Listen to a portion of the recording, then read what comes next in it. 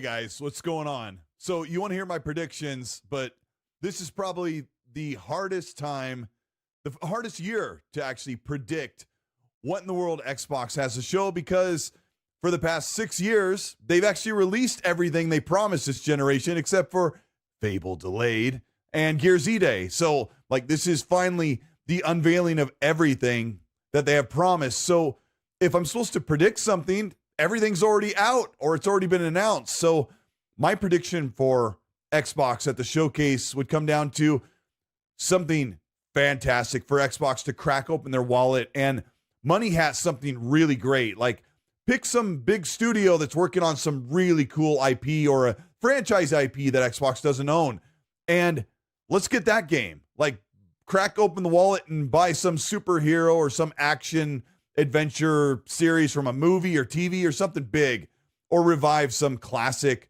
IP from Xbox's catalog across Activision or whatever. That would be really more of a wish list than a prediction. Another prediction I was kind of kicking around was, hey, maybe they'll actually show us Elder Scrolls 6, because I really feel like that game's coming out in about a year or so, maybe by the end of 2027, maybe later, but I think they would probably do that next year. But with so much coming out, I really want Xbox to just surprise us so that we have nothing left to predict, because I think this year is the time when we're going to sit back and go, oh, wow, they were working on that, or, oh my gosh, I don't know what this is. I've never seen this before. This looks fantastic. That's what I'm looking forward to most for Showcase. I can't wait to be there in a few days, sit down, hanging out with Mag, Fonz, all of you guys, the Iron Lords. It's going to be awesome. And just sitting down for Showcase and saying, holy smokes, look what they've been working on. And that's what I'm looking forward to most for Xbox Showcase 2026.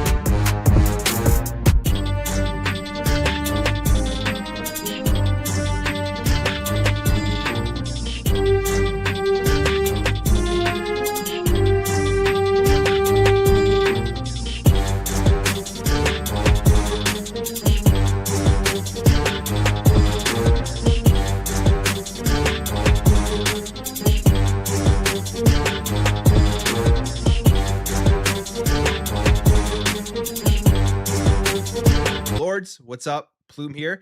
Here are my predictions for the Xbox showcase coming up here in just over about a week, actually, exactly, probably when this is being shown off. So very exciting times. June 7th is just around the corner, but I think it's going to be a very, very strong showcase, as it has been over the last 2 years.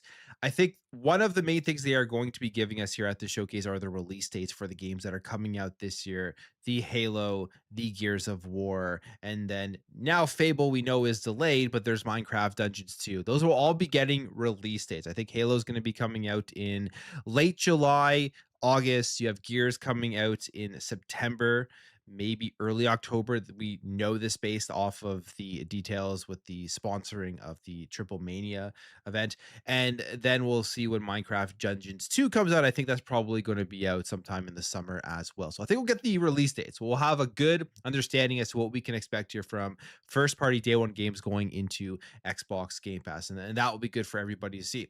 I think on top of that, we know those games are day one Game Pass, they're play anywhere, all that. I believe pretty much every single game in this showcase, they're going to do what they have been doing, which I think is a very solid thing, which is showing that every game that you see in this showcase is play anywhere. And then a lot of them are going to be in Game Pass as well. So they're going to be promoting that as the main features here going forward.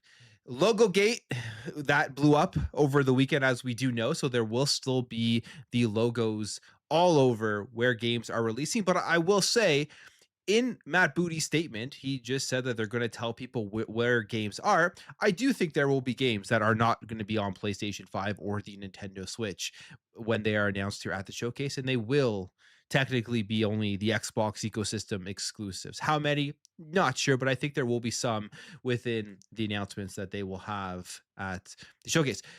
Project Helix won't be there, but I do think we will see some hardware. I think we will see more talk about the Xbox Elite Series 3 and the Xbox Cloud Gaming Controller, as those are two things that have already basically been leaked out. And they definitely are trying to push cloud more. So announcing these controllers that give you better connectivity at a big showcase, their biggest showcase of the year, to me does make a lot of sense. So I think that we will end up seeing those.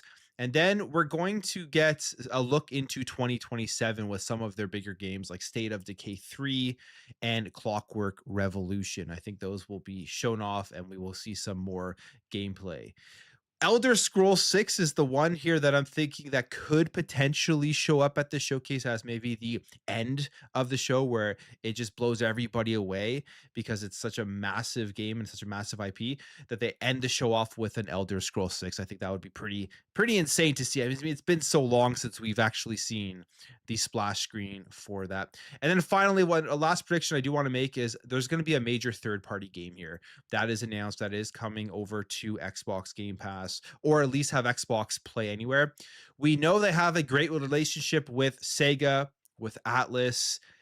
It could be a Persona 6 announcement here at the Xbox showcase, as that is coming and we haven't seen it yet. So with that relationship intact, I think we will see Persona 6 here at the Xbox Game Showcase. Those are my predictions. That's what I think. I think it's going to be a great show overall. Very excited to watch it. Hope you guys have a great time watching it, and I'll talk to you guys later.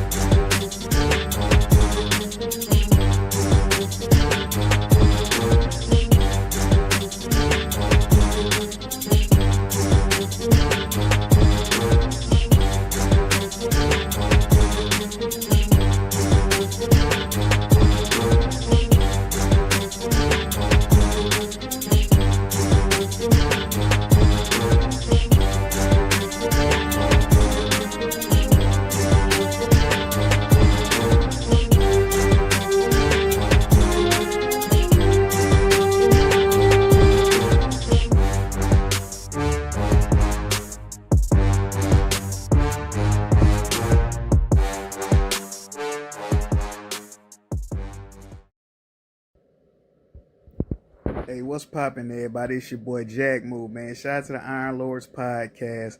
And I'm here to say what I expect at the next Xbox game showcase.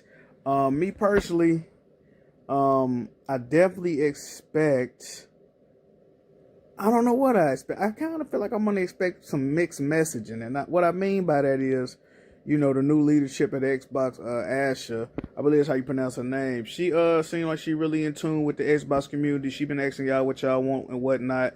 And of course the big thing is exclusivity.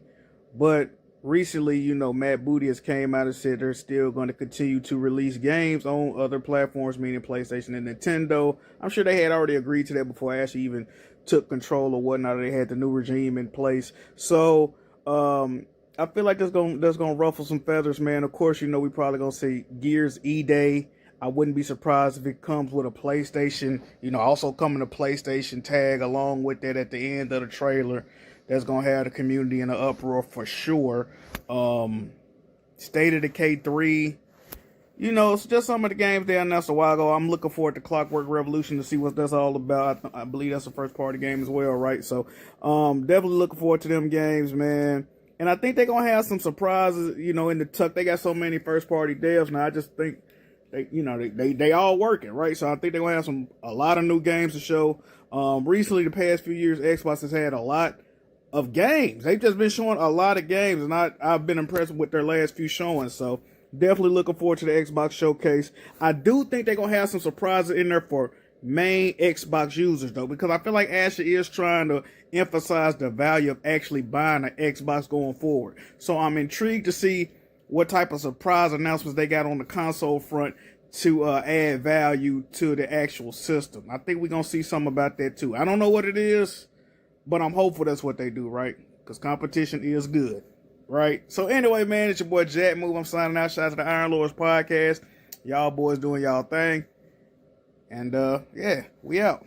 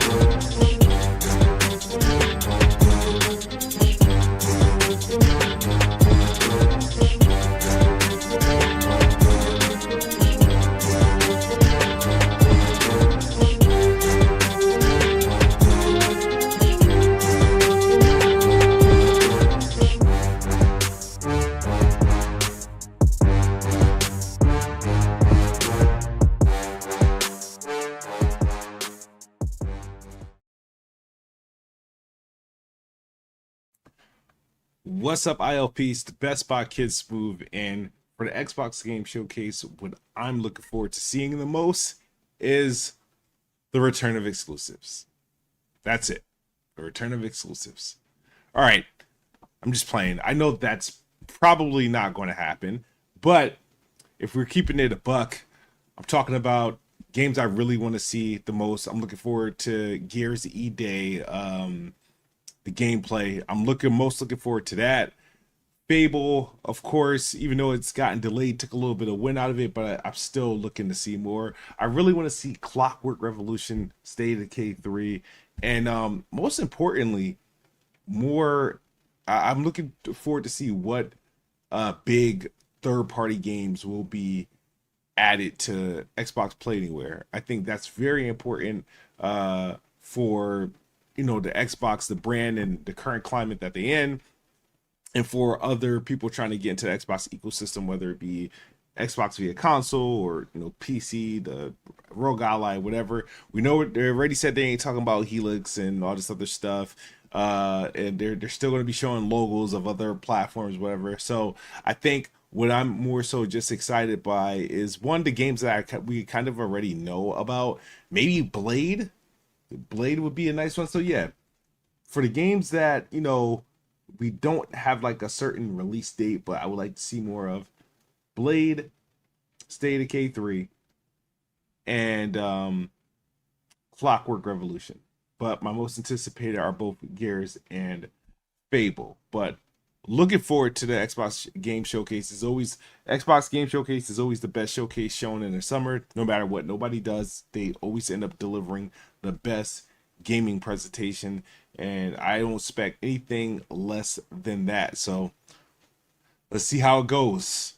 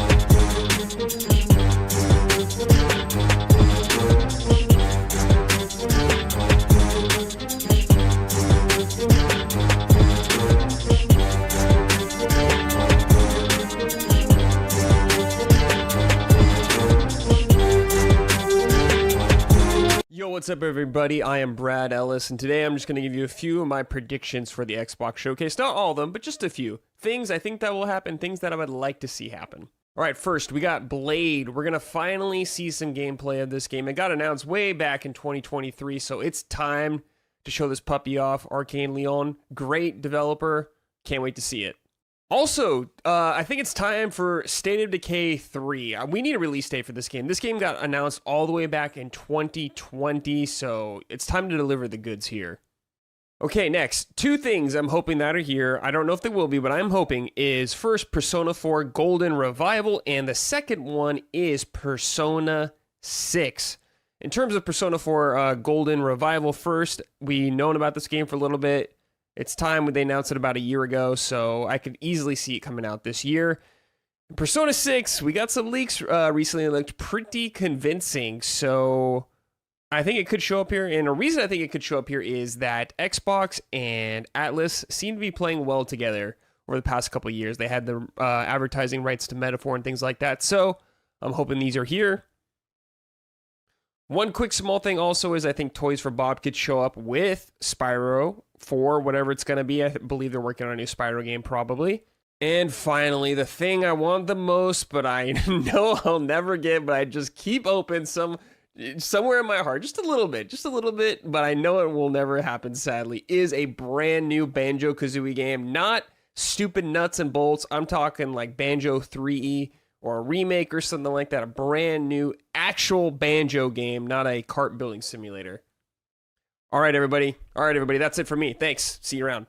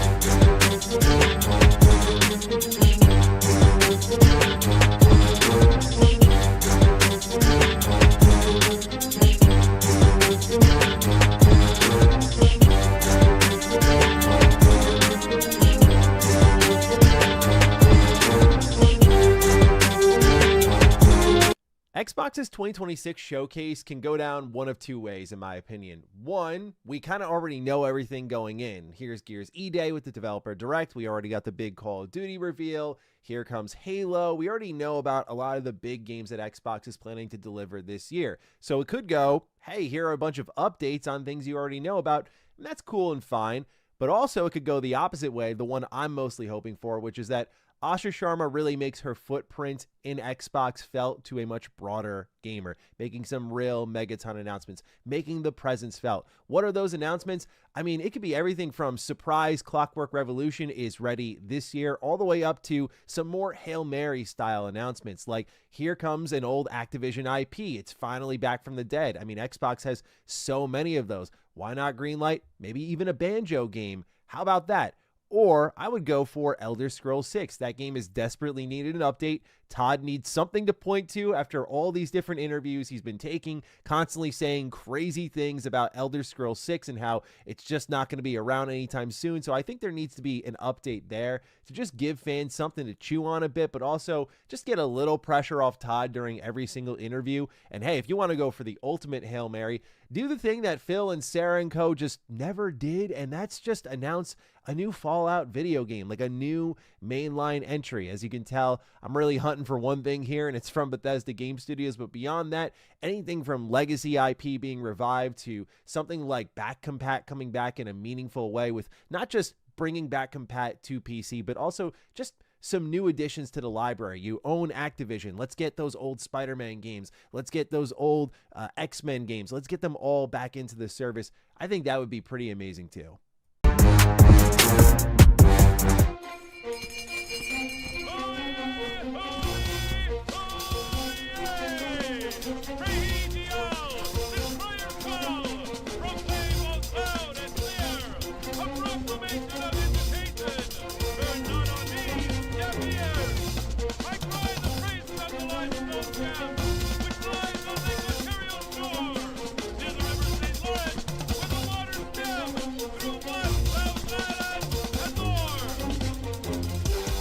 I'ma just chill and watch them and eat snacks in the attic. I wanted to chill with the pack and be like a young whoop, but then they would mistake me for Addict. If I can imagine it's cool to give you some advice, then invite your girl to your squadron. Cause if you don't give her that option, you gon' be single player like Sovereign. You gon' get tossed in the bushes by King David. Royalty and not a pretender. Detrimental to an elemental, what's an avatar to a knee bender? I gotta be me though. I know it's my destiny, word to Cognito. Who cares if you fly, if you still a mosquito? You swear you ain't stunting, but really be Steve-O. You like to collect stuff and that's cool, but I got bad news. Even if you really was that Jew, King David still be the king of the statues. Since a juvenile, I've been cursed with a curse to be musical. And if you hate it, we'll meet in the crucible. Other than that, then it's cool and it's beautiful. We let you know that your dreams are pursuable. Whatever you wanna do, then it's doable. If you got work on a Sunday, it's suitable. Cause you can listen to this in your cubicle on the Lord's Day. Woo.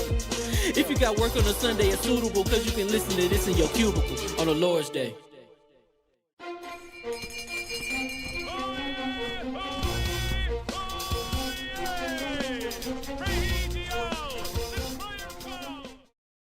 So switching over, can I get a mic check, Lord Addict? Boo! Boo! Yo, first of all, I'm not wearing no Burger King suit. I'm not wearing no banana suit. And let me tell you something. If you wanted me to wear any of those suits that I got to take all the way to Cali, that's one. You talking 1,000 plus. Your super chat game better be sickening. It better be beyond. Hold so on. it's not Your happening. Your camera Oh, frozen. it should be frozen. Hold on. Yeah, let me start switching to you when you're talking. There you go. Try again. Is it back? Yeah, Is it there back? we go. There it is. You was No, talking, what you was happened? talking spicy. Then go to you. Got the OBS. Yeah, because I had jumped into the OBS and did the Oh, thing. I got you. No doubt. Got the mic checks going. And he said, coming in. Pikachu. Shout out to the chat. Coming in. Oh, pause. What's going on? Oh, they got let me get the supers going because they already stuck. Oh, we got 007 game of the year. I'm playing it. I mean, I'm not gonna lie. It's a lot. It's a lot. It's a lot He going said it's on. not swapping the king. Spicy Pikachu. Spicy Pikachu, no doubt. So we are good. I got a new sponsor. Oh, really? You got a new jersey? Yeah, I got a new sponsor. Yeah, but this, I mean, well, I'm gonna reveal it here for you guys, on Iron Lord's podcast. But this is the Xbox Frontline News exclusive, so we just debuting it a little early. Okay. So when it's my show, I'm my part. So you gonna understand? Okay, you gonna let us know what it is? Yeah, No doubt. Hear ye. And we are live. And welcome to the Iron Lords Podcast, LLC, and lordsofgaming.net, episode number 448. Another glorious Sunday. We're back at the round table on the Lord's Day. And today, they calling you Kingachu. We got Kingachu. I respect that. And he said, "Come on, King, you wear those suits for fun." No, I wear them because I'm paid to, sir. You don't want to get fined. That's what that is. Act like you wear it for other occasions. Yo, like Addict. Like I just wake up in the morning, I feeling like a little bit of Pikachu. How about you, baby? No, King. I want to see you in a banana suit, Daddy. Pause. Ooh-wee. Pika. King get the hot dog throwing kisses. Facts. I'm not getting no hot dog, boy. Yo, the hell with throwing kisses and talk about get the hot dog, shaboing boing. Not gonna happen, B. Not gonna happen. Cut the shaboing boing out. Yo, music is stupid. Anyway. And today, we know what it is. We got that. It's my fetish. I know. I wasn't gonna read that. I wasn't gonna skip past that. Music. I choose you. Pika Black. Hey. Yo. Hold the line. Yo. First of all, I can hear the sounds again. Part of me low key feeling like that's a little Pika racist. Black. Pika Black is mad racist. Pika Black is wild. The dude who said Pika Black, you better be black. Black. Yeah, that's wild. It's your boing. Yo, first of all, I'm gonna tell you something. I really think Xbox is out to get me. Mm-hmm. What they do to you? What did she do to you now? No, it's not her. Well, she be co-signing the BS. Mm-hmm. I'm telling you right now, I think she just followed me just to get at me. Right? Yo. All right, so let me take here we go. Oh God. Pika. Hey, yo. Nah, we ain't doing that old Pika stuff. Yo, so I'm thinking to get at me. So I'm looking at the official. You know how when you get that suit, you know how they get. It's already getting wild law. Yeah, it's Facts. getting wild. Hamish was good. Hamish, what's up? So check it right. Yeah. I'm Check looking. it. My emails, my DMs is crazy. I'm Mm-hmm. like, why is my DMs crazy? Mad people that I don't even like talk to like that. Yo, King, they got at you. They sent me. I know what you're talking about. Yeah, they sent me the. Get the furry suits for everybody. Negans feel that. Hey, yo. Yeah. Fast City niggas be feeling the suits. be feeling that. I'll wear an Eevee one. Hey, yo. Yeah, we should all dress up as Pokemon. Lydia Master, Addict, please turn that Pika noise off. He can't stand Pika. You're one Pika hater. Yo, we should all dress up as a Pika Pokemon.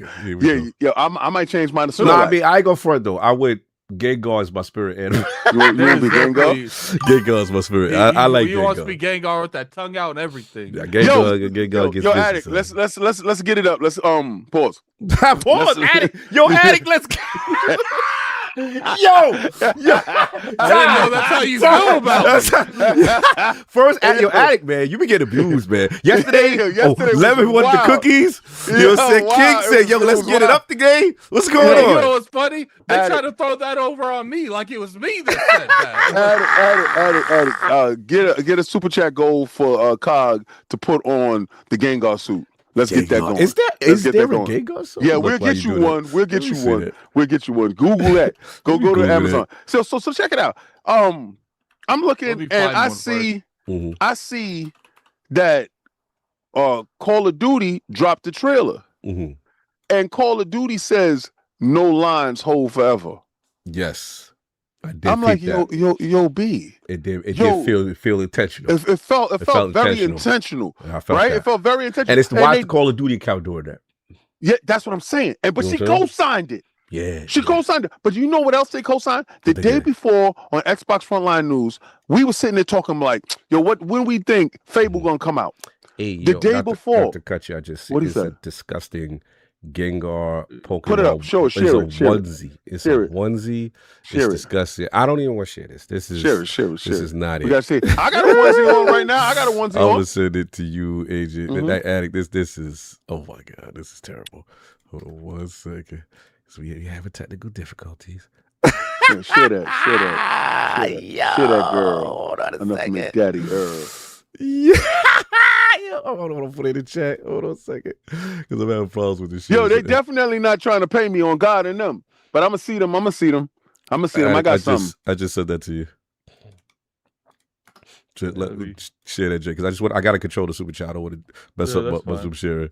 But that is why I can't. That's God. That's crazy. That's what I'm saying. You see that, Joy? Let me see that, Addict. Let me see what he up to. Wow, nasty. Let me see work. what he up to. Let me see what he up to. Hey, yes! Yo. Yes! Nah. Yes, yo, Addict! Yes, Addict! Yes! The face is yes. wild. Oh, yeah. We got a whole bunch of costumes. Oh, hell yeah. Yeah, look at the tail, son. Look at the tail. Who is that, Squirtle? Squirtle. Yeah, he knew a Pokemon name. Yeah. He knew a Pokemon name. Yes. I've been playing that. Why do you got the spiky headpiece? Cog do it. Yeah. That's crazy. Yeah, Snorlax. Yeah. These onesies is nasty work. So who's this for? So you trying to size up who got to go through the humiliation ritual? The black one. Go I like back. The black one. I like the black one. Wild. Who's that black? That's the black Pikachu? No. Wow. That's Hood Eevee.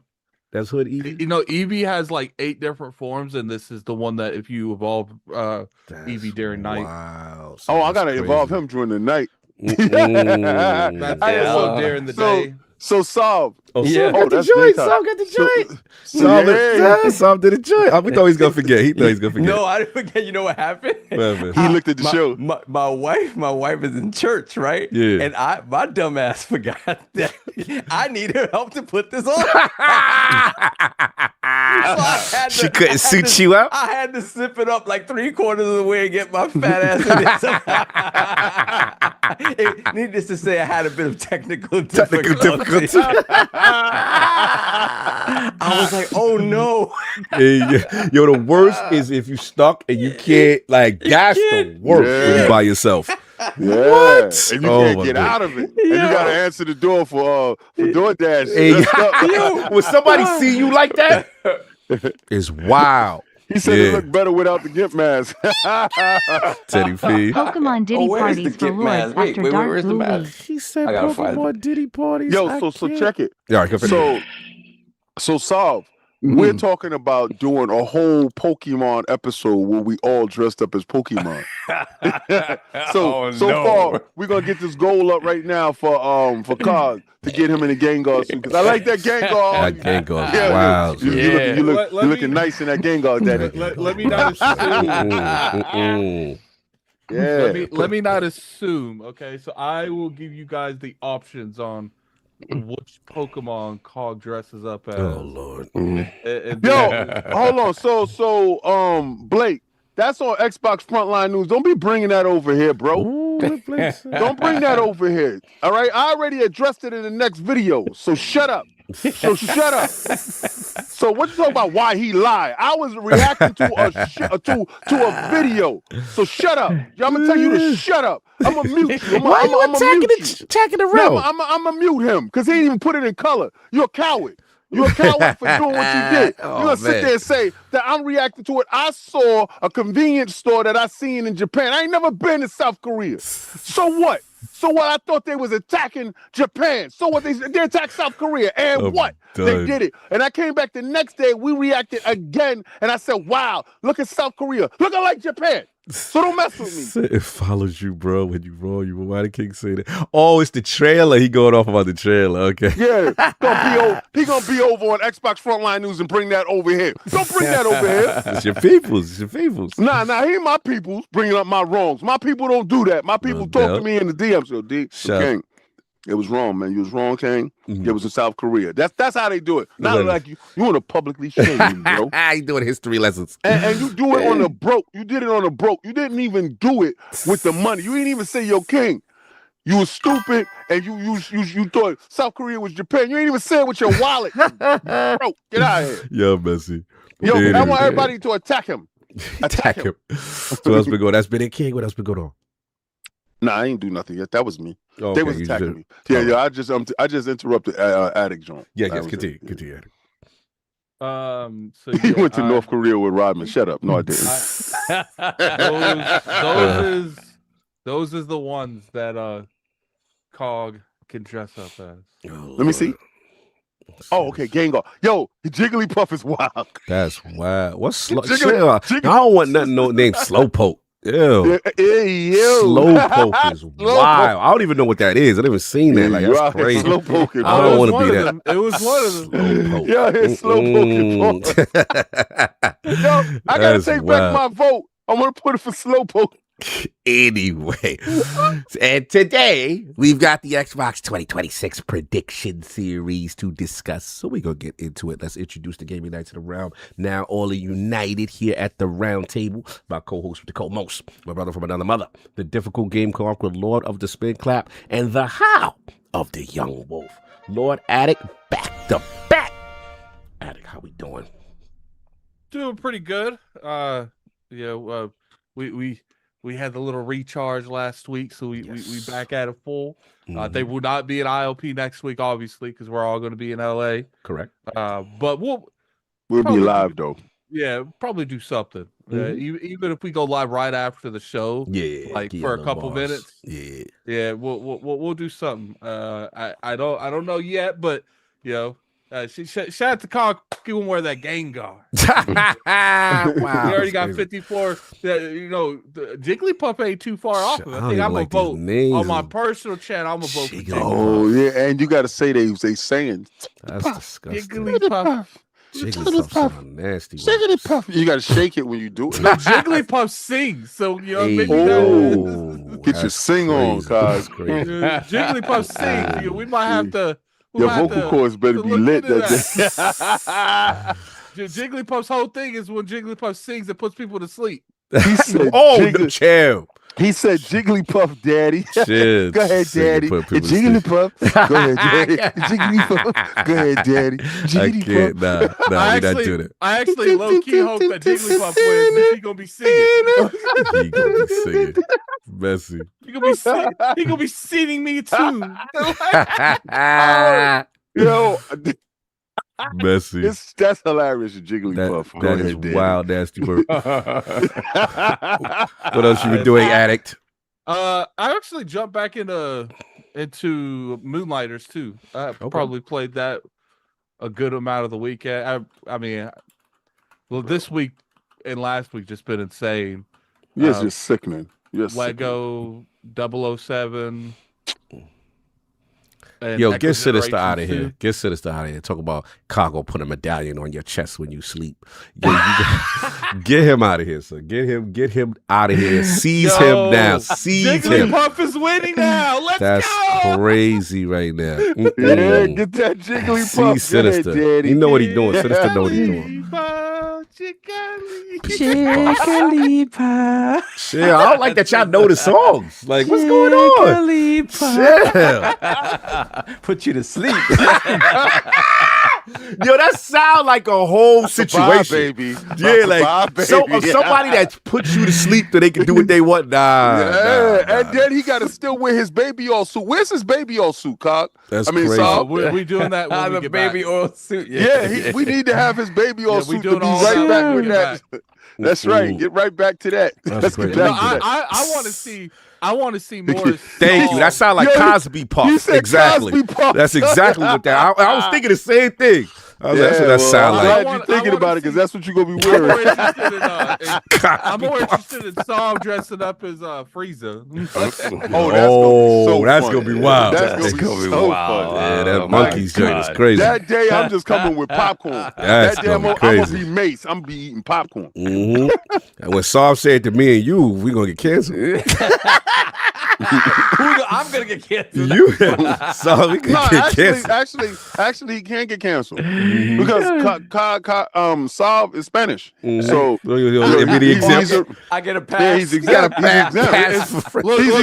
exempt. I grew up in the hood. I get a pass. Oh man! The only person that can't say that is me. Addict definitely can't say. Addict dressed up as Frieza. No, he can never dress up as Frieza. He jumping in. Hello, monkey. We're out of here. We're out of here, son. No, demonetize immediately. And then we're playing with Addict's accent, makes it hilarious. We're saying that Saul gets the monkey pass. Yeah. He get the monkey pass. He get the monkey pass instead of the monkey pops. The monkey pass. He got the monkey pass instead of monkey pox. That is wild. Whatever happened to monkey pox, yo? That was like a hot thing for like a week or two. You don't remember that? When dudes was lumped up all over the place? Yeah, what happened to monkeypox? Bring back monkeypox. Where that at, dude? Who was the last one with monkeypox? Really been enjoying what you been playing?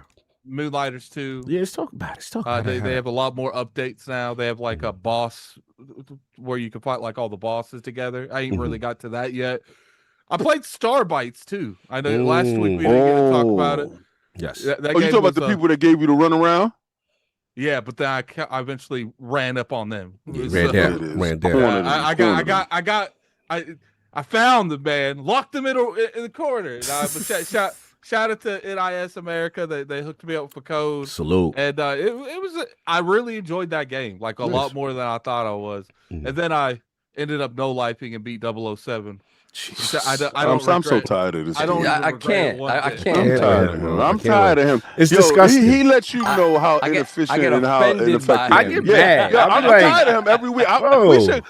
Cut out the segment when you ask him what he playing. Let's get to something else with him. It's ridiculous, bro. It's like these things are not made for the consumption of speed in which he does it.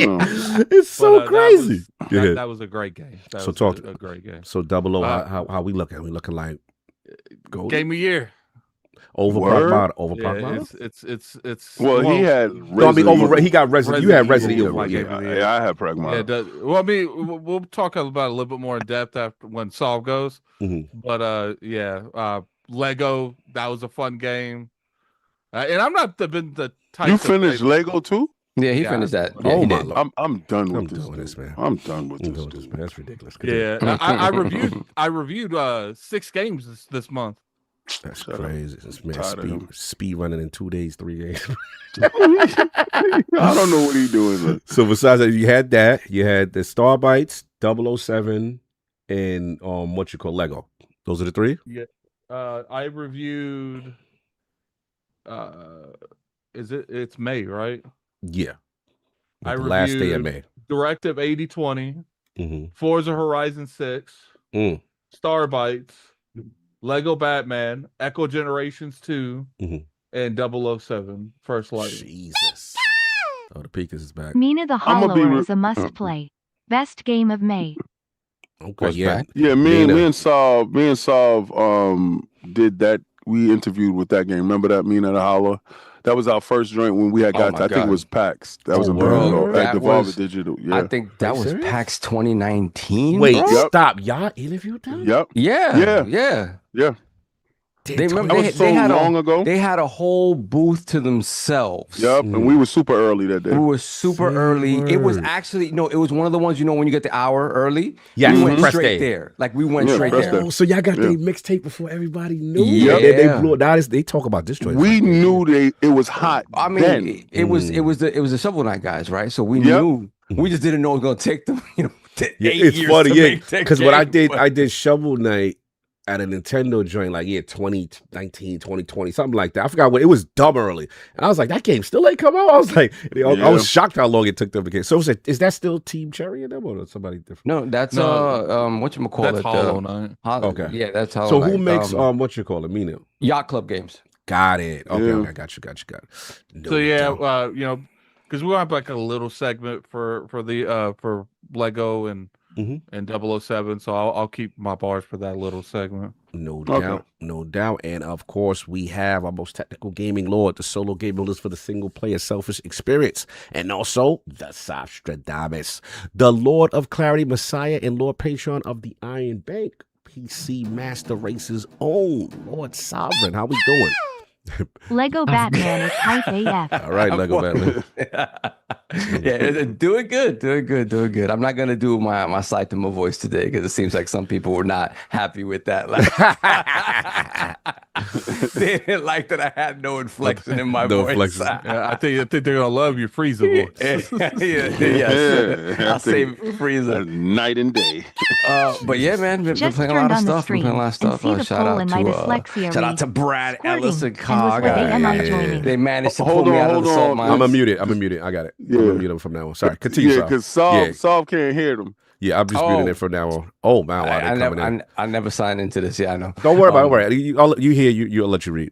I'll just mute it for now. So I was on Summon Sign this last episode of Summon Sign. That's a crazy super chat though. That's wild.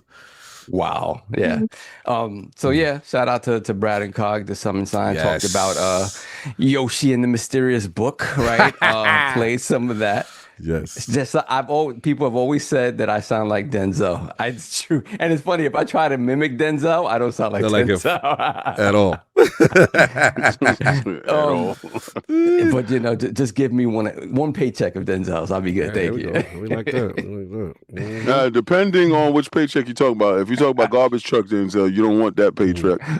But you want the I want one acting paycheck. Yeah, there we go. One acting paycheck after Glory. Then I'll take that money. Always lit after that. But yeah, Yoshi and the Mysterious Book, played some of that. Enjoyed it for the most part. It is it sort of deviates a little bit from your traditional Yoshi platformer in a good way. I just don't think they kind of took the concept that they introduced there and really blew it out the way they should have. But and then blowing it out with Yoshi. It is. Then Lego Batman, we'll talk about that a little bit. Play some Lego Batman, very, very good. I enjoyed it a lot. I was first Lego game I've really ever been excited about because it just, it gave me, like everyone else, it gave Arkham vibes. And since I don't know that we'll be getting anything from Rocksteady anytime soon, this will have to do. And then what else? Yeah, 007, right? 007 dropped, and dude, oh my God. Yeah, they did it, man. Big hats off to IO Interactive, man. They did a great job. I'm a couple of hours in, that's it. And just from the beginning, you can tell that they wanted to make it a mix of everything that they learned from Hitman, but it's absolutely not that. I think structurally it feels like Hitman. Like when you go into every mission, it starts off telling you like who the target is, where you're going, and that's very Hitman-esque. And then once you get in there, you don't have as many crazy options. So we're gonna have a segment for it. Yeah, we don't really have official. It's gonna be hard to timestamp like 4 individual. Got you. So all right. So I played that. So that's what I've been playing. Oh, and of course, maybe you have an hour and change, maybe 2 hours into Mina the Hollower. Yeah, shout out to Yacht Club, man. I mean, they took very long to make this game, but it seems to have hopefully paid off. In terms of sales, we don't know anything console wise yet. But I know Steam said within the first 24 hours it had 55,000 sales at $20 a pop. So I know this is my only worry, right? I think their games are great. Shovel Knight is great. So I don't doubt the game is great. I just want the groundswell around the game to be genuine and people not being like pushing scores a little bit because they said, "Yo, if this game fails, we're done." Like, you know what I mean? Like, I just because they put that out there. The dev put that out there, right? The dev put that out there, like a while back. Like, hey, if this doesn't do well, we're in trouble, right? And people want this. They want Yacht Club games to succeed. People love Shovel Knight, so it's no question they have the pedigree to make this a fantastic game. I haven't played enough of it to know that it warrants the 92s, but what I have played is very good. Like, it is the ultimate homage to the Game Boy Color and to Link's Awakening. It really is that, and it's gorgeous. It plays well. Everything about it screams of that era, and love and reverence for that era. So I hope it is that. But yeah, they and all of a sudden now it's the top rated game of the year. So And nobody picked it as on a publisher. Didn't. Well, the thing is, you didn't quite know when it's coming out. Like, bro, my publisher completely cooked. Fable got delayed. Fable got delayed. You're done. But you can swap your joint out. Nah. Nope. That wasn't delayed. After. No, I can still swap that out. He can swap it out. It's only when the game comes out that I can't swap it out. I didn't know about these rules. We said it. No, we said it. We said it. He can swap. He can swap at it. The problem is that I don't know how much is left, and the thing is, nobody picked Mina because Mina, dude. And it's out already. When we saw the game, they were like, it'll be out of 6 months. Yeah. So I don't know. And that was back then. Yeah. That was back then. So yeah. No doubt. And of course, we have the Incredible Hulk of this, aka the Access Gamer. Pika. The prophet of Nintendo. King of the statues, who demands nothing less than the premium experience. It is the ascendant one of the Xbox platform movement. Pika. Beloved Lord King. How we doing? Oh, Shocky Foster, you got out there. You got that boy. Yeah, and I heard you push your core on notice. Your core stood up there. He did not shake your hand to agree to fight you after you beat up his partner. Oh, he went in the ring? Yeah. So Shocky Foster fought Ray Savage yesterday. Shit, what's up with these names? Yo? I don't like it. Shocky Foster. That's his Ray real name. Savage. Yo, his real name. Yeah, his real name is Oshaki though. That's crazy. Right? Yeah. So but he put the shock power on him. Pause. And he tamed that Savage. Right. So he got that Savage. He tamed him. And you saw. When the soul be leaving somebody's body when they fighting. Because he was there for a minute, and then he got punched and his nose started bleeding. I saw the soul leave. Right? His body started sweating. His arms got heavy. He's standing there looking like mom spaghetti. He wasn't ready. Son, Shocky started putting hands and feet on him, and the combination just started coming fast and furious. He hit him with the bing, bing, bop, bop, bop, boom, bing. Right? And outside, you saw Shakur go left.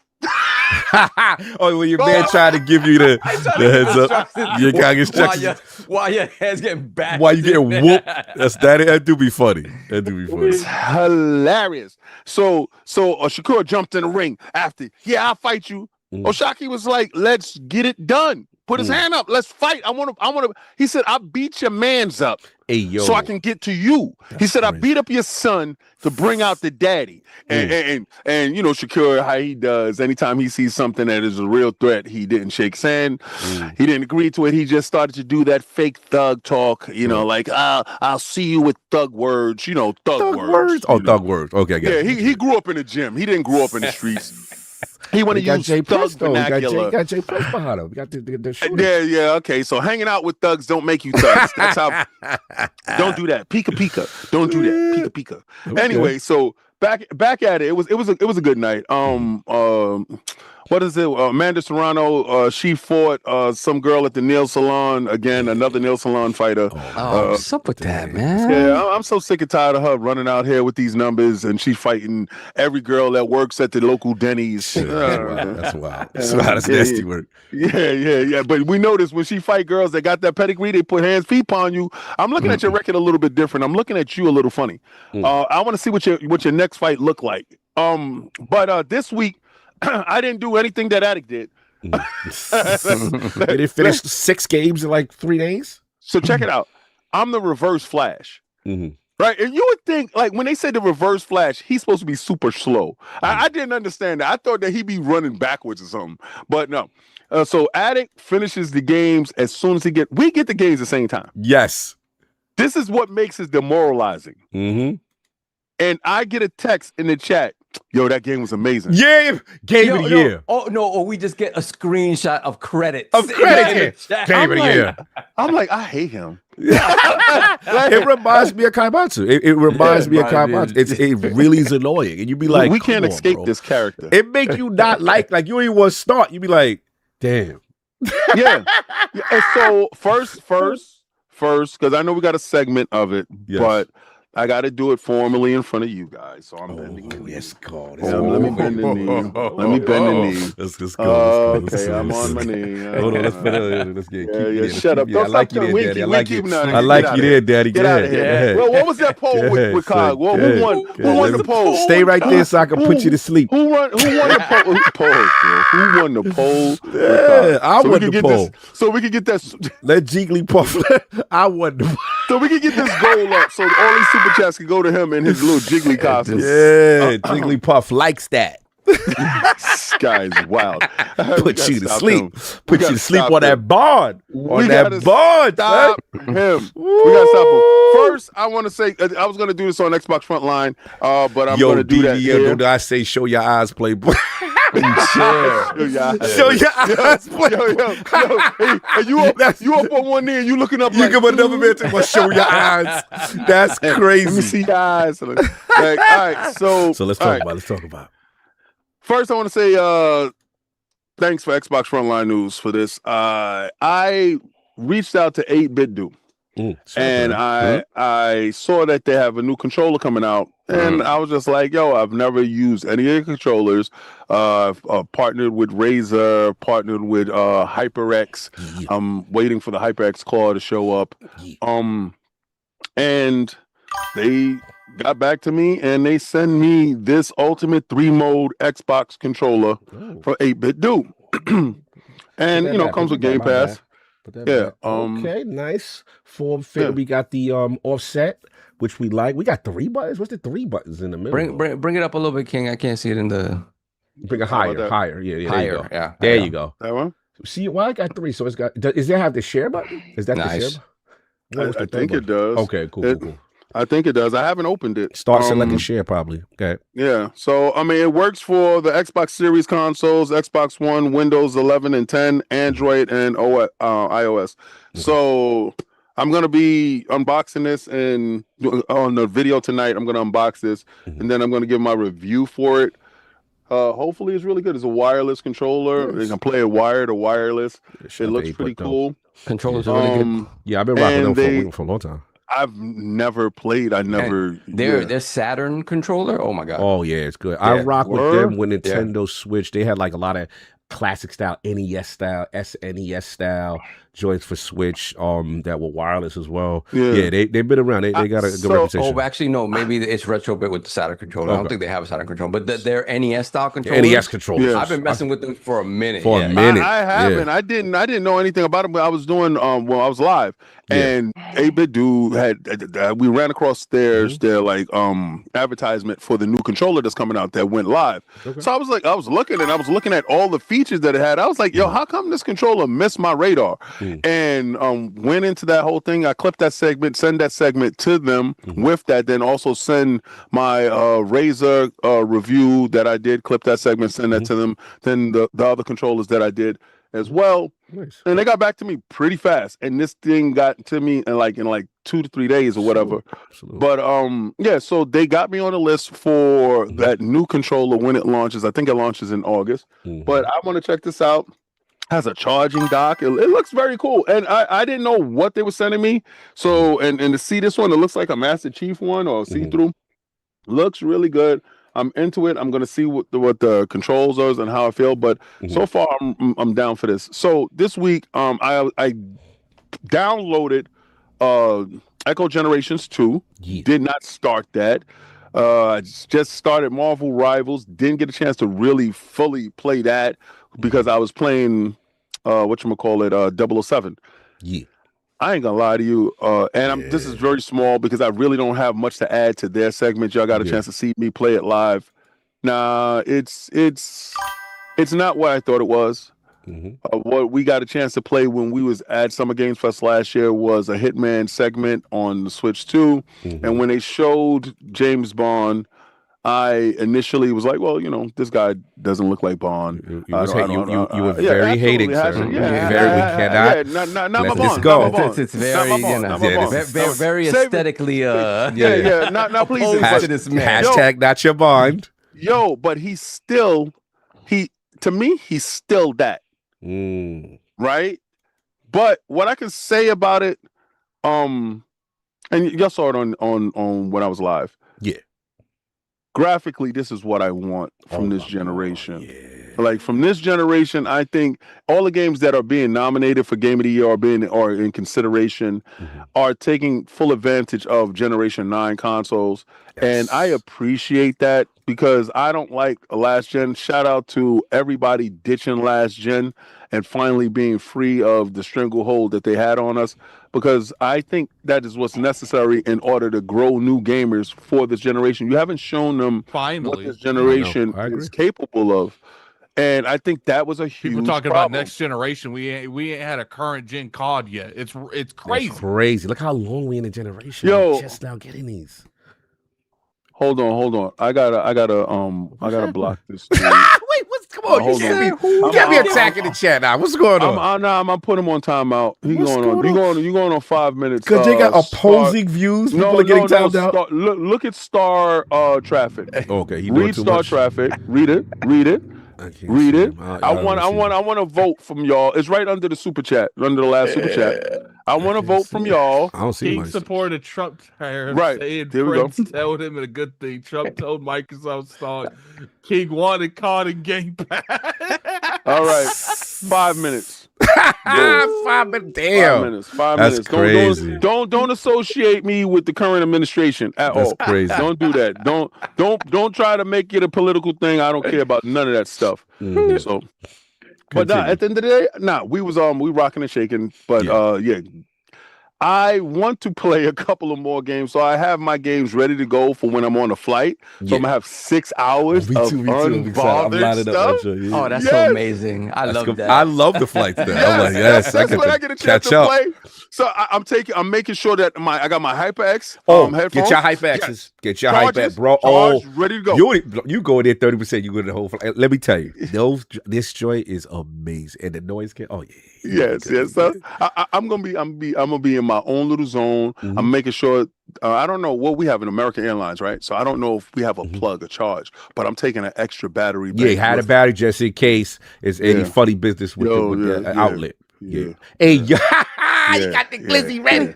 Yeah, got the glizzy. Shout out to RK. Got the glizzy on deck, so you know what I'm saying? Hey, yo, I know there's not somebody in our chat named Negan on the right.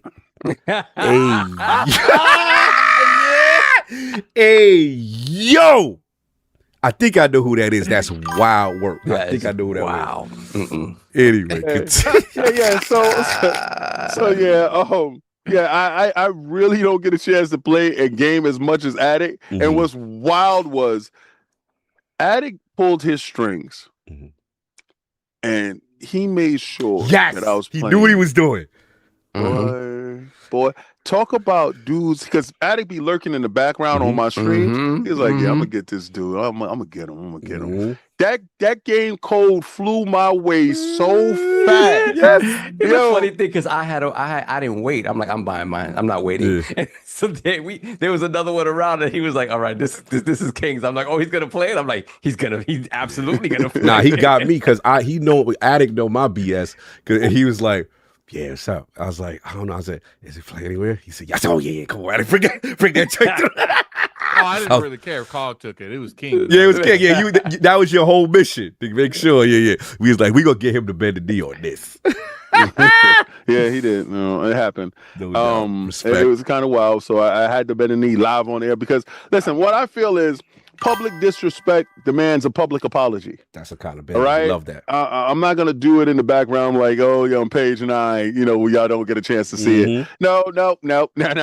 That's not how this thing works. So again, I was very loud and proud with my disrespect of Mr. Bond.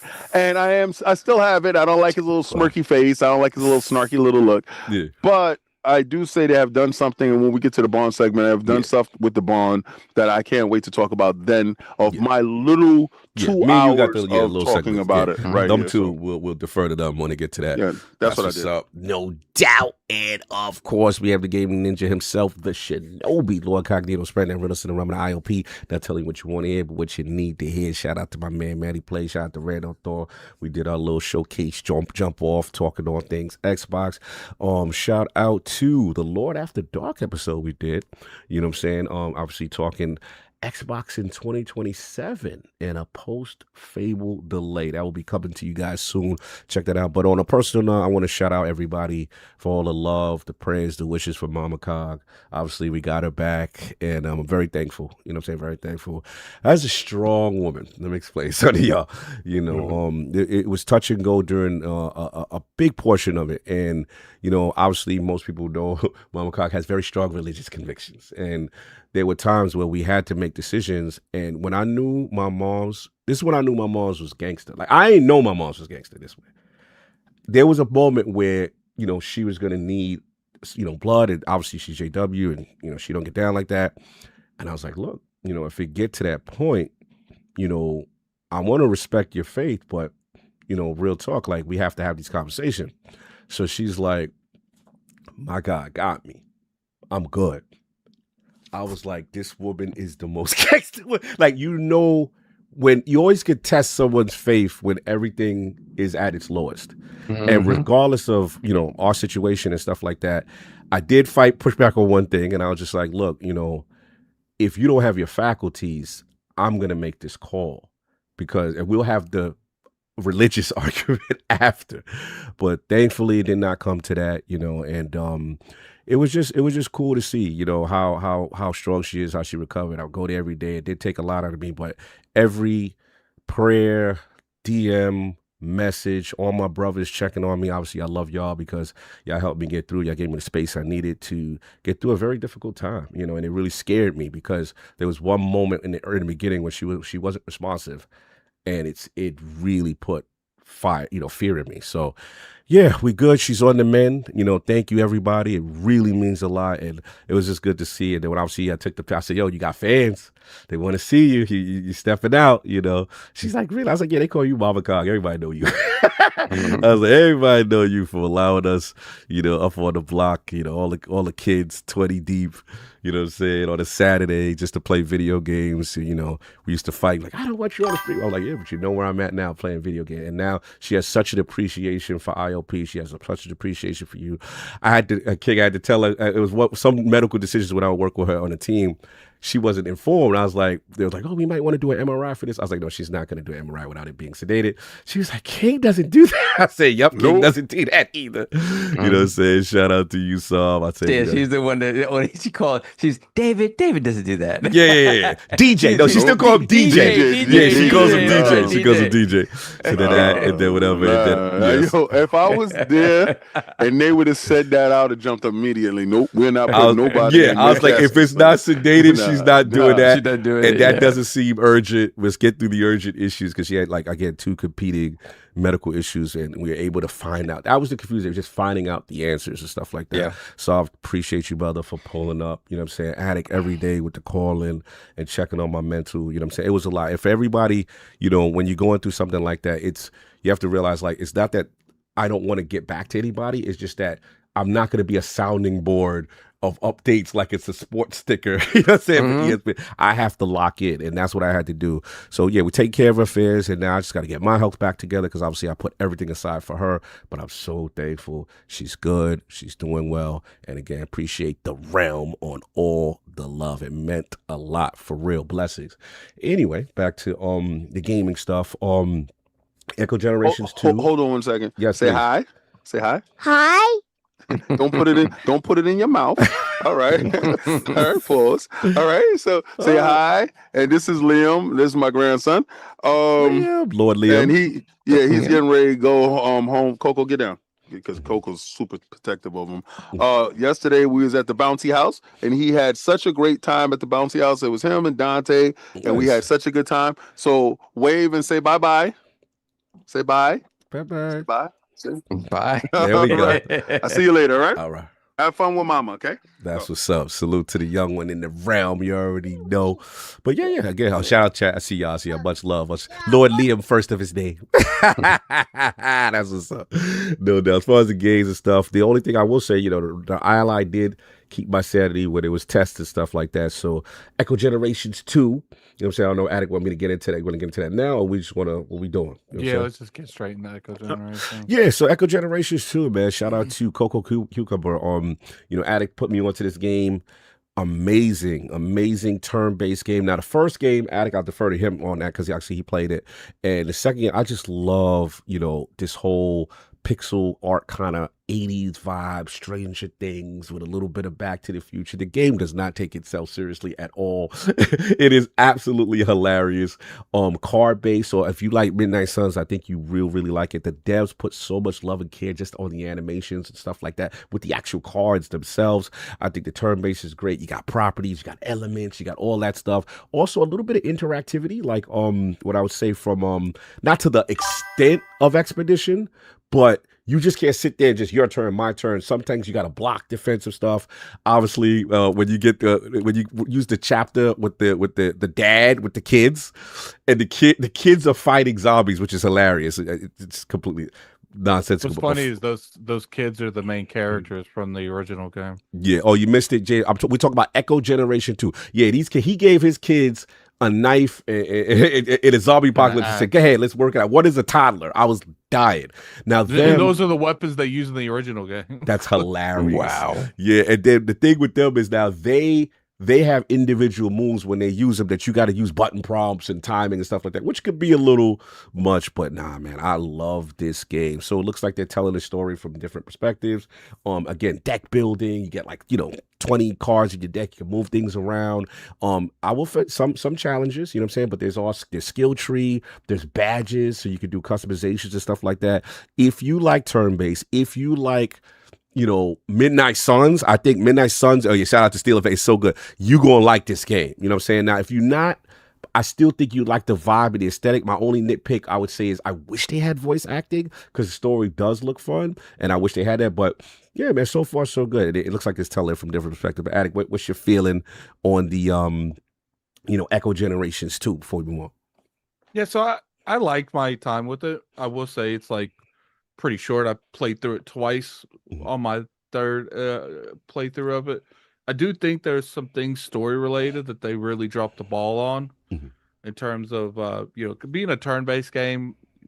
People love to especially if you have more than the amount of characters you can have on screen to really look through and find out what character synergize good good playthroughs. I didn't feel like they really did that very well. Another thing that I wasn't really feeling too much was just the overall, the character development, because I felt like the game was short enough where I felt like not everyone got a good character development. But the exploration on this game is great. They reward you just for looking around with cards and stuff. I will say in terms of what's what I'm looking for. The moves are really unique. Now I will say that it is a card-based game, and even though I still prefer the original ones turn-based, it's a lot more fun than I initially anticipated going into it when it comes to the card-based stuff. Every character got like multiple ways you could play them, so it's not like one different way. Some characters got styles, some by stances. You know what I'm saying? Some characters you have, man, I lost track. Some characters you lose like stances on. Some characters you do status effects. Some you freeze. Some is all about getting electricity. So they do have a good variety of gameplay mechanics that you can like really experiment with. I would say the only real criticism I would have on this is just I did feel the story was a little undercooked. Gotcha.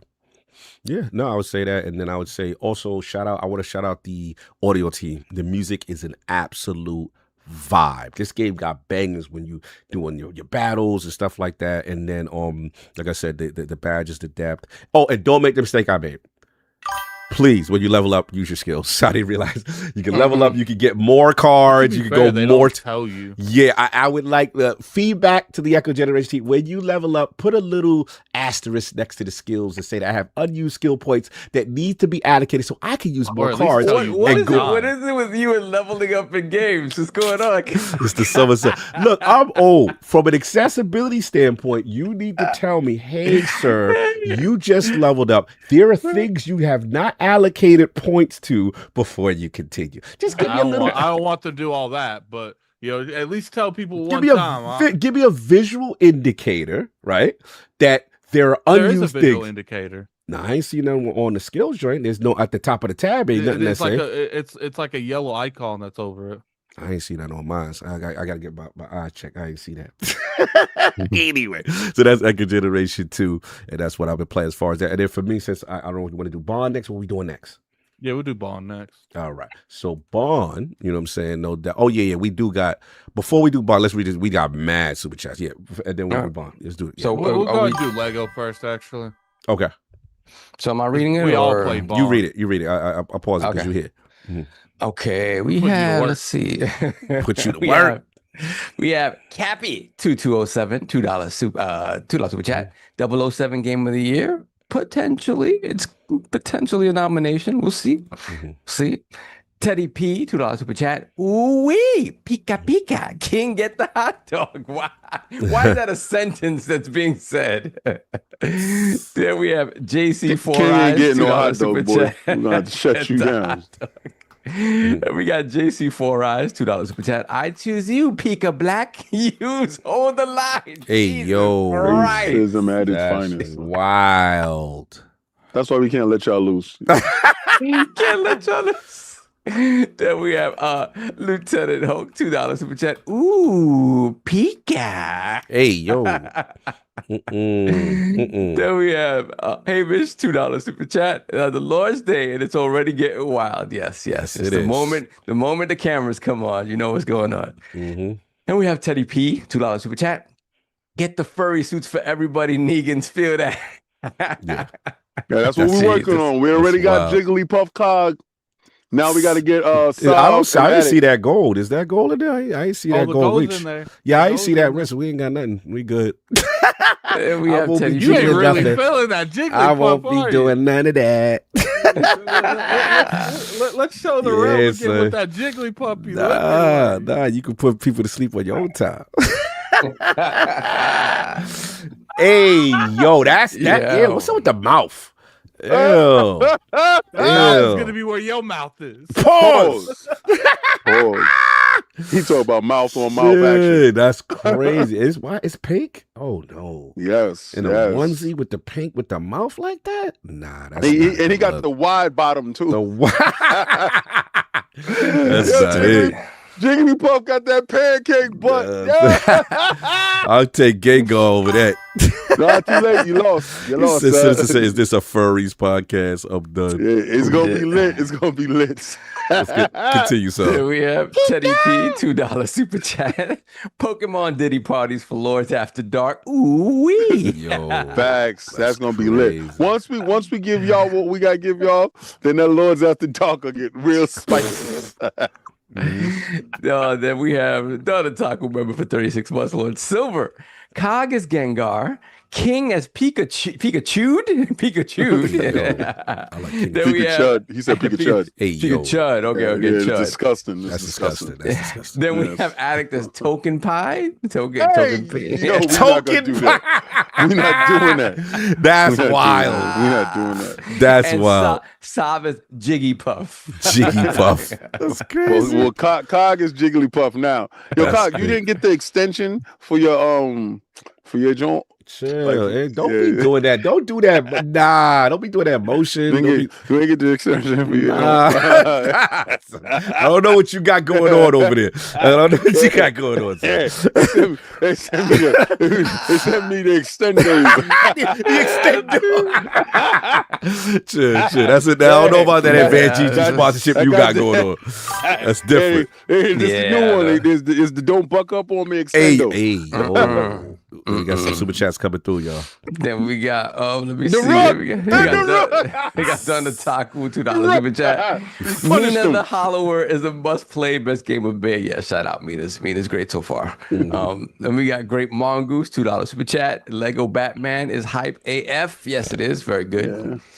Then we have Jarvar Ingi Haraldson, 2764, with the 3,000 Icelandic krona. Just turned on the stream and see the poll and my dyslexia read squirting. And I was like, what am I joining? You don't like how we do it over there? That's wild pause. Iceland don't like the skirting going on? Hey, yo. First of all, Jigglypuff sings to people. Go sing. That's crazy. Work on your vocals. Work on your vocals. Work on your vocals. Work on your vocals. Get your vocals right. That's crazy. I want you sounding like Mariah. That's crazy. Me and Mariah. Then we got Done the Taco, $2 super chat. So I'm saying King. Yo, that's crazy. King Kong ain't got it's on me. If I try to sound like him, I don't sound like him. Hilarious. Oh, let me see. Great Mongoose, $10 super chat. Cog, you need a Sharpie as the mic for your Jigglypuff costume. That's crazy. Then we have Wagaman 55059, $10 super chat. Hey Lord, see you all next week. Drinks on me. Salute. Where's your hype level at? Shout out, yeah, for sure. Facts, very hype. Showcase season and the Knicks in the finals this year is S tier. Yeah, Knicks fans is popping it right now. They're popping it right now, yeah. Done the Taco, $5 super chat. Bro, we're barely getting games that fit current gen expectations and UE5 games that look and run good. Now Epic is already trying to sell us on UE6. I didn't get the UE6 stuff. It's like, dude, we ain't even seen really games in UE5. You talk about UE6. I think they're realizing that UE5 was a failure. And they're trying to move on to UE6 and fix all the stuff that they talked about. Because honestly, I've never seen it never really get widely adapted, and they're just moving on. Yeah. Let me see. Ginger Prime Gaming, member for 1 month. Lord Brown, shout out. Boom City, shout out. Salute. Oh, then we have Hamish, $2 super chat. Much love and support to Momma Cog. Shout out to Hamish. Thank you. That's what's up. Then we have Truckle Chuckle, $4.50, 10 super chat. Jiggly Cog. Seriously, Cog, much love to you and Momma Cog. All the best for the rest and recovery. Separately, I heard a rumor Jiggly Cog gets contracted to sing people to sleep. Share. Hashtag Diddy's home. Yo, get Truckle Chuckle out of here. Get Truckle Chuckle out of here, man. That's crazy. Diddy's home. So we have Tyson Lewis Art, member for 54 months, Lord Bronze. After final, damn it, I jumped. Give me a moment. Let me go back. Got it. After finally beating Shinobi, I'm truly excited for every Sega game that was announced a while back, especially Golden Axe. Much love to Mama Cog. Shout out to Tyson. Much love on that. And then make sure you do that Shinobi DLC because your man Def had a Golden Axe. Dude, I haven't even done that yet, man. Oh my God. That's fire. Oh, bro, listen, I ain't got time. You got time in the plane? Oh, but on the plane, I'm playing whatchamacallit, 007. I got Generation. I'm happy. I got all the games. And what's nuts is this is the first time I'm going to be playing AAA games. Yes, there we go. Finally, put it to use. Finally, they shame me. They shame me for using my handhelds for 8-bit graphics. Going to first level speed, or you got all that power. Yeah, well, you know what I'm saying? Sometimes you got to get it warmed up. You know what I'm saying? Continue. And let me see. Hold on. We've got Mofo T-Rex, $5 super chat. Y'all rock with the Knicks. Should do a nods to the Knicks game. You know what those tickets smell like? Boy, get out of here. Yeah, right. Not now. This is New York. Even when they were bummalicious, there was no way for us to get tickets to go see that. It's crazy. So. It's just a little crazy. Then we have Analog AI with the 20 Norwegian krone. No PlayStation logo in the super chat. I respect it. Then we have the homie, the Iron Rook, $50 super chat. Love. I'm going to have to catch up on this later. We're making the long drive back from Reno with some hardware. Shout out to the Rook. Congrats. Nice. Beautiful. That's Blessings. Hopefully the super chat is supporting the requirement for Cog to be Jigglypuff. I'll find out when I go back and watch. See y'all in Germany. Much love, Rook, man. Appreciate One you, half brother. of the Punishers is outside. We appreciate you. That body killing. He's punishing that bodybuilding competition. That's what he's been punishing. The Punishers. He's doing that. The demolition. Here comes the axe. We could always look forward to the other half. Here comes the Rook. The cockster. The demolition. Nah, we not doing demolition. Sure, we not doing that. No tag team action. Continue. We got Mofo T-Rex once again, $2 super chat. Cog as Puff and Pika Pee. Yeah. Then we have Hollywood Rules, $5 super chat. Happy Sunday to my NYC West Virginia cousins. Have a great show. Salute, General. Salute to Mama Cog. Hope all is well, bro. Great time of the video game year. Yes, it is. Shout out to Hollywood Rules. Yeah, okay. What you gonna say? Yeah, no, go ahead, man. Go ahead. Hey, no, I was saying shout out to Mama Cog, and then shout out to him. He left me a voice, but he really liked our Mike Reinhardt interview. The positive feedback I'm getting from that interview. From people are, oh my God, man. Shout out. Shout out to Requello too. He's like, yo, bro. Awesome, people are like, you know what's getting to the point? People are like, yo, that's like one of y'all best. People are ranking it next to Peter Moore with our Pantheon. And I'm like, really? The bars drop. Like, these are things that people live through. And we didn't know the details of it at all. And you would think you go to the top, right? To the very top. Like somebody there would have something to say about it. No, the dude that was boots on the ground doing the work is the one that had that info. All the info. Crazy. On so many inflection points in gaming. Yeah, you got to check it out. It's up there. The Mike Reinhardt interview is up there in our exclusive interview playlist. We're going to do a part 2. Yo, they pressure me like, when's the part 2? I'm like, we going to get to it. You got to get to Summer Games fast. We're working with Mike. Mike is hyped to come back, y'all. Trust me. He was like, he had the nerve to be like, yo, he was humble. He's like, yo, you think they liked it? I was like, bro, you popping out here. You crazy. That was amazing. Continue. Yeah. Let me see that we have let me play with your joystick. $5 super chat. Shout out to Donataku. You just called him out by You may not sound like Denzel, but you still look like a man on fire. Hey, yo. That's crazy. Wow. Get a room. Wow. Get a room. Yeah. Keep the super chats coming though. Keep the super chats. The Angry Therapist MD, $10 super chat. Here's to Jiggly Cog. I don't like this imagery y'all putting on me. Y'all trying to throw this jiggly on my we jacket. like jiggly cog. Then we have Hollywood Rules 2673, $2 super chat. Why y'all got my boy in the Pokemon suit disrespect? It's because he disrespected Bond. You got to let him know. Wow, that was not because of that. But anyway, he lost the ball. This is the punishment. No, what happened was Sovereign was supposed to wear a suit. They super chat for that, but they subplotted me into it and got me into this stupid thing. So that's why we're here together. But God, I appreciate you. Get your vocal cords ready. Get your vocal cords ready. Get your vocal cords. I want you singing out here, son. Put these guys to sleep. Put them down. You got to go. The octaves got to be higher, man. You got to bring it. You got to sing it up here, like. And when you sleep, when you sleep. Kaga put an Xbox medallion on your chest. when you fall asleep, Cog, you'll wake up with this. Know that Cog was there. That's dirty work. Like the tooth fairy. That's a violation. Somebody, first of all, why are you putting anybody to sleep? That's crazy. He does. That's his power. That's your power. That's your superpower. That's disgusting. And what's funny is Jigglypuff will put you to sleep and use a marker and draw like facial expressions. He has your wait. This thing has his way with you after he puts you to sleep. Yes.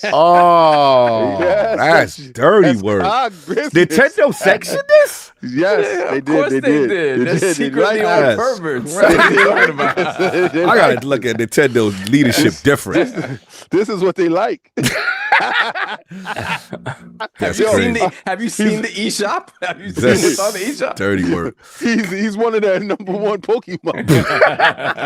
People living out their fantasies through these characters. When you hear him singing, you run. Close your ears. Continue. There we go. Donna Taku once again, $2 super chat. Not even a Sega guy, but that interview was A1. Shout out, brother. Yeah, we had a great time. Great time on that interview. Y'all didn't hear anything yet. That was just the warm up. Yeah, bro. The next 2 is gonna be crazy. We got to do 3 parts for this guy. Yeah, probably. Yeah. And we got Hollywood Rules again, $2 super chat. Interview was awesome. Walk down memory lane. Yeah, for sure. Salute. Life was simpler back then. Yes, it was. You're about to bring it current. Yeah, that's true. Then we have Stitch. $5 super chat. Ow. Pika eating a glizzy on the show. What's the goal for that? Addict, what's the goal for that? What's the goal for that? Let's get to that. Add the poll for that, please. Yes or no. Hey, here we go. Yeah. Oh, here we go. Yeah. This is what we talk about. Here we go with the nonsense. I think we already got you funded. Here we go. No, actually, we short? We need 4 more. Oh, good. We need 4 more. We need 4 more, so we can. They go 2. I mean, they go 1. There's a grown man that want me to put them to sleep. That's right. Sing to them too. We have legendary Yobi with the $60 super chat. Much love to Mama Car. Glad she's on the up and up. Thank you, now brother. back to business, you bum. It's up forever. You go and get this work, son. I live for moments like this. This message was approved by KNN News. P.S. Bum. How you gonna be busting your gun after the love? After the love. Yo, I'm happy that your mom's is okay. Now back to like it was a truce for like 1 day, and now we back to shooting. Appreciate you, Yobi. Appreciate real talk though. Appreciate you. We have Casper J87, $10 super chat. Blessings to Mama Ka. Glad it all worked out. Also, Asha needs to stop talking to people for a little bit. She's contradicting the booty and the rest of the Xbox team out here acting like the old regime. Interesting. Yes. Yeah. Probably just do. Stop. Just do. Don't talk. Just do. But whatever. We caught up? Yes, sir. We're caught up. All right. No, we're not. Oh, no, we're not. Jovar Ingi Haraldson with the 1500 Icelandic krona. King, say hilarious. again what your Pikachu says. Pika. Now, the fact that it means something else. You know, I was about to say, did you get in Icelandic terms? That is something else. Oh, really? Yeah, we couldn't get canceled if this was an Icelandic show, if he was running around saying but that. it's not. So Pika Pika Pika Pika. Yeah, that's different. That's different. Hola Pika Pika. All right, so we good. We caught up. So we did Echo 00. Oh, wow. Oh, wow. I just looked up what it was. Yeah. You see what it? Yeah, it's different. It's different. We'll go ahead and do Lego. Okay, so Lego. All of us played that. Me and Saul played Lego. Right, so how many super chats we need? Okay, yeah. Don't worry about that. I think we need one more, right? Keezy Boo Boo with the 10-pound super chat. AKW here. Just want to say I have nothing to do. That's my dude. That's what's up. What did he put on Twitter? So what we got? That's what I was looking. 00 Lego. What's up? Let's get to it. Let's go with Lego real quick. Yeah. Go ahead, Addict. Start it off. So beat the game. Yeah. First off, I ain't played a Lego game, and I couldn't tell you how long. Probably like the 360 when they had that Lego. I think Lego Indiana Jones came with it or something like that.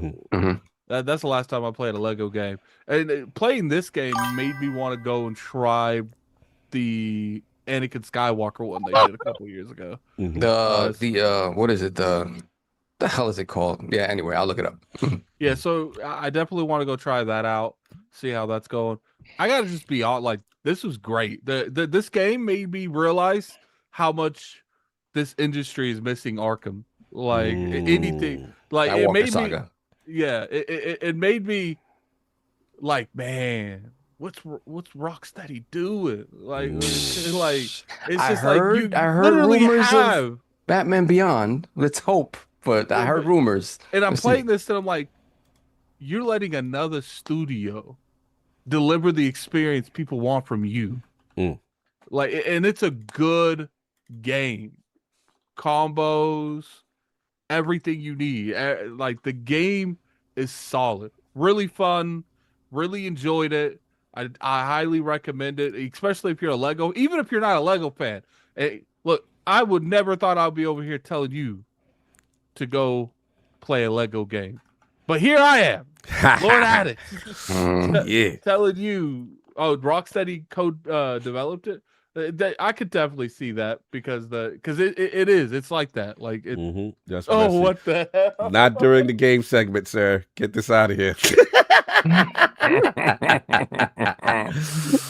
You messy. So it comes down to I enjoyed it. I thought it was a fun time. I think it's one of those scenarios where, if you want to have some fun, they did do a lot of stuff with like the TV, the movies, and even stuff that I knew for a fact I had no clue what the referencing. I could tell that was something important to like someone that likes a comic book head, or they had a couple of the Batman Easter eggs.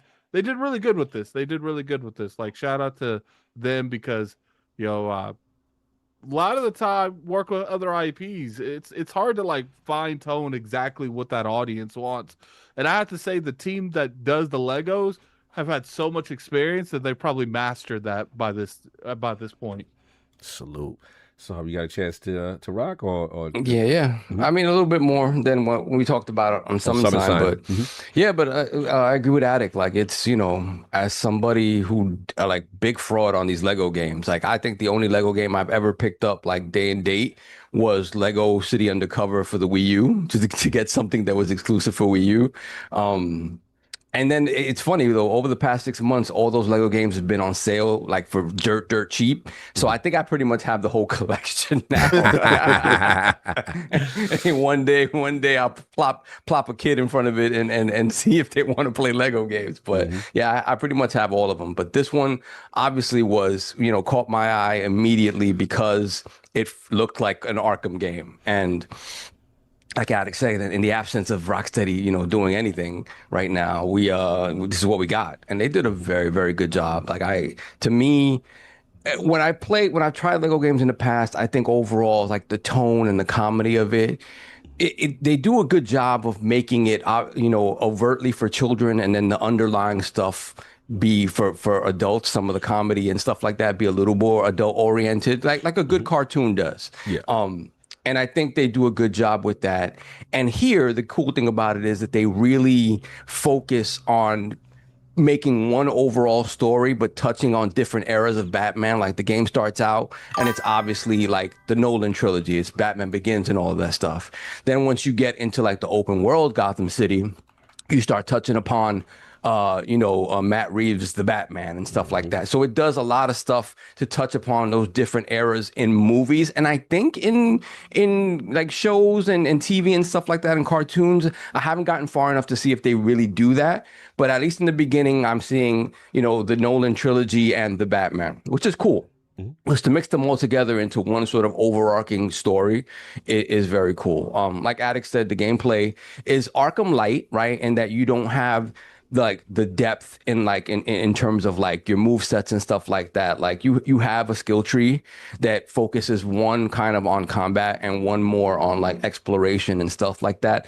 But again, the stuff that you get is just increases to it's a Lego game, right? So you can punch everything and break everything up, and it increases to things like focus and things like that, which improve, say, oh, if I get this many Lego pieces, my focus increases this much, and I'm able to do like, a cool, finisher move on either a boss or regular guys. But when it comes to the moment-to-moment combat, like the basics of an Arkham game are there. Like you have the free flow stuff, you have the counters, you have the dodging, and that's pretty much, you have the quick gadget throws and stuff like that. So you have that essence there. It just doesn't get super deep in terms of like different types of combos that you could do, different types of finishers you could do.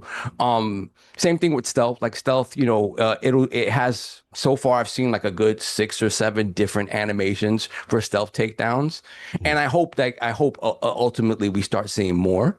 But at the end of the day, like they do a very good job of giving you an kind of Arkham-like game that gives you all the best touchstones of that combat and that gameplay feel that we're looking for in a Lego game, which probably would, otherwise would not appeal to somebody like me. So I think they've done a great job of broadening the audience for this type of game.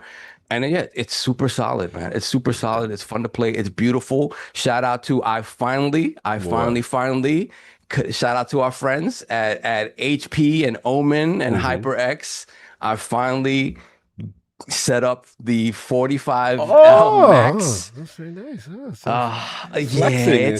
Show us your build, Soft. The build on the 45L Max is a 9900, a Ryzen 9900 X3D CPU, and a RTX 5090. Oh my Lord, Jesus, that's a flex. It's pretty. It makes everything so pretty. And that game, I have to say, is absolutely gorgeous. Particularly when you get into the open world we know it's funny. We talked about this on Summon Sign. It's hilarious. So. Anybody who's played the Rocksteady Arkham games knows that back then they really couldn't do like the population in the world, of a world, yeah. Right. So the story always has something to do where the city had to be locked down or everybody evacuated. Some excuse where they can't. Some excuse where there's no crowd, NPCs around. There's no crowds.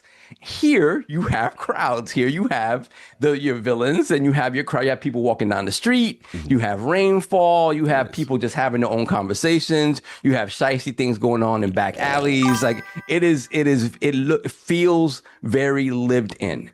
And then you couple that with like a graphics engine that is absolutely gorgeous. When you talk about the rain effects, when you talk about like just the lighting and how the Legos look like real Legos and they're shiny, but textures also, like when you look at the texture of like Batman's cowl and his cape, you can see the fabric textures on his cape. It's a beautiful, beautiful game. And you couple that with fantastic gameplay, like they did a fantastic job with this. I hope if you're sleeping on it and you think it's just any other Lego game, it isn't. It still has the touchstones of Lego stuff, like the puzzle solving has very much to do with like, oh, you break something up in the world and then you rebuild it and it allows you to get past like something that's blocking your way or something like that. That's has been in past Lego games, and I think that continues here, and that that kind of simplifies the gameplay a little bit, whereas maybe like obviously the combat stuff is a little bit deeper, but the traversal stuff and things of that nature still feel very much grounded in a game that's for a younger audience, and that's fine. But yeah, overall, like if you're looking for something Arkham-esque and you haven't played, let's say you haven't played Mad Max, which you should play. This is very, very cool. I enjoyed it a lot. I'm enjoying it a lot. No doubt. Salute. We got two people joining the room real quick. And they got mic check for Ginger Prime. What's happening? What's going on? Y'all hear me okay? Yes, sir. Coming in crispy. Good to see you. Good to hear you. And of course, we got Mr. Fun Speculation himself, the Mav. What's going on, man? We'll get a mic check, man. What's going on? You hear me okay? Yeah, Yes, man. sir. Sounding good, Yes. sounding crispy, no doubt. And before we get to the festivities, we got like 2 more things we got to do. Then we're going to start. I know, trust me, we'll. But so we also, there's one more game, that 00. There we go. Yeah, let me. you want to get super chat? You want to get super chat? Yeah, we have two. We just have two. Yeah, I think you made your goal. I think you made your goal. You made your Slow-mo goal. back slap, $10 super chat. Dearly beloved, we are gathered here today. ... Oh, that's messed up how you talk about Xbox like that. That's messed up, Slow. That's messed up, man. We're here for you. That was for your suit. That was for your suit. I believe a goal has been reached. Yeah, we have reached your goal. Yeah. We have the Silver Squire, member for 6 months, Lord Silver. Sup, Lords, I'm holding my like hostage until Saab gives us a twirl in the cape. Oh, that man wants you to twirl. That's Yes, different. let's see the back of that. Let's see the back of that. Hey, yo. Yeah. Crazy. Yeah. Why you got the paint on abs? It's blocking right here, man. Paint on abs is wild. Not too long ago, the abs were real, but you know, not anymore. Not anymore, Papi. Don't worry about it. Don't worry about it.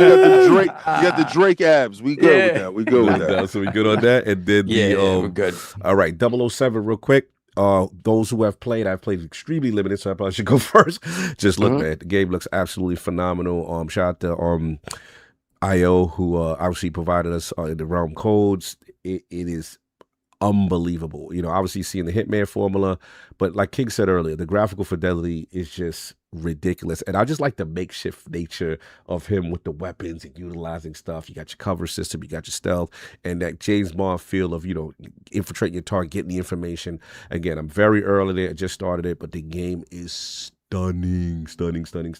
King, I know you got limited time in it, so you should go next too as far as order of gameplay. Yeah, as far as 00. Oh, you're talking about 00. I thought you were talking about whatchamacallit. I was about to say I did not play no Lego. No. 007 First Light. Real quick. All right, so yeah, what's funny is you notice how he threw me up there immediately on purpose because he understands that I was slandering the crap out of this game, right? So again, he like this is the part where he likes to sing you to sleep in his little Jigglypuff costume. Yeah, I will put that medallion on you later. Put that 007 medallion on. Pika, sir. Pika for you.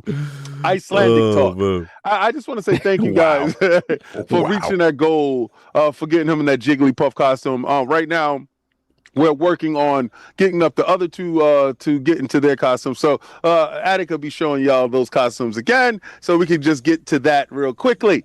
Because not only am I in a Pikachu suit, my man is going to be singing for us. So again. And I want y'all to listen to how Cog serenades you in his Jigglypuff. You need to serenade us with this Bond. Let's go. Yeah. Anyway, back to me bending the knee of how good Bond is. Like you get down there. Oh God, this guy. This is why y'all see now why I was attacking him, right? All right. So anyway, yes, I must say. From the moment that the game starts, when you're in the helicopters and stuff transpires and he lands on the beach. The last time I saw a beach look that good, I was playing Hellblade 2. And graphically, Hellblade 2 looked ridiculous. But what it didn't have to go with it was, I felt, gameplay. I thought for what Hellblade was trying to get across, it was adequate. This game has to go above and beyond, because what we want is that Splinter Cell, Nathan Drake, Uncharted feel mixed with a little bit of Hitman.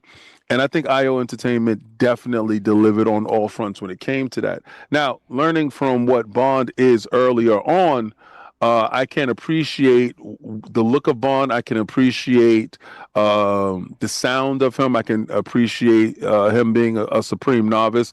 Getting a chance to see, Moneypenny, Q, M, all this stuff, and learning the story. I like how the story unfolds. Some people said it was a slow burn. Me, that's how Bond movies start. I like that.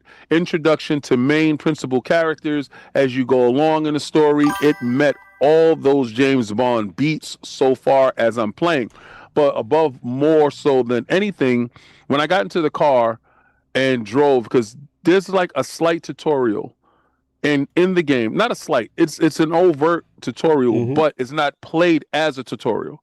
It keeps you so interactive into the game that it doesn't feel like, okay, this is something I got to get through to get to the main game. No, it's also and getting into the game and getting you used to the fast nature and the fast pace of the game. One thing a game like this messes up is the controls of the car. That didn't become intrusive. The car controls felt very, very good and very quickly and very organic because you're put into a test area where the time limit is against you. So again, I was able to do all the stuff that was needed. And then the fight scenes and stuff in the game, the explosions, everything looked really good, plays really well. And I'm at a mission now. That's where I stopped it at because I don't really want to spoil anything for anyone. So I'm at a mission. And I hope I'm talking in a way that you guys can't really decipher what I'm talking about, but getting a gist of it. I can see where other people ended the game because I'm pretty sure it's going to get to a crescendo, then get to a climax. I can see where people are saying that this is game of the year. What I'm saying when I hear that kind of conversation, I want you to understand what came before this. You have Resident Evil Requiem, you have Forza Horizon 6, and you have Pragmata, which those are the games that I feel right now are vying for Game of the Year spots. To add this game to that Game of the Year type of category means super high praise because we all can agree if you got a chance to play Resident Evil, it's high 9s or 10s. If you got a chance to play Pragmata, that's high 9 or 10. And if you definitely got a chance to play Forza Horizon 6, that's high 9 or 10. If this thing is in that category, and I'm not finished with it yet, I am in for a great treat. And I'm loving that this generation finally feels like it's starting. So again, I'm bending the knee to IO Entertainment. This is not just a Hitman game. So if you guys looked at it like myself and thought that, I don't care for the Hitman games. I don't like the stiffness of the character. I don't like the rigidity of the environment. I don't like the strictness when it comes to being found out. All the stuff that goes along with that stealth. This is an action stealth adventure game. Emphasis heavy on action. Yeah, he looked like he rough and tumble and throwing people up against the joint. Very good. You got counters, you got parries. It works. It really works. So if you've been missing that Nathan Drake, you've been looking for Uncharted, you've been looking for something like that, I think you should give this a look. If you've been looking for Splinter Cell, you haven't got a chance to get that, I think you should give this a look. And if you love Bond, I think you should give it a look. Don't be put off with, like myself, with the look of the character. Now, I must say this. The actor that did the motion capture for this and the facial scans looks infinitely better than his depiction on the digital world. I think they did something with his eyes, made his eyeballs bigger or something. I'm just weirdo with that. But other than that, that guy looks like he can play Bond for real in real life. So I got a chance to see him, and I was like, oh, man, why didn't they go with his exact face? Because his exact face looks like a Bond type of character. But I want to get to the part where he starts commanding the room, start getting the chickies to fall in love with him. That's the part of I like with Bond.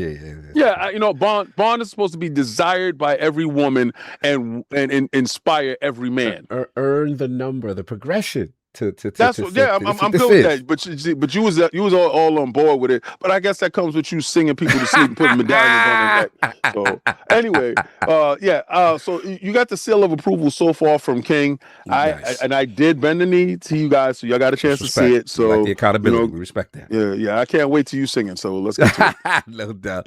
Real quickly, Addict and Solve. Obviously, Addict, you beat it, and Solve. You got. So I guess Solve in the next order of hours, just briefly, because I know we got a long show today. But your thoughts on them or something? Yeah, I mean, King put it perfectly. I think to me, IO took like what they learned from Hitman and applied it like on the surface level, right? In terms of creating a sandbox like play space. But like to King's point, it isn't as unforgiving as a Hitman play space. Like a Hitman play space, like you're always have to be on the lookout about who's watching you, who knows what disguise you're wearing, what proximity you are to them. It's a little more detailed in that regard. And it's more about like observing like the clockwork like motions of the NPCs in the world and you trying to find your openings, right? Or you can just go in guns blazing, which doesn't work very well for Hitman, right? But it does work well for a Bond game. So in terms of like the Hitman like structure that this game has, that's kind of the extent of it. And like we talked earlier in the show, just the introductions to different play spaces and different levels feels like a Hitman introduction where they kind of give you your target, what you're there for, what the place is, what it's like, and stuff like that. And that feels Hitman-like. Apart from that, though, it is a lot more action-oriented with a light level of stealth that can either be held if you're really particular about that, or you could just jump out into action and then jump back into stealth, right? And I think when you think about like comparisons of what this game feels and looks like, it is a little bit of Uncharted. It is a little bit of Splinter Cell. It is a little bit of even Watch Dogs with like the gadget manipulation and stuff like that, where you're manipulating stuff in the environment to create diversions in order for you to either, take out enemies quietly or get past them quietly. So it does all of that so well. And then you couple that with hand-to-hand combat that the only issue I have with it is that you don't give me a lock on. So sometimes it feels a little wonky, but in terms of what you can do when enemies are attacking you, and in terms of parrying and countering and the push mechanic, which is that's what makes the combat feel grounded and crunchy and visceral, because when you smash somebody up against a surface, whether it's a wall or a table, when you smash somebody, you smash, you do it too much smashing. And then you can just bash their head into a wall, and then that goes into a combo, and then you dodge them, and then you counter them, and then you knock them out. It feels so satisfying to do. And then the fact that all of those animations are different depending on your approach. If you're approaching them from the front or from the side, or if you're sneaking up from behind them and stuff like that. I love games that do that contextually, and I think it does that so well that it just, and I love the fact I can do that, and then once I've eliminated a threat in an immediate area, I just go and right back into stealth, and I can decide if I approach the rest of the stage in stealth, or I can, or kind of guns blazing, whatever. And you couple that also with like the vastness of the levels, how you can approach exploration, how you can approach like tackling different objectives, right? Some of them are very strict and rigid, where it's like, yeah, you shouldn't be seen, and other ones are like, oh, you handle this how you see fit. And then when you go into your watch mode, right, that allows you to see all the different things you can manipulate in the world, like it really does give you these options, right? Oh, if I blow up this fire extinguisher over here, I'll knock this guy out and create a distraction, and I can get past these guys, or I can knock out the other guy and take him out or whatever, and then decide how I approach. I just like the fact that because the play spaces are so big, it allows you, that's where the Hitman-esque nature comes into play, where it's like, okay, I have some options here. I have some options, but they're not every single option in the book, right? Which is that is Hitman. So yeah, man. And then to King's point, like the tone of Bond, this idea of like an origin story of Bond and how he becomes who he is. I think it's a very interesting thing to do, because we have Casino Royale, right? We have an early Bond, right? But we don't have Bond like before everything. And well, at least in media, right? Obviously the books and things of that nature. So to me, taking this story from this point and creating what I hope to be a franchise, because I think it absolutely deserves that, is again, hats off to IO Interactive. Hats off to them. I think this was their moment. A lot of people love Hitman and what they did with Hitman, and this is the step that they needed. They needed like this big property to come back and for them to do it justice in order to get more eyes on them. And I hope, obviously, Bond isn't something that is necessarily appealing to a younger audience, but the fact that they're retelling this kind of origin story in a modern context, hopefully that attracts more eyes as opposed to telling a 1950s sort of like, whatever, exactly, story. So, yeah, shout out to them, man. I'm loving it so far. They've done their thing for sure. Addict, final thoughts on Bond. You're the one that has finished it, and you immediately said Game of the Year in our chat. It's definitely my Game of the Year. I don't know if it'll be my Game of the Year once it settles in a little bit longer. But right now that I enjoyed every part of that game, because I did feel that like Resident Evil Requiem was amazing. But there's a couple factors that I felt like maybe doesn't deserve that over 007. One is the fact that they did throw Leon in there for nostalgia factors. So if he wasn't in there and I just played as Grace the whole game, would I have felt the same way? I don't know. And two, there was a lot of like story elements that was in Resident Evil Requiem that wasn't really filled in correctly. Gotcha. But 007, man, I was very concerned IO Interactive was just going to take the Hitman skin and just throw 007 over it.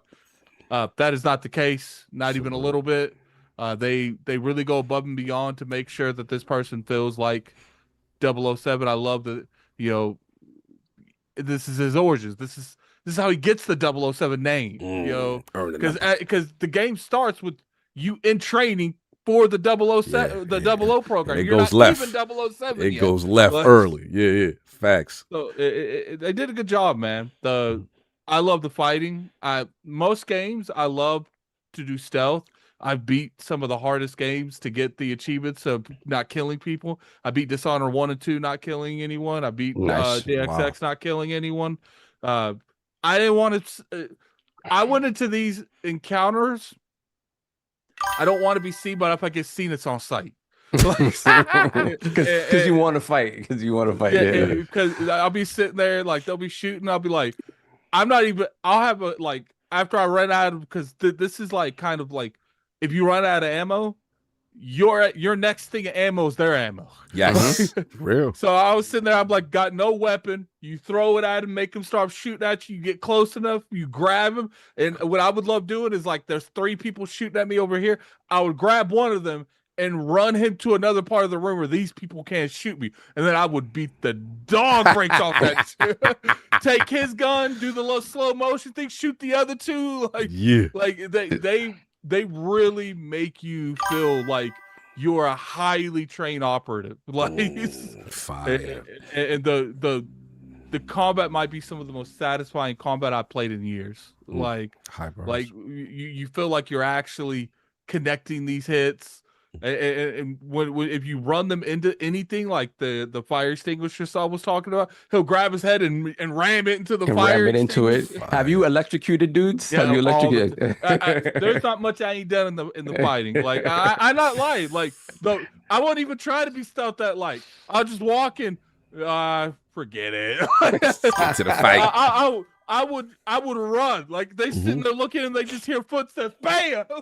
There it is. That's as a software dev on that note, because it's like one of the things I have not seen talked about in terms of the Bond conversation is just the fact that like there are so many games within a Bond game, right? Like you got racing, you got stealth, you got shooting, you got it's like it has all of these different elements. And if any one doesn't necessarily hit, like the whole vision can kind of suffer from that. So like one of the things I've seen is lots of praise for the game overall, but like when it's the technical aspect, I look at that game and I'm like, man, imagine like you're the guy who has to write the racing, scene. You better not mess it up for the team. And it's not the whole game either. It's not like, all right, we just like, because Horizon 6, came out it is a racing game, you know. So it's like, okay, we can nail all this, but you're like, all right, you got this one job. Anyway, so I'm really quite thrilled with how people are receiving it. I'm thinking about picking that up for my wife this next weekend. The thing with Bond is like it's like you said, it's the racing, it's the shooting, it's the gadgets, like all of that stuff is uniquely Bond. And if you leave any of it out, it doesn't feel like Bond. Facts. And shout out to Greenway. Greenway was a great supporting cast. I really enjoyed playing with that dude.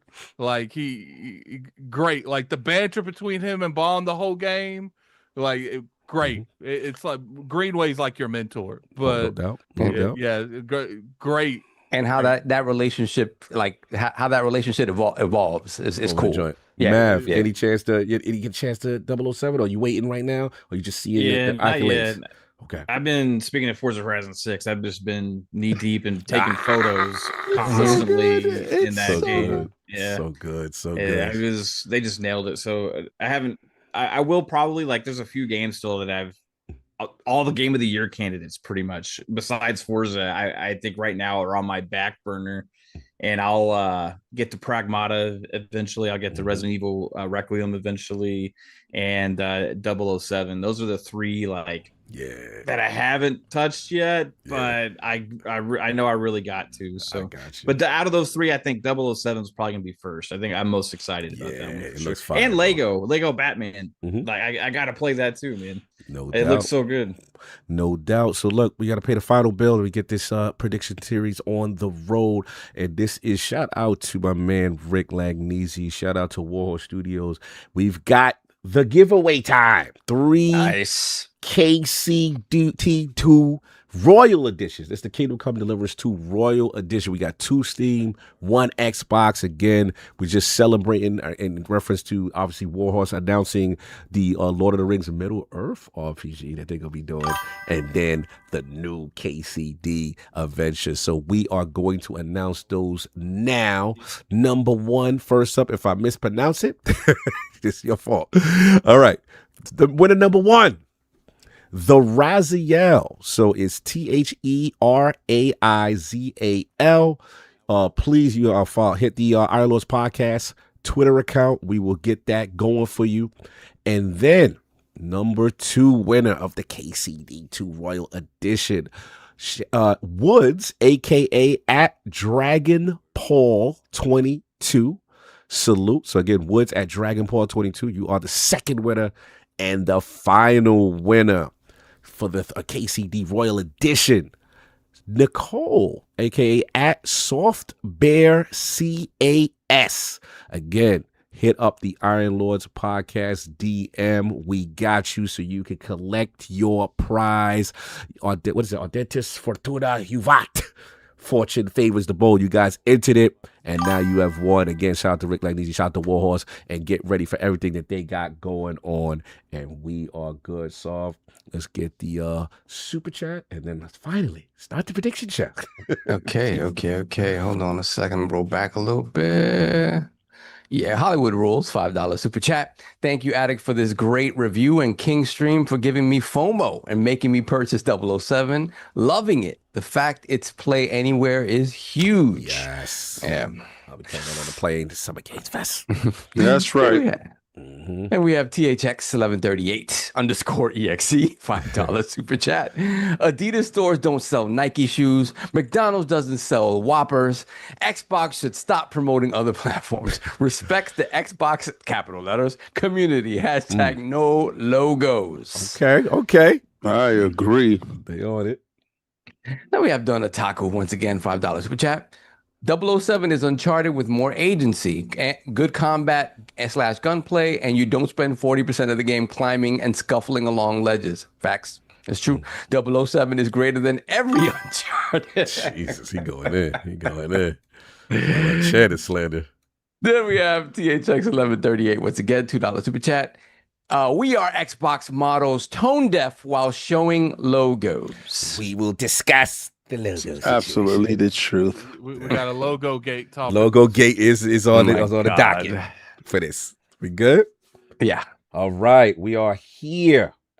The main event, as Saab would say. Y'all know what y'all here for. Finally, that Xbox prediction series. We're gonna do something a little I thought different. we was here to make sure that you're getting a Jigglypuff costume. No, that's over with, sir. You relax yourself. I'm back. You relax Yay. yourself. Anyway, state of Xbox in 2026. Before we do the predictions, just want to get kind of an overview of the year, kind of how we feeling. So just gonna go over some brief points that kind of happened through the year, and obviously they kicked off in February. Hit that like button, guys. Yeah, hit that like button. Please hit that like button. It really helps the algorithm. Hit the like button, Addict, and do a twist. Yeah, make his feet clap together. Relax. Clap your feet, Addict. What you got going on over there, sir? But anyway, so state of Xbox 2026. Why you want to see me clap my feet? Pause. A lot of fun. You've never seen him do it. It's incredible. I don't like that you saw that, but we're gonna move on. So anyway, that was between us, King. No, it was between me, you, and what Cog. happens Cog in the hotel room between y'all stays in the hotel room between y'all. Wow. He acted like he wasn't there. Hey, technically, Saab and King's the one that be bunking together. Facts, and that'd be you and Cog that be bunking. And they ain't none of that going on. Meanwhile, I don't know what y'all talking about, but none of that goes down in our room. Saab be wearing his outfit too. Oh man, that's crazy. That's nasty work. Anyway, state of Xbox 2026, which we're here for. Yes, that. A lot of things have transpired. So let's kick it off. February 2026. Phil Dominus Maximus Aurelius Spencer retires. Sarah Bond is gone. And the final decree from Phil, the final week, he named a successor. And the tweet goes, he named a successor. Named a successor, or was forced to appoint one. Under duress, signed the paperwork. She is. And I quote, I'm excited for Asha Sharma as she steps into the CEO role. She's joining an incredible group of people, teams full of talent, heart, and a deep commitment to the players they serve. Watch her lean in with curiosity and a real desire to strengthen the foundation we built gives me confidence that our Xbox communities will be well supported in the years ahead. So those were the final sayings. And then obviously Asha Sharma starts her era. She begins an absolute tidal wave of short-term changes, talking about a document of renegade spirit, core before more. You know, what was it? She started giving us the new book of X, of what it means to be Xbox and all this good stuff, and immediately kills that this is an Xbox marketing campaign. Announces Project Helix and then expands that at GDC with Jason Ronald confirming Helix as a first-party console. Brings back FanFest, which was axed. A huge W in a lot of people's eyes. And then confirming, obviously, that Copilot is also dead. Killing Copilot and AI on console, which a lot of people had trepidation because of her former background with Core AI. Then from a platform standpoint, tons of bi-weekly Xbox platform updates. Launches player voice feedback, and number one with exclusives leading the way on that list. Then the big one, Game Pass price drop with Call of Duty removed. That continues, and then we had the name symbolism, Xbox to Xbox, capital letters with the whole chest out. And she shares the Xbox, we are the Xbox message, which means that their North Star is daily active users. They're reevaluating their approach to exclusivity, windowing. They want to grow franchise, evolve third-party partnerships, expand into China, other markets, and return business to durable growth. Yet at the same time, there was the financials that came out. And then obviously we heard about hardware falling 33%, gaming down 7%, content slipping. She jumps ahead of that. She says, Xbox in the earnings today, we have made progress expanding the business and our margins. Player and revenue growth has not yet met our ambition.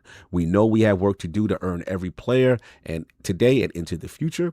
And then as we get closer to where we are now, she has two major leadership hires with Matthew Ball, the data analyst, now the CSO of Xbox. And then she also, in an internal message, shout out to the Verge and Tom Warren, she made a quote about tough decisions. And she said, we are building a stronger Xbox. That means making hard choices about what we build, where we invest, and what kind of company we need to be being forward. That is part of what we're starting to see is the shift from Xbox to Xbox. It reflects a decision to be deliberate in how we show up for the players and who care most about this brand. So that's kind of like the little recap of the year so far. So I want to bring it to the round. How are we feeling about the showcase? We're going to start with the guests first. Ginger Prime, I don't know how your time's limited because we've definitely wasted a lot of it. Ginger Prime, start with you, brother. Like, how are we feeling coming into the state of Xbox 2026 before the showcase? It's not a waste. It's not a waste. It just is a gamble because at any moment a 3-year-old could come in here. I got you. Demanding applesauce or something like that.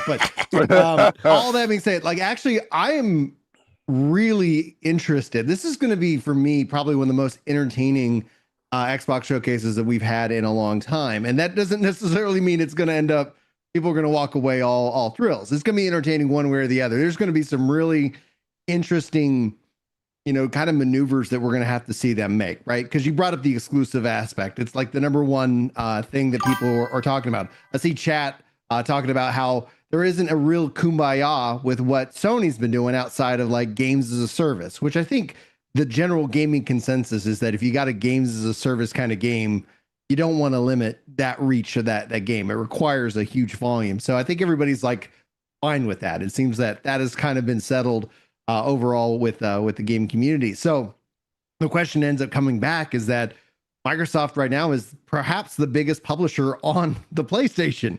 And I think the numbers reflect it with some of the changes that PlayStation has recently made in their games. And so like right now we've got, Horizon 6. It's a phenomenal game. And do they capitalize on the momentum? Do we see them bring in, they bring back exclusives? And I honestly, I don't want to go out and say that they are. I've seen people making that claim, and I was just like, I just don't know. I don't know what they're going to do in that regards, because I do think the financials have completely shifted when it comes to how to make a game and more. And so, like, I think if I was going to put out like your prediction of what we're going to see outside of the things that we already know, go ahead. Yeah. I can't hear you for some reason. All right. What about that? No prediction. Can you hear me now? Sorry, okay, I'm getting myself. Yeah. No, I'm saying no prediction. What you were saying. You knew you called. You right, Bob. You did. Body you did language. That. Yeah, body language. Okay. So no prediction yet, but to your point, just the state of it and like how you feel it coming in, and then we got you with the predictions coming. Gotcha. Yeah. Mm-hmm. Okay. Go. Yeah. So I'm actually feeling pretty good. I think we're gonna be very entertained, and I think the internet's gonna have a pretty big reaction to next Sunday. Okay, no doubt. Mad fun speculation, brother. Sorry, I couldn't make the pod live, but I had to give you some of the early bars that I'm already wrong with. Some of my early bars already that I sent you that video. But man, how we feeling, man? Everything that's going on with Xbox so far. What's your mindset? What's the energy? Oh, by the way, first off, just thanks for sending that video. It was awesome, dude. Although I did get shut down next day thanks to Matt Booty. Oh yeah, logo game. I got completely wrong. It sabotaged all of us. Yes. It always happens the day after our prediction special. But yeah, I mean, I think 2026 has been interesting because it started off like what's going on? Phil's retiring, but then even that wasn't necessarily the most surprising thing. The more surprising thing was Sarah Bond's not replacing him. And then who is this person that's taking over? She's from the AI team. What's going on here? How is this going to go? Satya Plant to transition Xbox into some kind of AI machine? Like, what's happening? I go front. I was guilty as charged. I was right there. It's right there, like, bro. They're about to melt us down into parts. She said the right things coming in. It's like, okay, is this just corpo speak and stuff? Like, what does this mean? But then you start to see not just the talk, but then you start to see action, right? And it was, little thing after little thing after little thing. Hey, we're putting this team together to stay committed to making these little changes, right? And they did that. Hey, why don't we bring the green back into the logo? Why don't we have a new saying or something stance that we stand behind? The most hype moment for me was actually her kind of mission statement thing with the whole "We Are Xbox" like that was on Xbox Wire, because that resonated with a lot of the way people have been feeling about what they want Xbox to bring back. And it's not necessarily, I don't even know if 100% if it's all about exclusives. I think it's about the energy of and the identity of the brand. You know what I mean? And it's about being those things that she was pointing out in that statement that she had, you know, the core before more, rebel attitude, you know, and bringing that together with the green back kind of brings that energy and bringing identity back to what Xbox kind of is and what started it all. And I felt all of that, like, in the community started coming back together, you know? Yeah. And that was the most damaging thing I think that happened over the last 2 years, was just that fracture of the Xbox community itself, to where you had, like, even all of us content creators and podcasters were all tighten it and, you know, show up on each other's shows, talk all this. There was, like, people disappeared. Yeah. You know? Yeah. Like, people just disappeared. Like, they're just gone. You know, they're gone. They stopped making content. They stopped getting excited. They're like, I'm out. Or they're like, there was just this lack of energy and excitement about it. And you see that kind of permeate throughout. The ripple effect happen outside of the core, right? So I think the most important thing is that core before more statement, because that's what causes those ripples to bring the excitement and energy to everybody else, you know? And she had been nailing that so far, with bringing just that so far. And I think there's going to be more. I think she really does get it, although there was a misstep this week. We gotta talk about a rake that could have. There was an easy thing to avoid that they did not. And you know, we could miss kind of like the first little mishap that she's had with this. Now she came on that I own it, you know, all this other kind of stuff. I know we will discuss logo gate later. Yep, we will discuss. But overall, I think that'll just be a little thing that we're going to look back, and it's at the end of the day, it's not going to end up being what this year's about. You know, we're going to see the showcase. You know, we're going to be seeing the games. We're going to get hyped for it. I think they're going to do a good job with getting the right messaging out after that, with marketing these games and all that kind of stuff to bring a lot of that energy along. This still early on. There's still a lot of changes that they're going to do, because they've only been able to implement more smaller things so far, but I think there's bigger things coming, right? It's like there's trepidation, I feel like, within the community, because it's like we all want to trust where they're going and what they're doing right now. We all want to trust it, you know. And I'm right there, because I believe in what they're saying and what they're doing, and I'm in Xbox regardless, because I'm just invested in the ecosystem. I love it, you know, but I do think they're listening and actually trying to make the right changes to put the brand in the right place, and that's kind of the core difference that I see right now, as opposed to the philosophy over the last couple of years. Fair enough. Lord Addict, man. Again, just the state of Xbox. How we feeling coming in? We had a huge regime change, all these announcements, all these updates. Asha kind of on the tear, and then everything, you know, leading up to it. How we feeling? I think it comes down to trust. You know, we said from the start, you know, she could say whatever she wants. People aren't going to believe her.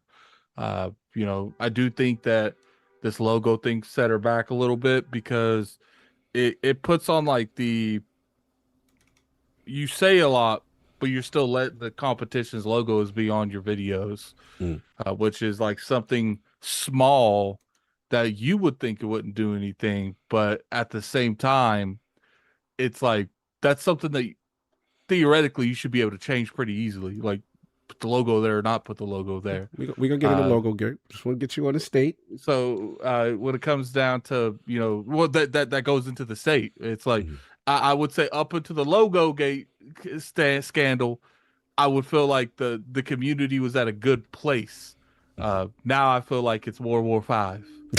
So, you know, you got logo, anti-logo. You got people. Do we believe? Do we not believe? And the sad part is, like, it's gotten so bad the past few years in terms of communication. Even though I feel like this logo thing's light, in terms of the overall perspective, I can understand why people are reacting this way. Because this community is tired of being told one thing and something else happens. You can't say wireless spirit, but you're still doing things that is very multi-platform approach. You can't say Bad Booty can't go on the stage and say we're not a multi-platform, but you're still doing stuff that's a multi-platform. So I feel like most people want to believe you. You just got to show what you're saying is what you're actually doing behind the scenes. So I think that's the biggest thing it comes down to. And, we'll get more into the logo because I have a lot to say on that. I know. See, you ready? So, I think that's the biggest thing. It's doubt. I would say if there's one word to describe the Xbox community now, it's doubt. People don't press X to doubt. No, it's not press X to doubt. It's just like, look, like you're not just talking to a community that you're talking to a community that has had bad communication for like a decade. So like people ain't trying to hear this bad communication stuff. So it's like Matt Booty saying one thing. Yeah, you should. I got that part, but prior to Logo Gate, but we're not prior to. We Logo ain't at Gate. the Logo Gate part yet. Damn it! Answer the question. Prior to Logo Gate, how was you feeling about the state of Xbox? Why can't we answer this? Because I can't. The problem is that Addict was 3 days ago. Oh my 4 God. days ago. Like I can't act like that didn't happen. Like so it's just like when it comes to like as of right now, it's doubt. And until you show me things that's not doubt, I'm side-eyeing you. So that's it. And prior to that, you weren't side-eyeing is the question. but you didn't show me inconsistency till then. No, like, fair enough. Now fair there's enough. inconsistency. Like I'm not trying to negate your point after the fact. I just wanted to know if that didn't happen, and we just talk about when she came in and all the updates and stuff. The vibe you were giving me was like, yo, it was feeling good. I want to see what's going on. Okay, fair enough. I get that. You're so far ahead. Like I get that. Okay, got it. Fair enough. Lord Soft, where are we at? State of Xbox, new leadership. Where we at? What can I say? Very much in flux, I would say. I think there's been a lot of talking and we still haven't seen, right? Obviously, and that's a little bit unfair too. Obviously, the changes to Game Pass that were necessary were made immediately. And so that was a very good look. And I think the desire to make true change and to truly kind of change the outlook and people's perception of the Xbox brand is real. I just think about it very logistically, and I just feel like they have like a very uphill battle on their hands, because at the end of the day, Helix is a hybrid console, right? So they've addressed the issue of it not being worth it for some devs or publishers to put games on Xbox because of perceived lack of sales in the console space. So they created a machine basically where that lift is minimal. So the lift from a PC game to a Helix game should be something that's trivial, right? And that kind of alleviates that reason for people not putting games on the system, right? But at the end of the day, when you look at the economic landscape that we're in right now, short of Helix being a machine that is comparable to a $3,000 or $4,000 PC and it being marketed that way, how do you convince people to pick up a Helix? And that's the tough part to me. That's the toughest part about that is how do you convince the masses that Helix is worth it in a space where you'll have a PlayStation 6. It'll probably be cheaper than a Helix, even though it's probably going to be more expensive than anybody expects a PS6 to be. So I think everybody's kind of in the same boat, but for Microsoft, they don't have the goodwill of just inertia that the PlayStation has. Like it is inertia, right? It just pushes right along and trucks right along. Same way with Nintendo. So to me, that's what I want to see addressed. And honestly, I don't really know how you address that, because they're kind of between a rock and a hard place, where it's like you're giving me a platform that, yes, stands on its own as a console platform, but with some tweaks over here, all of a sudden everything that I have on my PC works. this, right? Or I can just get a PC that does the same thing. And what's good is that PlayStation has sort of abandoned that space, right? So you don't have that competition in that space. You never had Nintendo in that space. So you're kind of back where you started when you started putting PC games on Xbox games on PC, where you kind of have it to yourself in that regard, right? So if they can figure out how to fluidly go back and forth between PC and Helix in a way that still makes Helix appealing, and to me that would be a considerable price differential between the Helix and a comparable PC that can do the same. It's going to be hard for me it's going to be hard for me to see how they enact all of the positive changes that they're trying to do, because I do believe they're trying to do that. It's just tough. It's just tough. I think obviously focusing on the games, getting the games out, having the games be of a quality that is comparable to, PlayStation first party narrative, 9+ games that are considered the standard for excellence, right? It's just the fact. It's just the truth about, how the masses perceive quality. So, just keep doing that. And for me, I'm going to be perfectly honest with you. I think the most successful Xbox is an Xbox that is allowed to be what it is within the umbrella of Microsoft and relieving them of some of the pressures of trying to live up to what that means in terms of financial, right? In terms of like, hey, the Xbox has to make this much money. The Xbox has to be this successful. Obviously, they're doing great with services. They would love to do greater with services, things with Game Pass and things like that. The changes to Game Pass, and I believe we will see even more changes to Game Pass. Yeah. So they have certain things that are running well, and they and Asha's expertise is in expanding things like that, right? So I think they're on the right trajectory. I am not as mad and bent out of shape over the logo stuff. I understand it completely. I don't think it undoes what she's done so far. The logo stuff is, I don't know.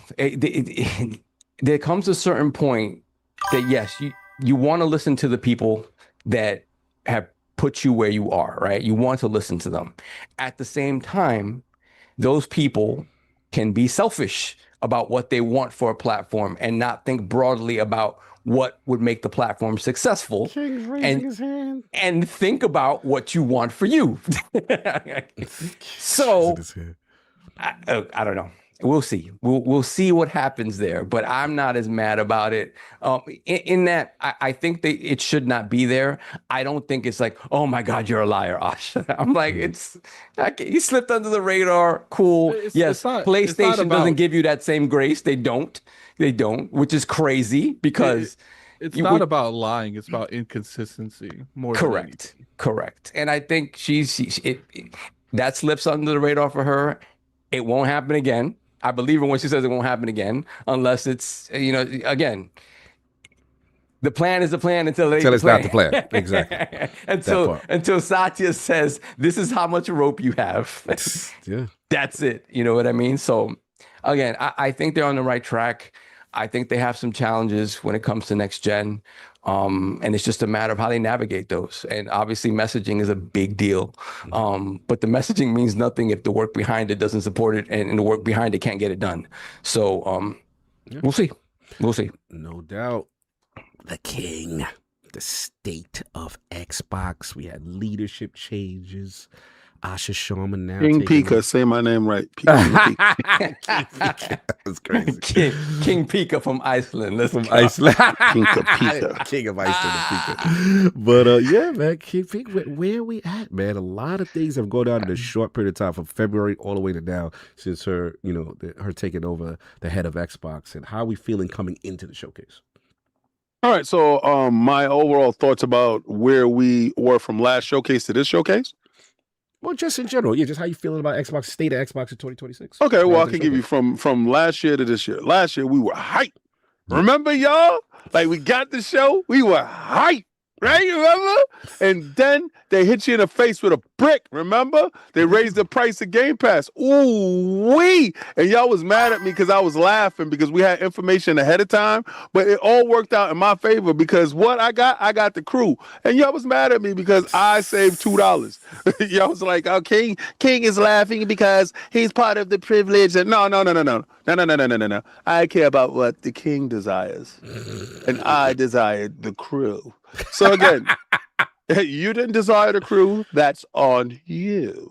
But y'all act like that Game Pass tier was the only tier that mattered. Half of y'all, and we looked at the metrics, half of y'all really didn't have Ultimate like that. I was really the only black card carrier member that was touting it out there, right? So again, y'all talking about day and date and all this other stuff. Y'all be frauds. I notice now, looking at a lot of you guys, y'all just like to rage against the machine just because the crowd is moving in that direction. Like, what is the crowd doing? I'm going to do what the crowd's doing. So that's y'all guys. And I really got to tune you out. This has been a year of tuning out a lot of you yuck mouths. All y'all want to do is just run your mouth. Now, y'all was lit at the last year's show. Let's get back to that, right? Then they came and they raised the price of Game Pass. But y'all was hype. Nothing changed. Games are still games, right? But they raised the price on your point of entry. You know what else raised the price on point of entry? Everything. But you wanted to be the exclusion. I wanted to be the exclusion. And you probably didn't even have Game Pass Ultimate. So again, back to you frauds. Remember? Y'all didn't want Phil Dominus Maximus Aurelius Spencer first of his name there anyway. Remember how y'all used to hate on me? Why are you naming another man Aurelius? Why is he Dominus? Why is he Why you got that voice when they talking to you? Why, King? Why? And I'm like, why are you worried about it? You don't got to call him that. His mama call him Phil. You call him Phil. I call him Phil Dominus. Right? You ain't like it. I don't like what you doing, King. Shut your ears. Shut your ears. And then y'all didn't like me holding up on Sarah. Y'all didn't like that. Your parasocial relationship. I don't like, he too close. Y'all married individuals. Remember that? Y'all two married individuals. Why you all close up on them like that? Okay. Are you implying that people who are not invested in the ecosystem should be so concerned about what you're doing? Bro, it is so much fun coming from last year to this year, right? So again, remember, y'all was hoping that they were gone. Y'all didn't like this is an Xbox. I didn't like it, but I had to roll with it. I got marching orders. This is Xbox. I got marching orders. Oh my God. King got marching orders. We didn't. We did that. It's King. First of all, they didn't have my parasocial relationship. They didn't have it. All right, let's keep it a beat. Let's keep it a beat. Let's keep it a beat. That's where you was at with the queen. My pictures was different. You mad? You mad? You mad? And I'm here to make you mad. But they say, right? King, that's the problem with X. They say that's the problem with you. That they shouldn't listen to you and your parasocial. You guys have too much influence. And crazy? This is the mistake that Xbox has made. Listening to you. The best part, they not listening to you. Why don't you get your unparasocial ass outside so you can get parasocialized? Are you implying that their brand does not pay them any attention? They mad because PlayStation don't look at them, right? You mad because I picked the team that look at people. You're like, I hate they talking to them. I'm so happy you upset. And then what's wilder? What's wild? When you see me take pictures and talking to the PlayStation dudes. Me and Neil Druckmann talk for like an hour and a half. They did not like that. They did not like you with Neil Druckmann. They were on your timeline. They were very upset. He's like, he doesn't even like, he's pushing the destruction of PlayStation everything. How dare he? Oh, that's crazy. Is me and Neil Druckmann got a lot in common. Don't say it like that. Yo, me and Neil Druckmann talk for a long time. You're messy. Continue. So the best part about this part is y'all wanted them gone. Well, one day you woke up and you got your wish. You rubbed the genie the right way. And what happened? Phil just out of nowhere, poof, be gone. And then Sarah, poof, be gone. So what you said to yourself was, we got his ass. King no longer has parasocial relationships. It's over. It's done. What? I should follow him. We back, baby. Parasocials in the building. But they said they're making the same mistakes as the passenger. That's what they said. They're about to make the mistakes in June again. Wait till you see those pictures. We about to turn it up. I'm about to ratchet it up. You know how we swing the bells? You're gonna be super mad this year. But you know what you're gonna happen? You know what's gonna happen this year? You're gonna love the show again. You're gonna love the show again. Go ahead, I want to like point out that people say the reason Xbox is in the situation they are is because they listen to the community too much. No, listen to a damn thing. We've literally told them almost everything they've done the past 2.5 years not to do. Like they be acting like they're not listening to us. Like, what are you act like they called me first. Yo, us? King, what do you think we should do? King literally. Oh wait, King, I thought King, there's literally a meme of King saying, "Man, they killed themselves." Like, yo, if they would have listened to me, they would have never put Indiana Jones up there. First of all, they're blaming you. They blaming you for the ABK. They say that you championed and you cheered. It's because of you. They spent the money. They act like we got a phone call that says, "Yo, you think we should buy?" We about to, I woke we up about one day and yo, it said ILP. What do you think?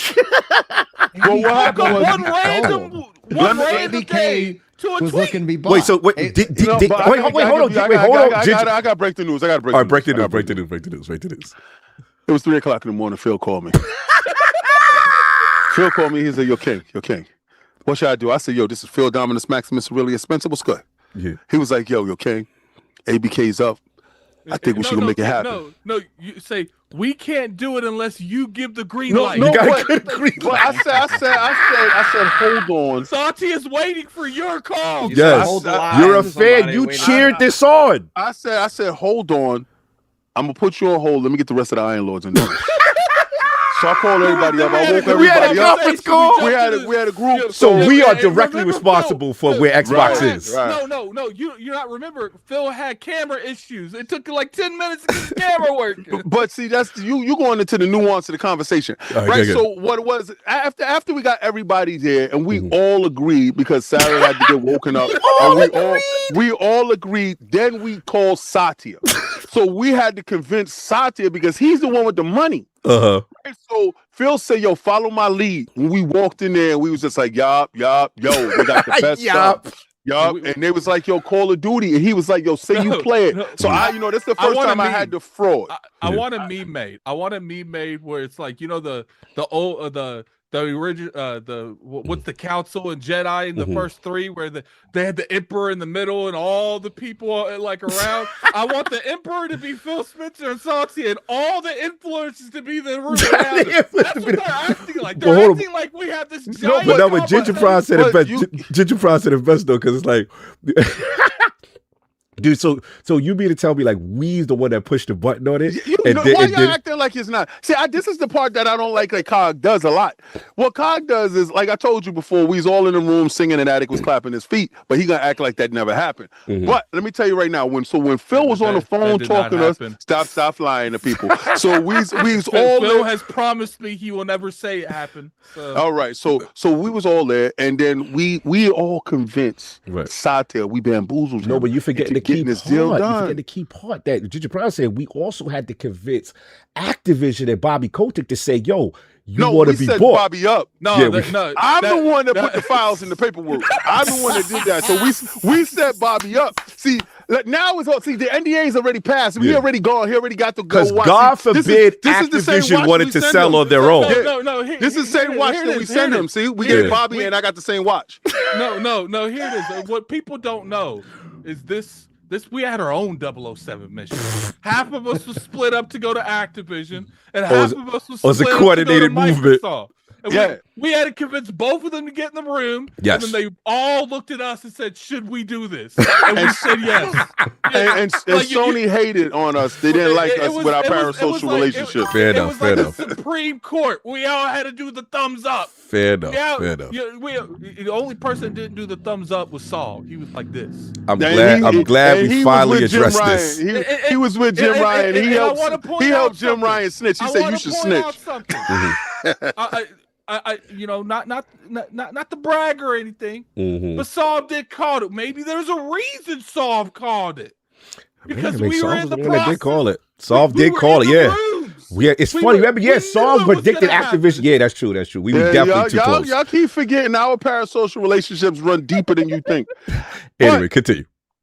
But all right, so seeing that how we was hyped last year after the show, I expect that again this year. The state of Xbox is always the state of Xbox. I really honestly don't think anything truly has changed. From the language of the conversations that she's having, she's making sure that she's doing things in a different manner. It looks like it's forward facing, but a lot of this stuff was in place regardless to what. But at the end of the day, we can only judge them on the merits of the games that they're delivered. Don't forget that you are a consumer. And if as a consumer, she lowered the price for when you was outraged that Game Pass was crazy high, but she lowered the price. But to make you smile, she also took away the best Call of Duty that you're going to see in a long time. So that trailer hit different, right? It hit real different. It hit so different. It seems like they knew it was lit and said, time out. Get that out of there. Like they knew what they had and moving out of Game Pass. No, King. They listened to us. They showed us that. We told them it wasn't there. They know damn well I wasn't going for that one. But, I was outvoted, y'all. I tried to keep that day one up in there, even though I don't play it. But listen. I think that the state of Xbox is healthy. Yeah. I think finally the effects of what ABK was, the trial and all that other stuff, what effects that it did do to Xbox, it wore on the brand. It allowed them to do stuff that we don't agree with. And we're going to talk about the state of logo gate and all that other stuff. But I truly feel that this was the trajectory that Xbox was going on anyway. I do believe in that short period of time that we had from last year to what's happening now, people stopped listening to Phil. People stopped listening to Sarah. Yes, it's and it got to a point that they needed a new voice. You see how y'all take to whatever Asha says, whatever Asha does, like a fish out of water. It becomes a part where y'all was sick and tired of the messenger, not the message. Because the message really didn't change. How is the message changing from uppercase X and a lowercase B and O and an X, and then to uppercase everything, and y'all like, oh, see what she just did right there? It was crazy. We hungry right now. No, it's just you didn't like who was talking to you. So they put somebody different. And I made this point. They couldn't replace Phil with a man. Interesting. The reason why they couldn't, because we had accepted Sarah as the heir apparent. Right. If you were to replace Phil with another male figure and Sarah leaves in the manner that she does. Oh, you're talking about the optics. Okay. Right. It would have destroyed the brand because one, it happened during Black History Month, right? I remember that. Y'all would have had those. You would have had those Black angry Twitter individuals. was lit. Black Twitter was lit. What? It was crazy. So you would have had that aspect of it. Then you would have had the women aspect to it. That would have went crazy. And then you would have had the simps that would have been, holding that up. Y'all would have been like, y'all can't be doing that like that. You know how simps do. Simps be like, y'all can't be doing like that to the women, right? So you know how y'all simps, y'all be like, ha ha ha. So y'all would have definitely galvanized. Y'all would have tanked the brand. They needed to bring in somebody young, somebody feminine, somebody strong, and somebody with a business knowledge. She fit the whole description. And what she's doing is following the complete script of what is there before her, but also putting veterans and people of renown and respect around her.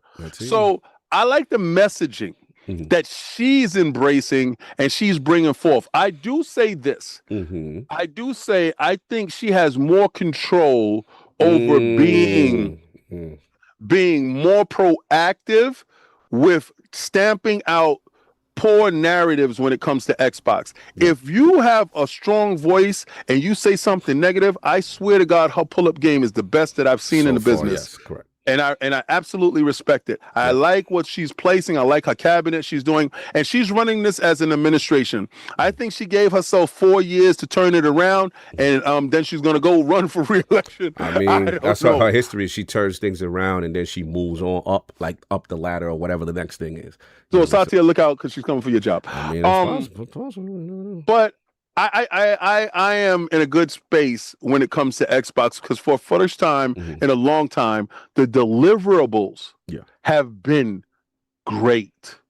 All the games that they have been releasing, and I know y'all guys probably say, I don't like Kilm like that. Numbers speak different. The game is running pretty well. The game is pretty good. And for a single A or double A game to drop inside Game Pass, and it's a party game, it's a very good party game. At the end of the day, I like where they're going, what they're doing. I'm looking forward to the show, even though in this digital age where everybody is leaking stuff and we pretty much know everything ahead of time.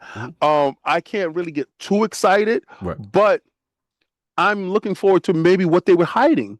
Right? Maybe something I don't know. So right now, Xbox seems pretty good for me. Okay. I don't know about all of you guys, but for me, it's pretty good. But remember, I'm parasocial. Yes. And this message is brought to you by King Pikachu. Can I just say something about the whole parasocial thing? Let's get it. Let's get it.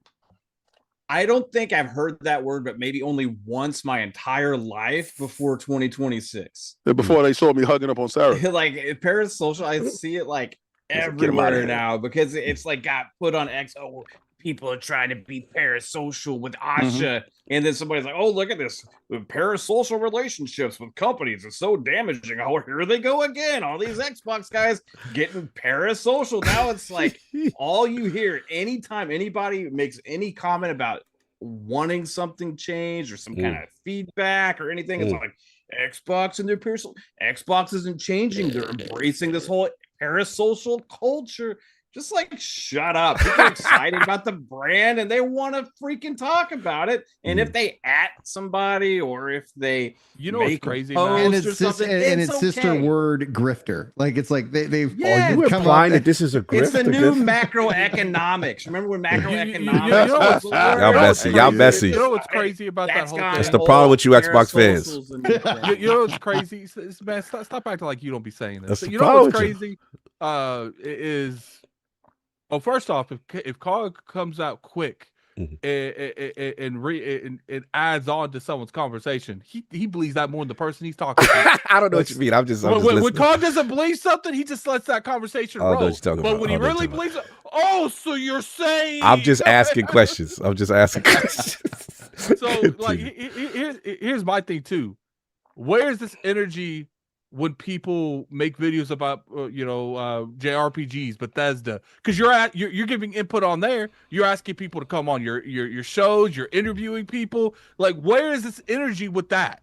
Are you implying that people like it when they get listened to, when they get responded to, and they listen to, as opposed to other people that are getting responded to? People are hypocrites, and they don't like any community listening to their fan base unless they ask it and listen to. That's interesting. Any content creator that's ever asked for an interview from somebody in the industry cannot say anything about parasocial relationships. Y'all outside, y'all busting y'all guns. It's y'all. It's y'all. I'm asking the question. Y'all busting guns out here. It's the truth. It's like, look, you cannot sit here and attack any type of leadership or anything. And I will admit there are some parasocial relationships. Some people that do think they're their friend, though. Yeah, there's some people that let's be fair. Let's be fair. Here's the thing. That's far in between. What? They're not my friend? Like, yeah, kid, it's unhealthy. Not everything is created equal. We didn't go skiing in Aspens?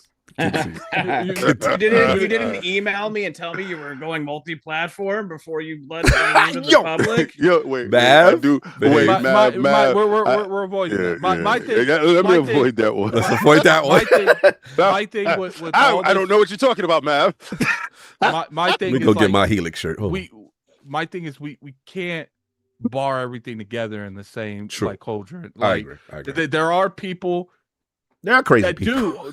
No, but there are people that hold crazy their people. opinions because they do value these relationships too much. Yeah. Do you guys not think for 1 second when we went in on Redfall, I was like, man, Bethesda, it's it for us. With Yeah, it's a Bethesda. wrap. Yeah, we were like, yeah, it's a wrap. But it's just like, but at the end of the day, if we're respectful and we give you our opinion and our feedback on stuff that and it's not even when we believe we're truly 100% right. That's just our opinion. Yo. And if we are respectful towards that, and you decide that you need to blacklist us, that I sign it for you. Facts. Like, because it's just like, because at that point, because that's a parasocial relationship, there is no longer a benefit to us because you're going to lash out to us because we're giving our opinion on something. It's not like we disrespecting anyone publicly. Correct. It's not like we are attacking the problem, not the people that make the problem. Here's the fun. Authenticity and integrity. Go ahead. Facts. No, I got to get Lucius. We got to break protocol. $5 super chat. I'm sorry, so I got to break it. Isn't it interesting that the people who don't pay for games or hardware or Game Pass are telling Microsoft not to listen to their paying customers? That's my issue. My issue is you have no investment in the brand. You don't even play on the platform to tell someone they shouldn't be listened to or get mad that the company that they actually are invested in is actually attempting to listen to them is wild to me. I don't value that opinion because it's like, yo, bro, you can't tell me about like you living in LA in some, plushy neighborhood. I'm living here in the South Bronx in an area. You telling me they shouldn't listen to me and I live here every day. You know what I'm saying? That's wild to me. So to me, I just rank it. I'm just like, okay, it's not that your opinion is completely invalid. It's just that I'm going to respect someone who actually plays on the platform, buys the games, lives in the ecosystem, breathes the ecosystem because that person is invested and knows what's going on. That's how I value it. And at the end of the day, the same people that make these statements, if Xbox died tomorrow, they wouldn't care. Exactly. So it doesn't matter to me. That's why, like, these logo gate and these exclusive conversations, I don't trust half the conversation because most of these people benefit more from it being off the platform. My thing is for the people who are saying that, let's pull up your gamer score on Xbox and let's pull up how much you played and how many games you bought on the platform, and then we can have a discussion because that shows me that, okay, you're invested. You're here every day. You know what's going on with the UI. I'm in the insider Xbox. I'm giving feedback. Dragonfly Jones. All right, what's up with Dragonfly? Imagine. No, hold on. Go ahead, Addict. Dragonfly Jones. Come on to the top. Come on, Dragon Jones. What did Dragon say? I don't know. He didn't spend any money. Color. That's fine. You see color, I see bullshit. So language. You said most of y'all on PC. Mm-hmm. I just said earlier today that I reviewed multiple games this month. I played 007 on Xbox. Mm-hmm. I played Lego Batman on Xbox. Mm-hmm. I played Forza on Xbox. I played Directive 8020 on Xbox. Mm-hmm. It's not a matter of I play on Xbox or PC. It's a matter of what's the thing I tell you guys the first when we talk about codes. Oh, what platform you on? Whatever gets me that code first. Yeah, I don't care what it is. Like, no, it is. To be fair, I'm the one who's mostly on. Yeah, you're the one that's mostly on PC. He said most of y'all. And I guarantee most people. I guarantee you, if you look at my purchases on Xbox, just look at the purchases. Yeah, that have stopped over. I would say they've trickled at this point over the last couple of years.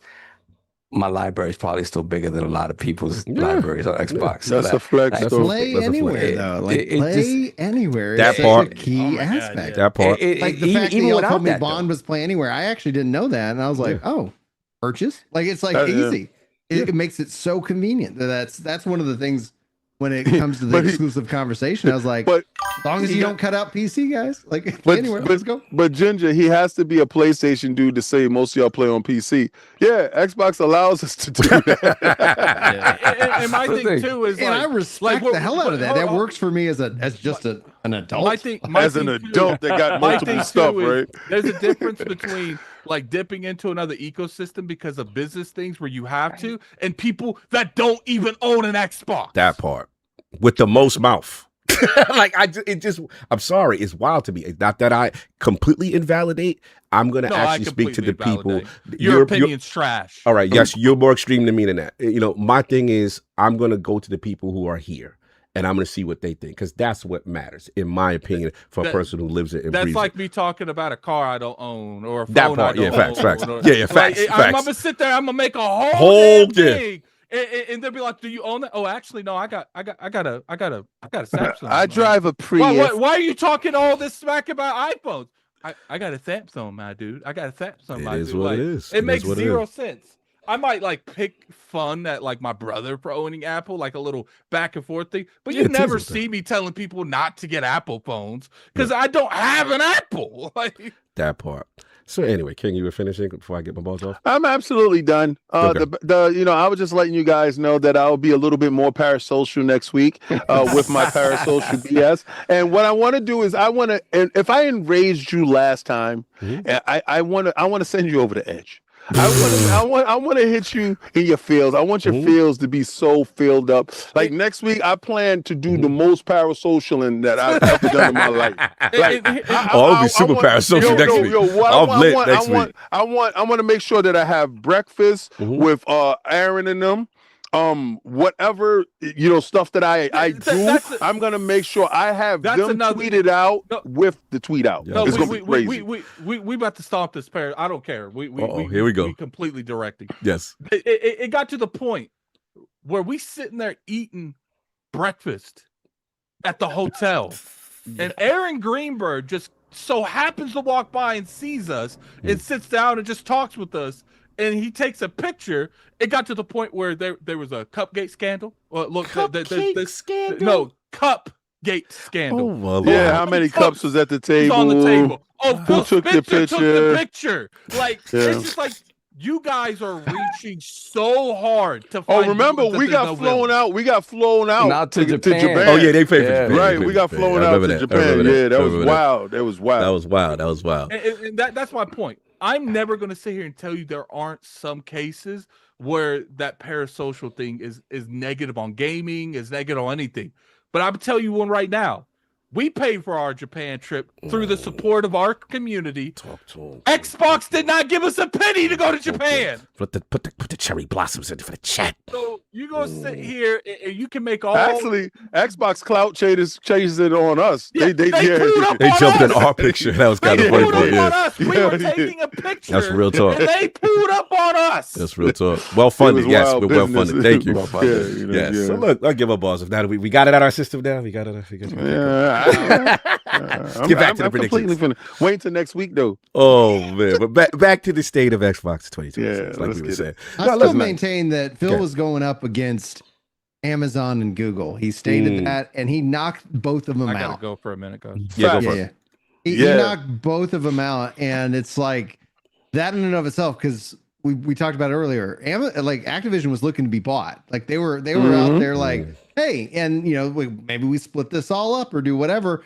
And it's like it was, I think, between Xbox, Amazon, and Google, and it history would have been really different had Google picked that up or Amazon picked that up. But Bill, he knocked them both out. Now here we are, and we'll see what happens next. Corporations are going to cooperate. At the end of the day, they're going to make a decision that's based on their financial, stability and what they feel is best for them. As far as the influencing thing, we already beat that to death. So that's funny to me. But anyway, like I said, as far as my take with 2026, it's a big year. It's a big year because what we're seeing right now is console viability. We're in a market right now where this has become such a luxury hobby, where early adopters are literally benefiting. And if you jump in now, it's horrific for you. And we're in a transitional phase where, obviously I'm Gen X and, I'm not gonna say I'm completely on the way out. I definitely have disposable income to buy stuff. But the reality is the generations before me, after me, that they are looking at console as this foreign item. They don't look at it the way I do. And that's scary. So we're in this really crazy thing. Now I would say the huge thing for her is when I saw the price drop from Game Pass. I have never seen a corporation whose brand is tied and their marketing is tied to a service say, you know what, our service is too expensive. Now, yes, there is a caveat that Call of Duty comes out of the service, but at the same time, it's one of those situations where it's like, hey, we have to bring this down. We have to look at a consumer as far as user acquisition. The way I look at her reign right now, Solve, is kind of like, in baseball terms, she's like batting a little over 300, but a lot of singles, a lot of, just up the middle, just go the other way. Just go the other way. All my baseball guys, put the butt down. You ain't got to do nothing too much, right? That's how you win. That's how you win. Now, if you get, like you said, Sav, because you're a baseball guy, if you get a bunch of those, instead of like death by 1,000 cuts, you get life by 1,000 cuts. It's like so many good things keep adding up, all the platform stuff, all the stuff. Now, we'll give her one. I'll give it a Game Pass drop as a solo home run. Like, it's already decided. Yeah, a little on the road. So, okay, cool. That was big. You know what I'm saying? But now is when the real fun stuff. I know a lot of people think I've been hating on it. It's just that my thing is, like I've said, you inherited a lot of the past regime's games, a lot of the past regime stuff leading into this thing. And you've done great with talking to the community and all that stuff. But to me, year 2, and now when we talk about the tough decisions part, that's when I'm going to judge you. I want to see when you do something they don't like, because you're going to have to. As Sav said, you're in this tightrope where 1 minute, are we a third-party publisher? We're making so much money putting the games everywhere else. The next minute, you did a player voice, but your base is saying, we want exclusives. We are tired of second-class citizen energy. And King, like he is cheering right now, he don't care. He wants what he wants, and it's up to you guys, and according to him, at this base, to figure it out. That's the tightrope they walk. Tell me. Yeah, good. They say that they listen to us. If they ever listen to me, if they ever listen to me, Xbox dead.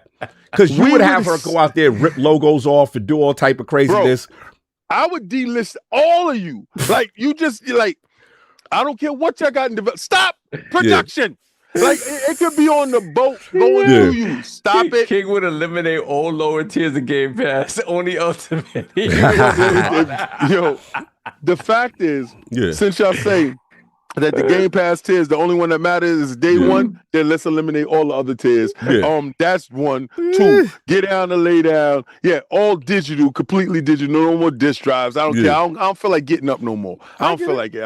I feel like that. But first and foremost, y'all would have got nothing but Popeye's biscuits. I know. So don't ever think these people listen to me.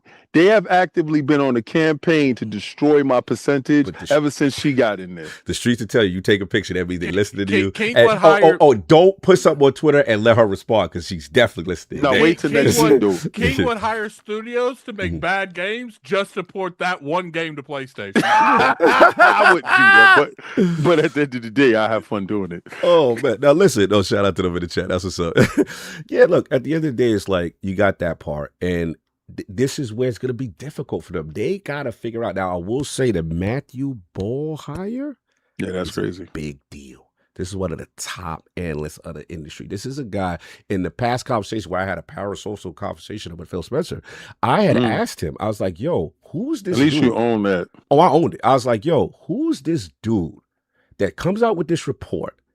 And I'm looking at the games, King, and I'm looking at the charts, and they're talking about how gaming is losing the attention war. And we're looking at the TikToks, and I'm guilty. I'll be doom scrolling like hell. You know what I'm saying? Or I'll be going YouTube video to YouTube video. That's my problem. That's my thing. Nah, you know this is my problem. Yeah, my problem. Right so here. I was like, yo, who's this? And I'm noticing everyone talking about it. And then I was like, I brought it to attention. I was like, because I wanted to see if he was factual. You know what I'm saying? And they were like, no. Matthew, no, he is highly respected. The fact that he was even available to be acquired by Xbox leadership. I mean, you've got people, you got Sweeney singing the praises, you got every high-level person. This is a person that's understanding the flow of the industry in a pre-COVID, post-COVID, and currently how games are moving. And the fact that he's on the team is big. Now, I heard he is a console guy, but he does have thoughts about Game Pass. He does have thoughts about subscription services, and if not saying that he doesn't like them, but the viability versus that on your storefront and people buying games on your storefront, these are the decisions they got to make. And here, that's when it's going to get real, because there's going to be a decision that they're going to make that a lot of people ain't going to like. And then I'm going to judge you. Then I'm going to see how you navigate that. You know what I'm saying? That's, to me, when the regime truly starts. But coming into it, I'm excited. There's a lot of knowns that we know about. And the last thing I'll just say is just like, yeah, once you do make a decision, pick a lane and stick with it. You got to stick with it because that's the problem. People don't like the waffling, and that's the part, because I know people keep in the chat, oh, you going at Colin. I disagreed with Colin on the first part, yes, as far as the parasocial stuff. But as far as the second part of his statement, when in terms of, you know, you can't, it's an expression about you can't be a slave to two masters. You have to pick something. You know what I'm saying? So it's either you're a third-party publisher or you are competing and you're going exclusive and you're valuing the box. Yes, you're going to have to do that. That is 100% accurate, because prior to this point, and that's where we could just transition now with the logo stuff, the logo gate stuff, is that people are very upset. And people are like, look, 1 minute you're saying the renegade spirit, this, that, and the third. You're alluding that exclusives could be back on the table, right? And people are going to say, okay, your competitors don't give you that grace by showing, they don't do that. So why are you doing that? And that's where, and I think they were very surprised. I know me and Addict had this conversation. They were very surprised to see how much backlash that caused. Now let's get into that part. Ginger Prime, I'm gonna let you set it off with the logo gate, and then also Fable delay. You know, real quickly, your bars on that as well. Yeah.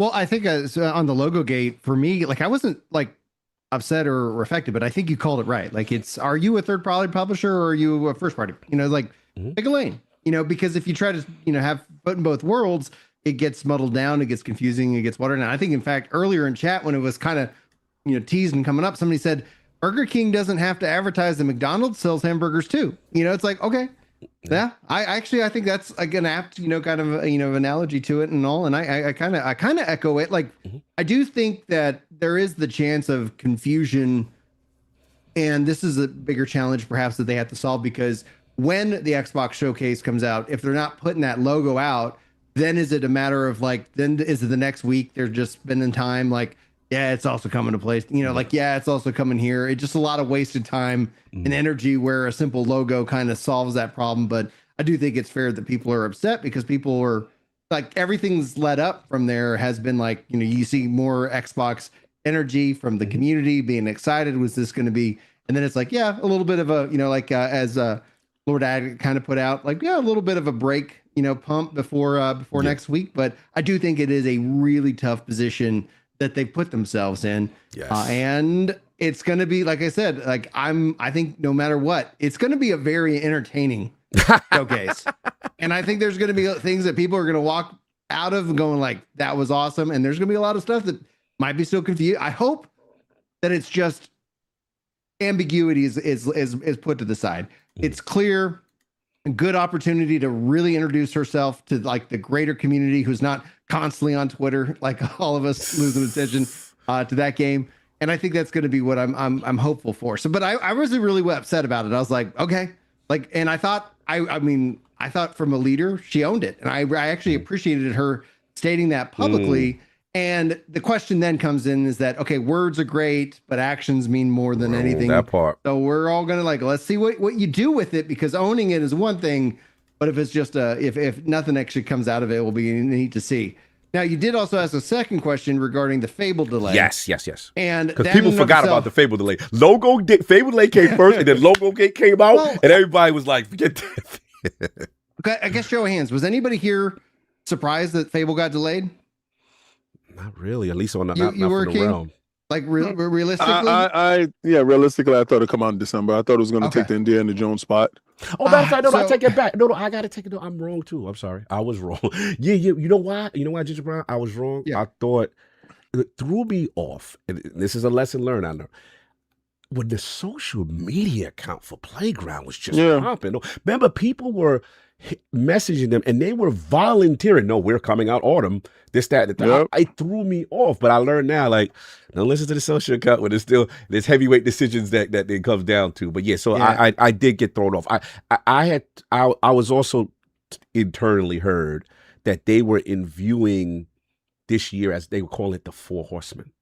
right? Yeah. You know what I'm saying? So you got the Burger Shaker Fries, Forza, Halo, Gears, and then they would consider Fable that tentpole right next to it. So when I heard that in turn, and I see the socials, I'm like, oh, they locked in. But I got a theory. But I'll let you finish your thought first, and I got a theory as to what so I I think was gonna happened. say, you obviously didn't see that they announced the delay until after they announced the date for Grand Theft Auto 6. You stole my theory. That was my theory. I agree. Continue. You cooking. You cooking. Go ahead. So it's like, hey, well, by the way, and so it does two things. It goes in everybody's mind going like, yeah, that makes sense. It's like, who wants to go up against that juggernaut? And, like, no matter what, that's going to suck. Even if the game sucks, it's going to take a lot of oxygen out of the room because it is that big of an anticipation. So it's like, oh, yeah, they were going to release it in December. Now, and this is just me, like the developer brain, person is like, I'm watching their Fable presentation and I go, this looks like it's very curated. It's very protected. It's not ready for. Thank you. I appreciate me and King been saying that. It's like, and again, like you can see a clear pivot from a couple years ago because even the male models walked like females in the game. And I was like, oh, they just haven't got. Now they got to do. You do the animation, you put the work in. But I was like, there were just some subtle little points that I was like, this game, they have made a couple changes. That happens all the time in game development. And now they're going to let you kind of have these options. I think options are great. Let players, play the game they want to play. Yeah. But I was like, there are some knock-on effects that I was like, that's a lot. It seems like a simple thing. And it would be if it was set from day one that this was going to be an option. But it's like, okay, well, we're bringing that back. And that just that little animation, I was like, they didn't really show you going from place to place. They had it very curated, quick cuts. And it's like, when it's said and done, it's like those can be exciting. Bungie, I think, does a great job of those quick cuts, but they've also delivered a game that that you can play, and it's fun to shoot things. I think Fable has a lot of lift. Them shifting it into 2027, honestly, I think it's the best chance for that game anyhow, because now you're looking at February. I think did they say confirm February 2027, or am I just assuming? No, they did. Said February 2027 from the social. Dude, that's going to be such a great month because it's like the high has come down from the holidays and boom, you start 2027 off, assuming that they knock it out of the park with a really strong, title, which kicks off all the game of the year talk again, because now it doesn't have to, kind of go by the wayside. But that's just my thoughts. I know I've been talking a little bit. No, you good, Mav, man. I see you cooking. Mav's like, look, bro, I knew this was going to happen. So talk to me, man. Fable delay, and then obviously logo gate, man. I see you in the chat being spicy. Yeah, no, it's just like logos. At the end of the day, like, does it affect me? Do I see the logos? I'm like, what are they doing? I can't even watch this anymore. No, it's like it is what it is. I don't necessarily think it's a good idea. Like, I think it's kind of dumb. I don't get it as business sense wise. Like, you don't want to push people to other stores, right? If you have your own platform, you have your own store, and it's your own show, that is basically a giant commercial for your storefront, your platform, your products, the partnerships that you have with other people's products as well. You're spending money on promoting all this stuff. You would think the wisest decision would be to try and entice as many people as possible to come to your place to make it stronger, right? To make it stronger. It's a show of strength. It's a show of, we believe in this brand. We think this is the best place to be, the best place to play. And we're showing all the games here about our devices, about our storefront, about our ecosystem, right? So when you, at the end of all these games, when you say, oh, you can play it here also, and you can play here also, you can play here also, it's like, okay, well, you just told everybody immediately at the big event that they don't actually need all of this stuff. Right. And I get the part where they're trying to sell the games because maybe the devs are like, oh, we want you to sell as many copies as possible and all that stuff. I get that. But let those storefronts market and do those trailers and everything on their channels and everything.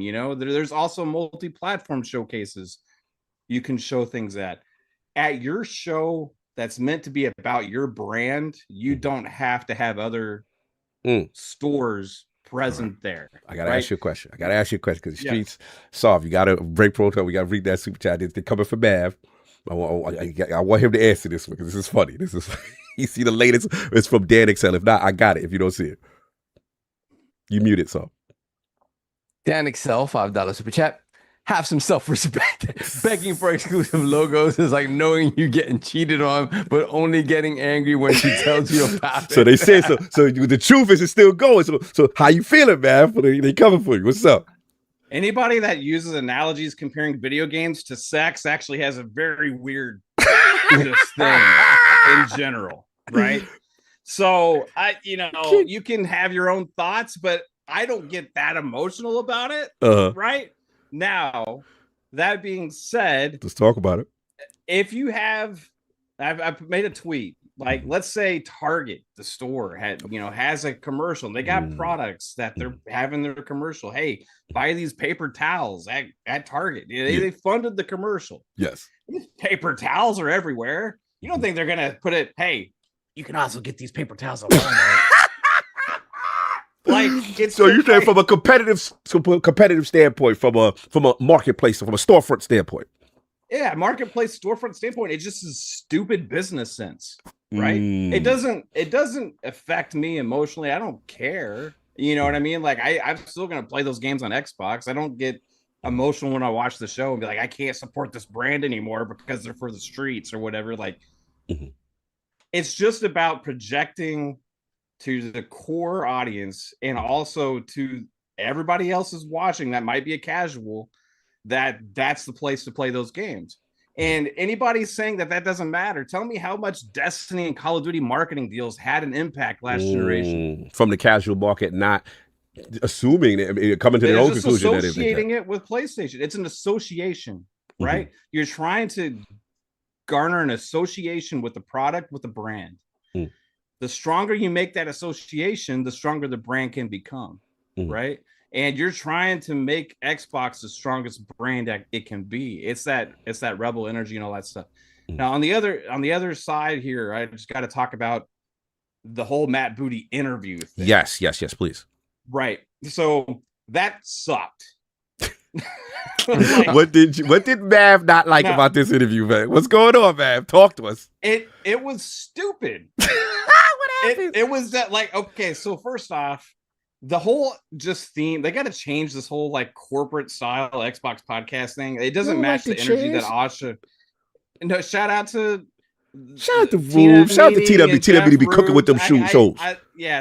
It's great. It's just too bland, corporate-esque, like scripted. You know, like it gives people PTSD over the last 2 years when they saw that, right? Because it was like, we got this Asha energy, rebranding Rebel, we are Xbox, bringing in the green, and it's like, hey, here's a scripted question, give me a scripted answer about logos. Clearly, they wanted to get in front of that logo. They definitely did. Yes. And the strange thing about it was, this whole thing existed purposefully to avoid the landmines that would have been there on the showcase. So that way, these discussions aren't happening on Sunday after the show. Correct. They don't want the showcase to happen and have the conversation that day be all about the logos. They don't want the conversation to be that day about the Fable delay, right? They don't want the conversation to be that day, where's Helix? I thought we were going to see Helix. So like, let's get these things out of the way. Set expectations. So they knew these were core potential controversy or landmine issues. Yeah. Right. Agreed. And that's why they ended with that one specifically, because they knew that was one of the biggest things, because they know in the player voice thing, exclusives is the top thing. Oh, yeah. Right. So they know the way the community feels. So the weird thing was, they knew it was a landmine. They had this thing to address it. Matt Booty smiles and says, this is the good thing. We're transparent. We are trying to do the thing that we set the precedent for before, and we think it's good. And then that blows up, and then Asha's like, this was a miss. We own it. They knew it was a miss before they did this. That's why they even asked the question. Like, they already knew it was a miss, right? So it's like, the whole thing just seems staged to me. Right? Okay, this is a different angle. I see where you're going. And I would rather them have just owned it either way and not done that whatsoever, because you're kind of dampening the excitement for the showcase. First off, real quick, Mav, how do you own that? That's what I'm saying. Like, how do you? Like, that's how do you my come question. out there and be like, "Yo, we got the other logos on there. Well, just deal with it." Now, imagine, imagine. Well, you don't even address it. You just let the show happen. Oh, so you so you want the lack of transparency on the logo? But imagine it all happening after the showcase and that becoming the story as opposed to all the announcements. But then you can see the reaction, and you can come out with something like, "Hey, like we understand the feedback. We've been addressing this. This was the way we've been doing it, and we're looking ahead at how to change it in the future." I will push back on.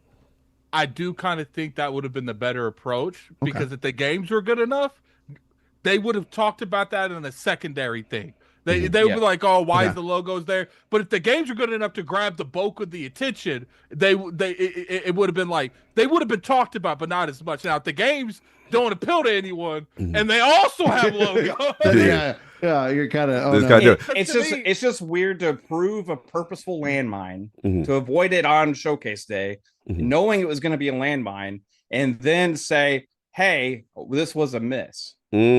So you believe it's a unified front? They knew coming in it was going to be a landmine. They knew coming in, let's talk about it with a pre-scripted question to ask, and then kind of like, I guess they ended it with that, and Tina Mina's like, "On that note, let's get the hell out of here." I mean, that's the way it pretty much ended. Okay, that's an interesting take. I agree with him to a degree. Okay. I don't think that all of it was scripted. I think that obviously they scripted the question. Yeah, but I generally don't think Asha thought it was going to be a big deal. Like, because we got to remember, she has only been in around for X amount of time, which isn't a lot, and this is her first showcase.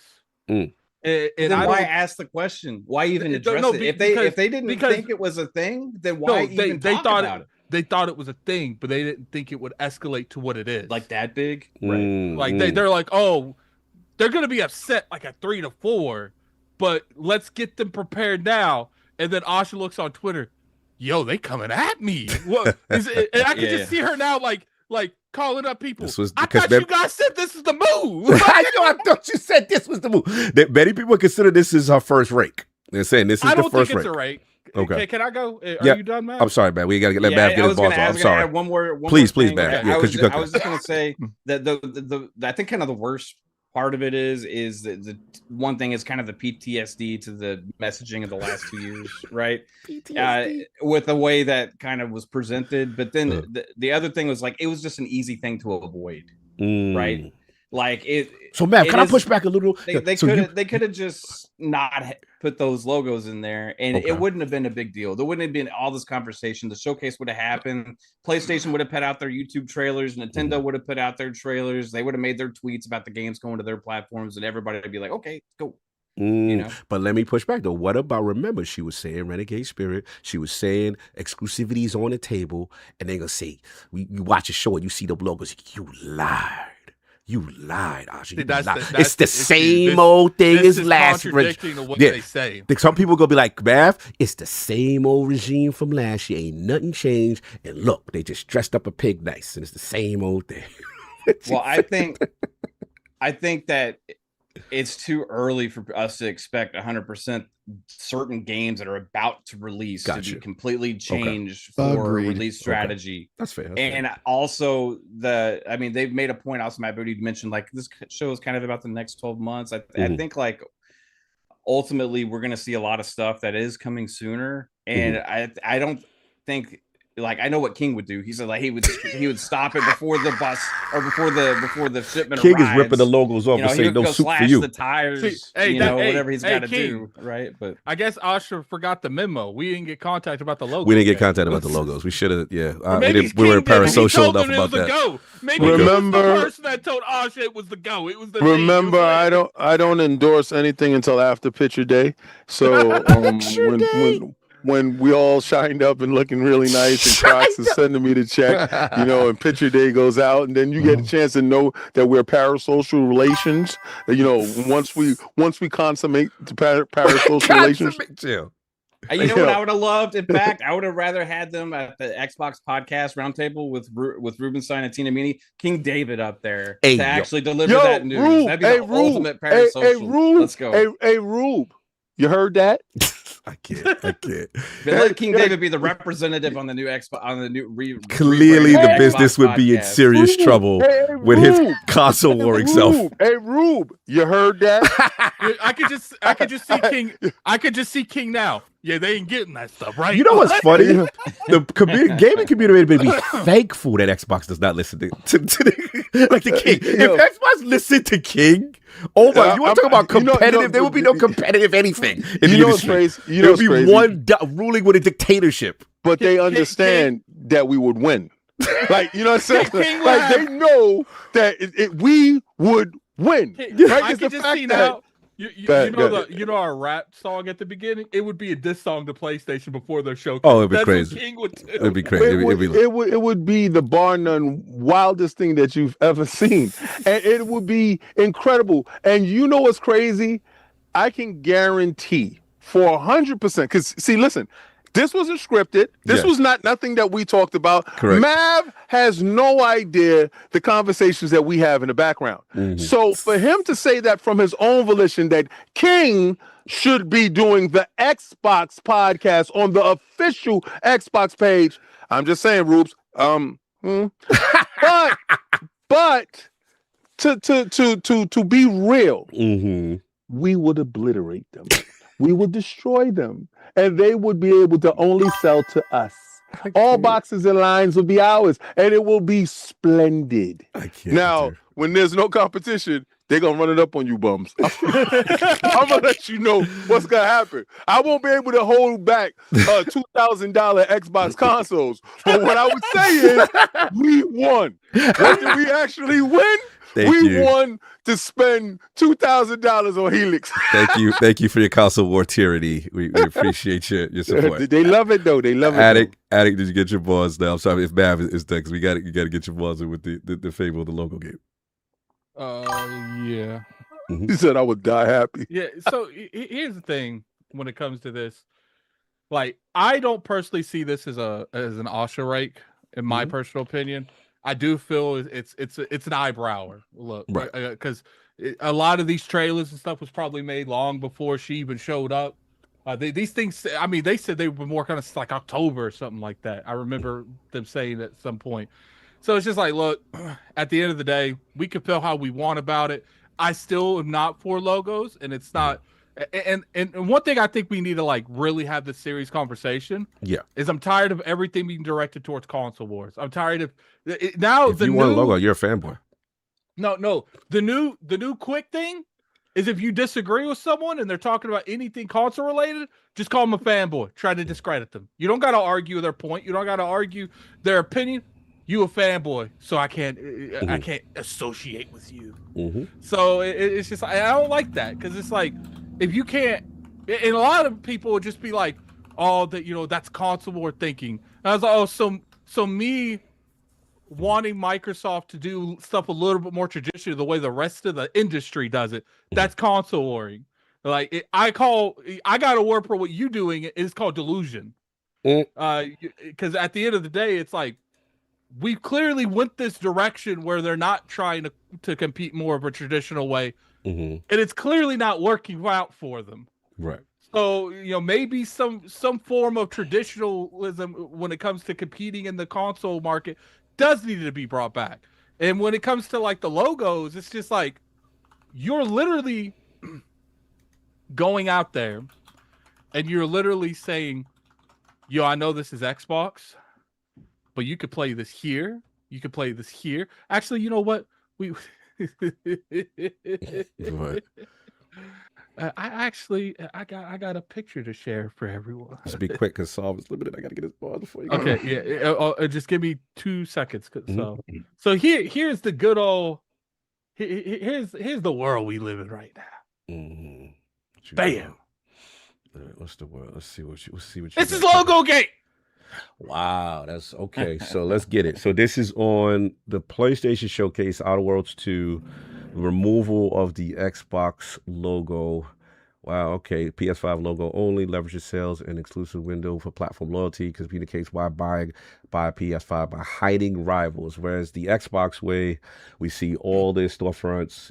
He says devalues consoles, create indifference, proves the platform is secondary, dilutes value. Okay. I mean, there's obviously clear as day what the point is. I guess the question then becomes it's what is the goal? Because if the goal is to be a publisher, then that's something that a publisher would do. I think the issue, but hold on, to your point, the messaging that they seem to be exuding is like they're going to be competitive and, compete against the opposition, which would then what PlayStation Nintendo does, right? Which is not show opposing logos on their storefront. So it's like identity crisis in a way. Yeah, and see, here's the thing: like people would say, "Oh, they're multi-platform, they're publisher." Okay, and I was speaking that publisher term last year until Mike Booty and Asha went on the stage and said they are not a publisher and they are focusing on hardware. I forgot about that. Yeah. I can only go what the company tells me to they go themselves, with. Yeah, they themselves. Like they're telling me they trying to give some we about the hardware, it's the center of our world kind of stuff, but then they give me the most crazy, but we eat for everyone. Yeah, it's conflicting energy. It's telling two different things. I've never been against the logo stuff. It's always like it doesn't seem like the right move. I've never cared though, up until Tom Warren showed me. Yeah, when I saw, and then it's also one with Doom the Dark Ages like this. Yeah, no, it's everything. Halo, all of them. Halo just says 2026. So, King, we gonna make some nice bars, man. I'm gonna give you the song, and King, you gonna take the thing we did together, and you gonna erase all of my existence off of it, and you gonna post it on your stuff. I'm still there, and if they know who I am, they know who I am, but I ain't there. It's just that is wild. That Microsoft is letting this happen. They're just sagging nutsack says, but Addict, why do you care? Oh, I care. That's cool. We'll get to you sagging nutsacks in a minute. Here's my thing. Microsoft is allowing PlayStation to take marketing cues from their game, go back to their headquarters, and be like, okay, yeah, see all this logo? Yeah, I want all that off. Okay, but we made that all that off. Like to the point where maybe Microsoft is doing it for them, because I don't know if I feel like I don't know if they take marketing cues like the Outer Worlds 2 and they alter it. Part of me feels like the people that created the marketing would make that trailer for them. They wouldn't alter the marketing thing that they did. So if that's the case, which that's pure speculation, they are literally allowing another company to take all the logos off the game they developed for, they published for, they marketed for, and go on their platform, on YouTube, on everything, and say, yeah, it's cool if you rip all of our stuff off there. That's fine. We with it. It's like, at that point, okay, it's still on PlayStation, but you ain't marketing it. Like, it's like, if you want to put PlayStation 5 on your YouTube channel, then you don't get the video. You ain't putting your stuff over there. You get the game, but you ain't getting the video. That's why it's just like it's so weird, because I didn't know this Outer World stuff. I don't be checking the PlayStation YouTube channel like that. Yeah. I didn't know this Outer World stuff was going down like this. I didn't know they were stripping logos and just putting PS5. Like Xbox's bottom part is literally filled with platforms, and PlayStation yeah, you can get this PS5. Hey, not over here, brother. To Addict's point, real quick too. Like did y'all see the Strangers in Heaven thing that they did? That was absolutely fire. That they put together, right? That's a third party game, right? They put it together, put all this effort, went out there, filmed all this stuff, marketing the game, have this presentation for it, and then at the end of that trailer, the whole thing, the stream, Xbox Series X, Xbox on PC, Xbox Cloud, Steam, and PS5. They get absolutely nothing for that game if it releases for Steam and in terms PS5. of logo game. I still don't like that, but at least that's third party. That's something someone else built. But like, what is the benefit of Xbox? It's not a benefit, but what I'm saying is this is worse. I get they it. built these studios. Some of the first party Xbox games, sort of. They funded the game. Yeah. They funded the marketing. They put together the actual terms they wanted of the marketing, and they're like, yeah, when it goes over to PlayStation, it is totally cool with us. Right. If you rip everything else, but because it's beyond the reason they do is because it gives the illusion from people that's just looking at the trailer that it's only on PlayStation 5. Now, obviously, I gotta ask Mav something again. You were saying that straighter than I know, straighter than heaven. You were saying what you were saying again? I just wanted to hear your point again. It's a multi-platform game right. that Xbox has a marketing deal with, right? Right. They put together that whole presentation thing. Tina Amini and their team went out there. They filmed that stuff. They did all that huge production, marketing this game. Now, if that game sells on Steam and PS5, Xbox receives nothing. Nothing.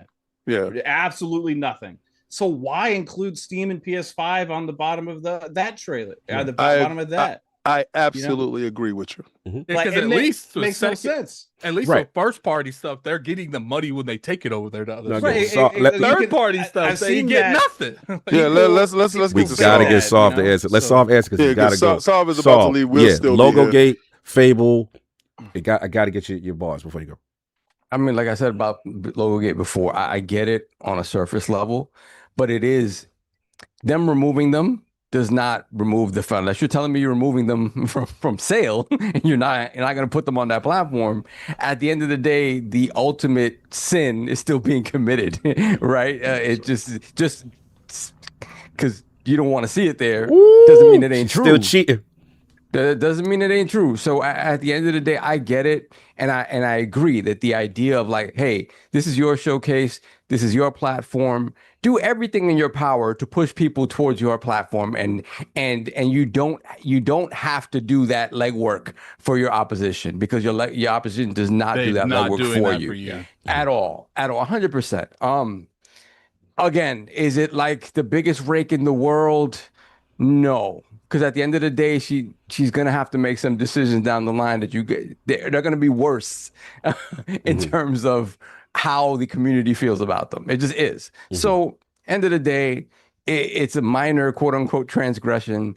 Let's see how they figure it out moving forward. But at the end of the day, it ultimately doesn't matter that much if more games continue to go to other platforms. And I'm not saying that's either right or wrong, right? But as I stated before, if you're committed to selling me a box next year, next year or whatever, next generation, you have to give me reasons to want to purchase that box. And putting your game someplace else was never going to bode well for that. So let's see what happens with that. Fable delay, same thing. Fable delay. Look, at the end of the day, I feel like they were just waiting for an internal, proper, concrete answer about GTA. So you locked in? You locked in GTA? Yeah. It's November. Yeah. All right, cool. Bet I'm out. And that's fine. At the end of the day, the streets are hot. Like the block is hot. When you tell me that right now the highest rated game of the year is a pixel art ode to the Game Boy Color and Link's Awakening, there's a lot of games out. There's a lot of games out. It's very easy for you to get lost in the shuffle, no matter how excited people are for Fable to come back. So yeah, as of right now, but you did kind of put it into what we playfully deemed the new November. Like February is no slouch in terms of game releases, right? So maybe that even has to shift again, depending on how much spotlight you really want for this game. And I imagine you want there to be no other conversation around this game for at least 2 weeks. And maybe that's that's hard to do. But yeah, you want to be able to put this game in a place where there's no oxygen being taken away from it. So yeah, it's the best thing to do. You make sure that questions about polish are out the window. Obviously, when you have Playground, the expectation is a highly polished product. But I do agree that the last time we saw the game, it, you know, despite them showing a lot of cool stuff that Fable fans are excited to see and feel is, you know, is core to the franchise. Yeah, I do feel that it was a bit sort of directed and orchestrated, and it did show that it still needed work, right? And my hope is that with this delay, whatever they do show next week is more along the pure gameplay and like, hey, this is what the gameplay is like. This is what it is. This is how, you know, where we have it now in terms of performance. And now they've given themselves another 8 months to make sure that performance is where it needs to be. So no beef with that at all. And final thing, because I know you're gonna miss the prediction part. Yeah. So just you know, what you're looking to see, what you hope to see, and a mic drop moment for you before you head out. Let me see. Mic drop moment. I don't know, man. Just bringing back some kind of dormant franchise, right? Okay. I don't know. People talk about like Persona 6. That's not dormant. And your knees are dormant. They are dormant, and they will stay that way, sir.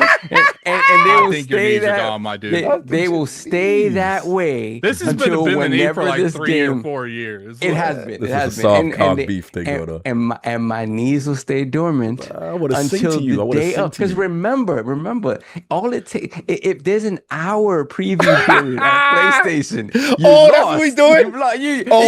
So if it's multi-plat and they get an early release beta or something, if PlayStation gets an early release, you're done. You're done. This is we've had this conversation already. Fighting with his life. He done. Especially if that's, you know what, if that's at the showcase, with the knee in person. Nope. No doubt. But no. Yeah. I mean, in terms of like, obviously they talked about like it's going to be the next 12 months, right? So it's not a whole bunch of surprises necessarily, but look, my hope is that, you know, we have id maybe working on Quake. I would love to see Quake coming back. What else? I mean, I have the same the Banjo Kazooie, you know, stuff. It's like somebody did make Banjo already. Like, you know, TT Games or whoever, like, let's just make some Banjo or something. Let's bring Banjo back. In terms of third-party stuff, are we finally going to see Splinter Cell? And when we do, it should be on an Xbox stage. Just it should be, I think. But we'll see. A funny moment would be Shift Up Stellar Blade 2. Just you know, just showing that they're for the streets. Obviously, it's not going to be an exclusive Xbox thing, but if they were able to get that onto their stage, I think that would be kind of hilarious. Okay. I would love to see that. Let me see what else in terms of like I said, we know what we're kind of getting. Yeah. They said nothing about, they're not going to be talking about hardware or anything like that. I don't know. If the initiative to digital is real, maybe they say something about that. Maybe they talk about, maybe they opened up back compat a little bit more and we get some more titles in back compat. Yeah, and a deeper look at Campaign Evolved, right? And hopefully some of the fears people have with that gets sort of allayed a little bit.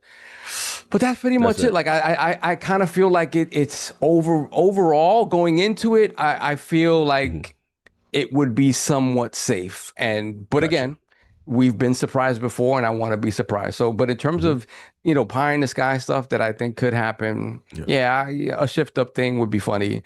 And bringing back an old franchise would be funny. And we'll see how people would react to a digital program or something like that, or more back compat games. But I don't. Again, I'm not expecting anything, you know, bombastic. But who knows?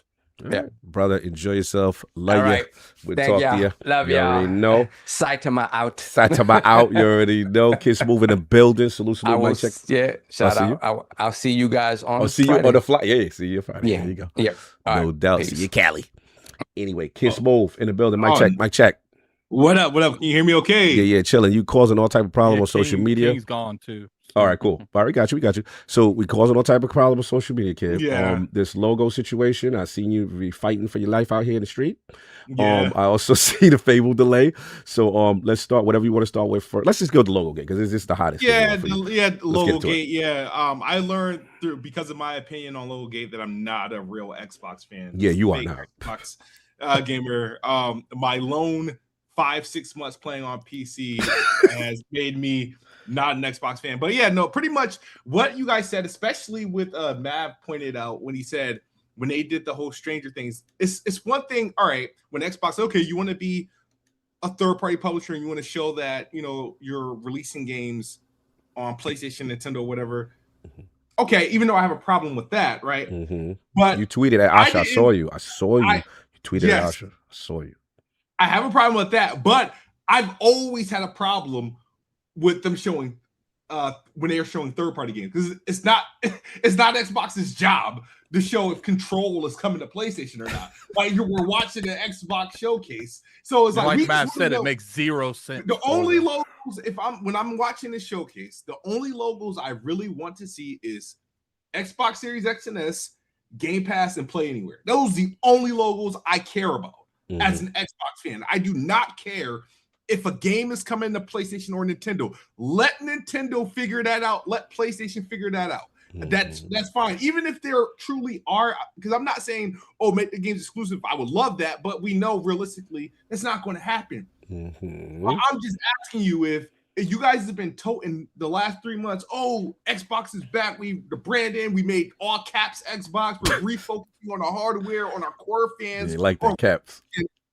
You're doing all this. I was like, okay. So one of the obvious things is the stuff that got y'all in this problem, you would like sort of reverse. And I think this was the easiest win. We know you ain't going to strip away no exclusive, but the easiest win is drop a PNG off of an image at the end. Like I thought that was the thing you could do. I was like, that would be like, okay, cool. This is truly for us. But the biggest problem I have, and I know a lot of these people who share the opinion that I'm speaking against are colleagues of the podcast, but I just don't like the disingenuous attitude that people are seeing, like, and it making us feel like foolish and dumb that like, oh, we're bad for feeling a way about logos. They're making like, oh, it's just logos. Like, wait a minute, guys.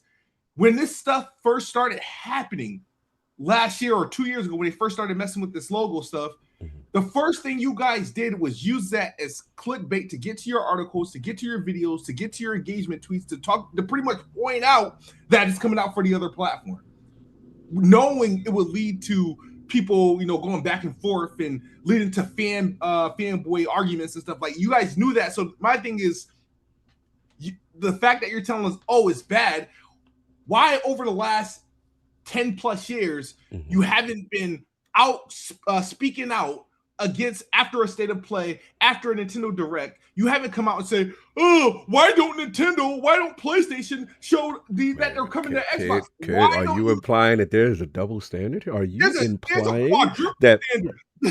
Okay, I see what we're doing. You're going down this path. It's dangerous. I'm trying to protect you. This path because why put the Xbox fans on Front Street who are mad that they're going to be showing logos? Like, why are you going to, you're pretty much saying you're going to, what's the word, gaslight us for feeling like, oh, this is a problem that they're showing places. They don't care about the brand. They're not being competitive. They're pretty much undermining their own product. And PlayStation's going to do the same, going to literally take whatever trailer they show.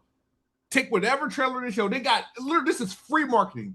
And they're going to upload the same exact trailer and just strip all Xbox logos off. Addict don't like that. That's what they're going to do. Not like that part. Good. So no, I don't. The reason why I have an issue with a lot of these content creators is that because that means if all these showcases we've been watching every year, you should have been speaking up. Like, man, like when you had the question, is this PlayStation exclusive? We watch a showcase. If they show Madden at a PlayStation showcase, we know it's multi-plat, right?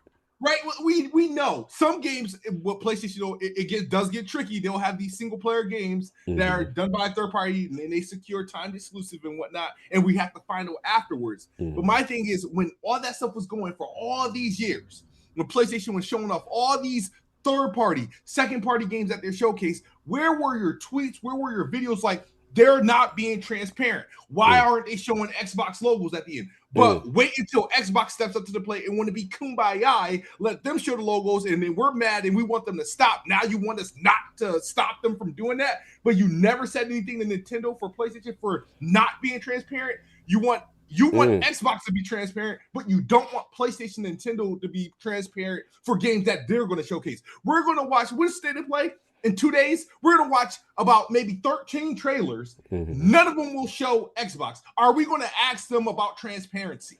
So you want the same energy? I guarantee you that the same energy will be kept up because a lot of people know if they don't say nothing now, the people gonna be on their head. Like, they're not saying anything, Addict. Don't even act like that. Let's stop that. All right, let's stop because these dudes is absolute complete frauds. You know, they sit there and they allow PlayStation because what they say. Well, the market leader doesn't need to announce a third place entry and any grace. Okay, let's stop that part. They're not the market leader. Let's get back to that part. All right, let's get back to the reality of it.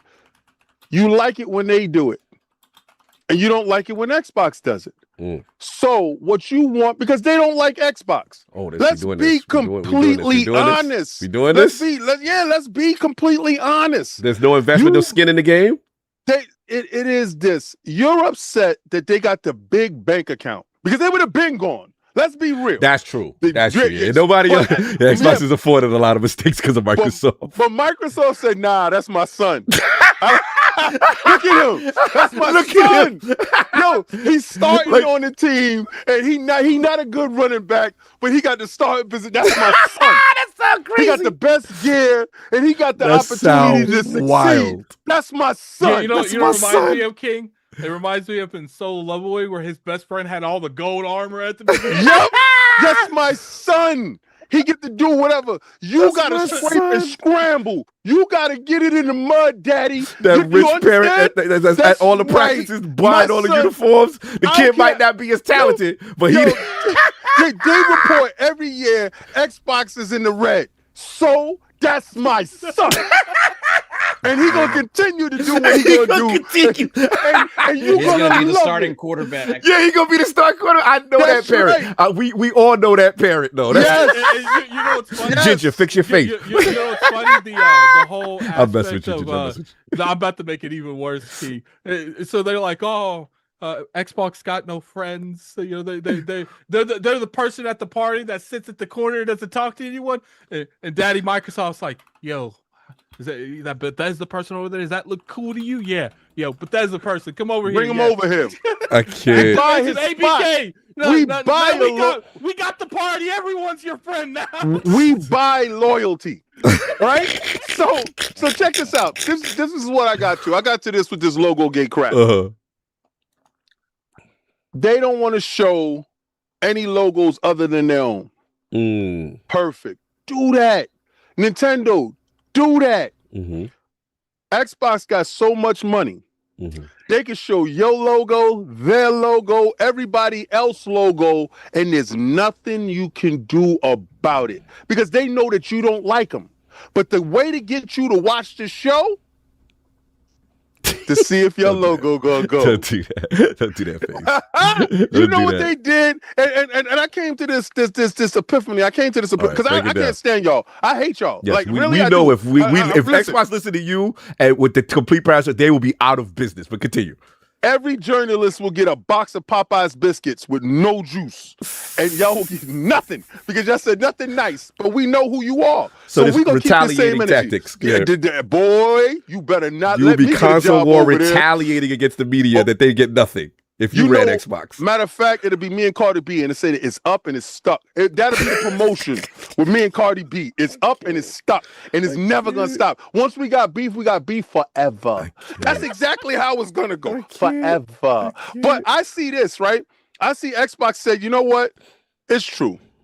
No matter what we do, these dudes will continue to throw us in the mud. They put them games over there. Do you see now that these journalists don't know how to act? Like, oh, well, you know that Xbox game is kind of good. Because you don't know if it's coming to your platform. So you got to play nice. They forcing you to play nice. And now PlayStation dudes got to watch the Xbox showcase because you want to see what games is coming out. So now you're over. Listen, I don't like it. I don't love it. I hate it. I really do. But I understand the science in it. The science is that you idiots hate us, but we're gonna make you love us. You know how you gonna love us? You know why? Because your logo here.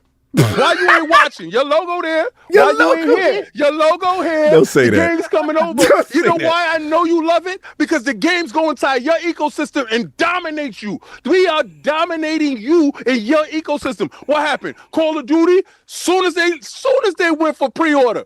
#1 pre-order game in the store, the Vaulted Edition. You spend that bread for us. We know how you like us. So at the end of the day, yeah, your logo gonna be there. You know why? Because you gonna watch. And maybe that state of play, the views is lower than the Xbox show. You know why? Because dudes know Xbox games ain't gonna be there. But you know what's gonna be at that Xbox show? You. Because your ass wanna see what we got coming out. So I understand it. You understand the business. But if it's for me though, listen, I ain't gotta agree with it. I understand it. But I'm gonna tell you this: if it was me though, that was a ball. I swear to God, I will have videos with people walking around as they hand you your Popeyes biscuits, and we forcing you to eat it, and we giving you no beverage, no drink beverage. Watching that not get stuck in your throat. Because that's what you're gonna get from us. But I see they're geniuses. King. They have like a glass of water and an Xbox glass. And they're like, water, like, oh, you only got the Xbox. I can't with y'all. We got Xbox water. Considering the landscape, should PlayStation be able to just broadcast the show? What? Hey, Xbox yo. show? That would be wild. That'd be different. You know what it'd be? It'd be the most watched show on their platform. And you know what's funny? Even though that most of these games are coming to PlayStation would never do that. You know why? You know why? Because my mother told me this as a kid. I never understood it. This is about to be a crazy analogy. Go. Yes, here we go. She said, "You're cutting off your nose to spite your face." Yeah, I heard that. You know, that's a West Indian. You know that. Yeah, you know that. You're cutting off your nose to spite your face. You hate your face so much, you cut off your nose. That ain't got nothing to do with it. You're idiot. You're idiot now. Right? You're idiot now. You're doing stupid things because you're cutting off your nose to spite your face. Listen. This is how dumb they are. And this is why I gotta respect Microsoft and Xbox. Xbox had a 5-year-old game. This is the experiment for you stupid idiots. They had a 5-year-old game, Forza Horizon 5. They say, yo, it's sitting there. Let's send that over. They send it over to the tune of 5 million sold. You guys can make money. You would literally go out of business before you put the game upon Xbox. You know why? Because you cut off your nose to spite your face.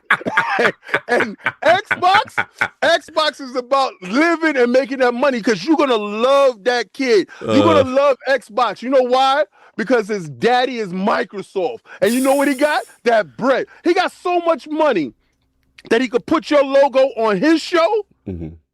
And he know your ass gonna watch. I can't. You know why? Because his son is Xbox. Stop saying that. Stop saying that. This is my son. I don't like that. That's my son. You know, that's my like son. that. I don't like that. That's you know very entitled, rich energy, and I don't like it. That's my son. He's gonna do whatever he want to do. Yo, why is he allowed to? That's my son. And you know when they say that, you know when they say it with that conviction. That's my son. And I'm so happy that you guys hate it. You know why? That's my son. And you gotta like it. And it is good. And you know what? We're including you. We're including you. You should be happy you included. You should be happy because you ain't got nothing this year. You should be happy that logo's popping up. You should be happy you watch the show to see good games. And why, King? And why? Because that's my son.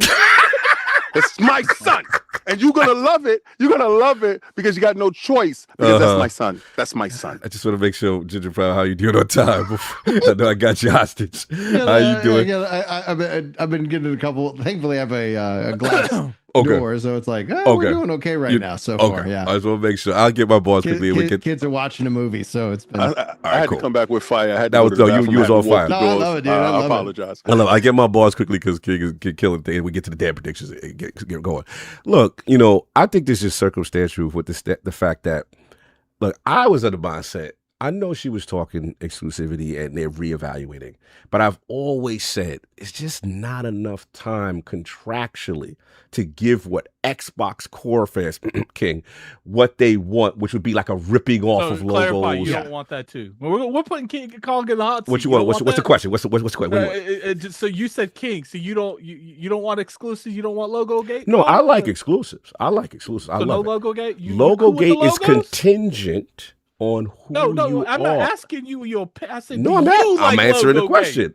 No, I'm gonna ask you the question. It depends on. My mom always told me, Momma Cog always told me, when someone tells you who they are, believe them. Yep. They have an identity crisis. I don't know who they are, right? So 1 minute you beefing, you gangster, you competitive, right? Then you get hit over the head. Next thing you know, 4 games. This is an experiment. All right, so now I'm reading that. Oh, you went religious. You're no longer in the street. You're no longer gangster. You're for E for everyone. Kumbaya. Okay, that's what it is. That's what it is. I don't necessarily have to like it, but I understand if this is what you need to do to survive. So at that point, I'm like, okay, you're in survival mode. Maybe Game Pass is next. The experiment has failed. The ABK situation has failed, and this is the new thing. And even though I don't like it, I do come from the idea of exclusives and the old model and going, but you're showing me the data that they're buying Forza Horizon. You're like, look, Cog, I'm making money. We're alive. Don't you want us to make a lot? Hey, we got you Ninja Gaiden 5. I'm like, yeah, I do like Ninja Gaiden. Damn, you did fun to stay. You know what I'm saying? Damn, you gave me all the game. I'm like, all right. You know what I mean? I don't like it, but who am I to tell someone I don't like that's making money? Right? So that's where I'm at. Now she comes in, right? Renegade spirit. We're going back to the essence. Here it is, baby. We fighting. We raw. AI is trash. We don't want. Oh my God. Oh, okay. All right. Hey. I didn't know this. This sound like Peter Moore, right? I'm like, ooh. I said, be careful though, because you talking tough. You talking real tough. And when you talk tough, people gonna check your chin and see if you gonna follow through, because they gonna pull up the receipts in 4K when you was talking tough. I think she's starting to you realize what was she's saying doing now. renegade, and you gonna say core is more. Oh, we got it. So that's why the logo was on your headpiece, because they don't like you was talking tough. You rallied up the base to be like, yo, it's back, Xbox.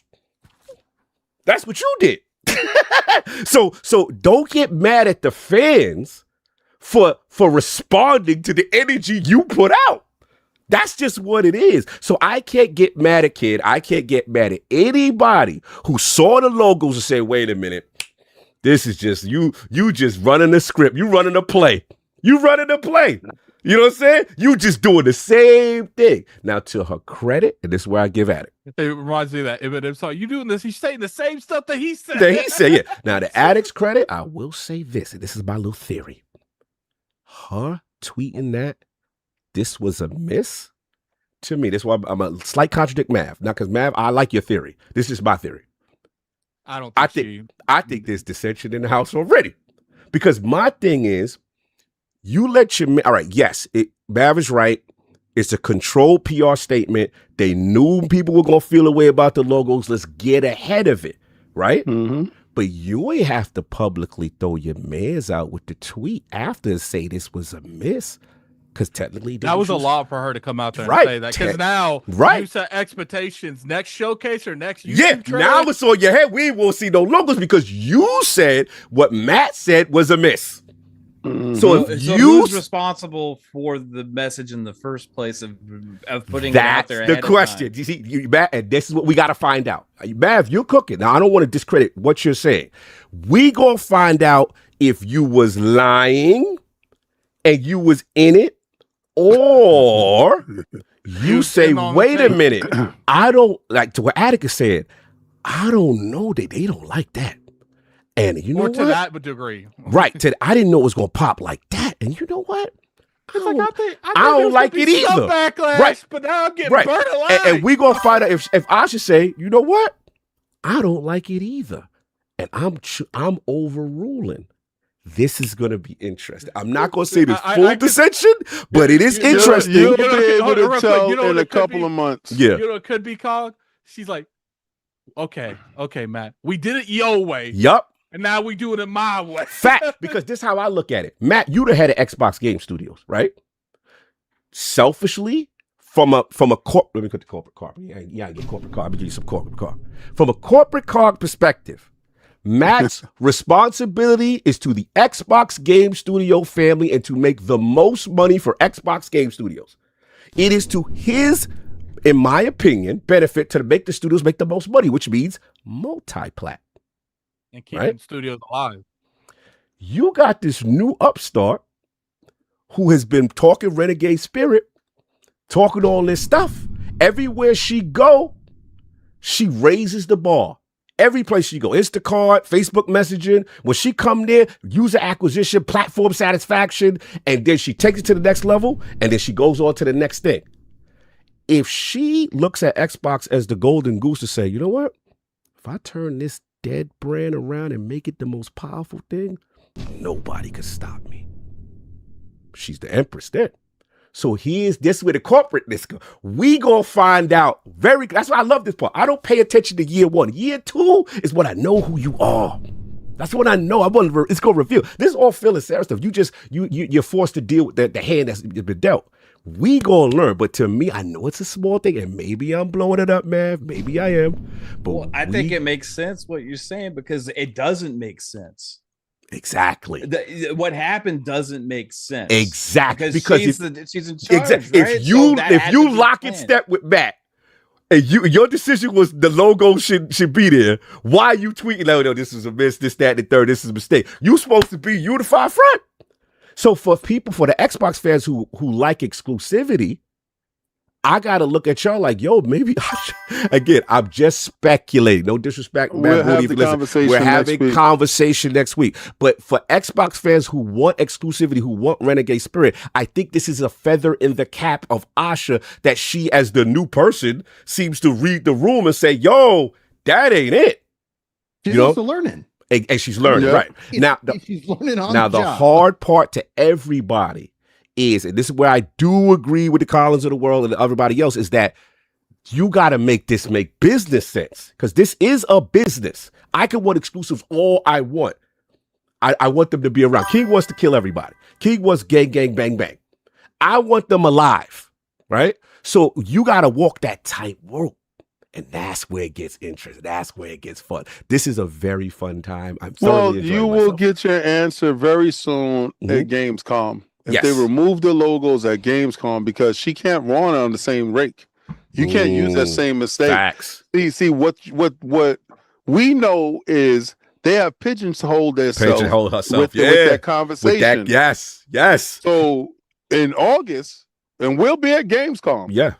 I better not see a logo. It's what Mav said and Ginger Prime said. From this point on, because of this Asha tweet, she said this is a miss. If we see the logo, she's fried.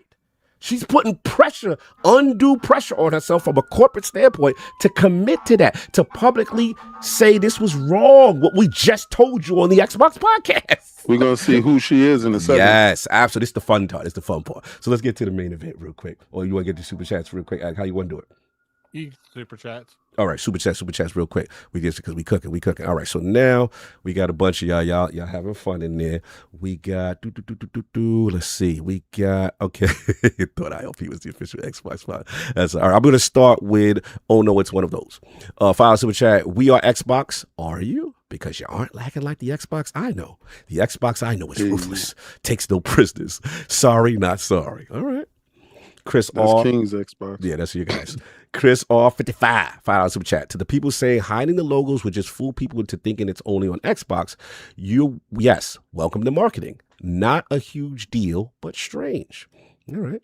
JD Gamer, $10 super chat. For all that journalists out there who say that I don't want to look around to see if there's going to be a PS5, I say it's not Xbox's job to market PS5. It's your job to report what's going where, so do your job.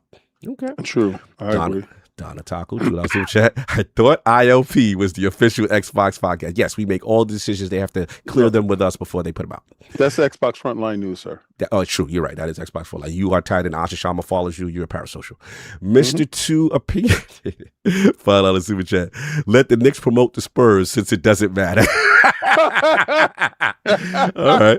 That's good. That was good. Mikey B, $5 super chat. It's gonna open with the same kumbaya message that y'all gurgled up, saying exclusives are outdated and now turning against, but will slurp up, gulp up. Pause. All right, you're doing too much with that. Nobody's slurping and gulping, bro. That's what he said. I'm not talking about you. Oh, okay, yeah, I'm talking about that. Yeah, you putting the extra on the sauce. That's extra sauce. That's extra sauce on. THX, my man, $2 super chat. She said it was an open relationship. Entanglement. That's wild. Messy. JD gave a $5 super chat. Someone tell why we have we using these words again, ponies and pony bots running around every Xbox YouTube channel I can find. Why are you talking about Xbox if all you ever liked was Xbox 360 fake? Oh, okay, so you don't like people on the platform. I got you. Sagging Nutsack, £2 super chat. But Addict, why do you care? Addict. I'm my biggest question is why do you care that I care? Okay. Mikey B, $5 super chat. Why we care about logos when the game gonna be there? Come on. Nintendo and Sony publish exclusive games. Xbox doesn't. Okay, but once again, third-party stuff, it's everywhere. Why does PlayStation hide that? Well, like, what? Why isn't that energy tossed anywhere else but Microsoft? Oh, we know the games are going everywhere. We know all these third-party games going everywhere, but the only energy that goes to Xbox to hiding it. Like, interesting. All right, then we got Mikey B, $2 super chat. The studios want to sell games. Game Pass doesn't. Okay, interesting. Negan Why do on the they right. act like Game Pass is Xbox's only business model? Right. Like they don't sell games. Like you can't buy games digitally, physically. Like no, you can't play games through the cloud. Xbox only has Game Pass. Like Game Pass is killing Xbox. They're acting like this is legitly a Netflix. It's ridiculous. Negan on the right, remember for 14 months. Xbox needs to stop touching toes for Sony.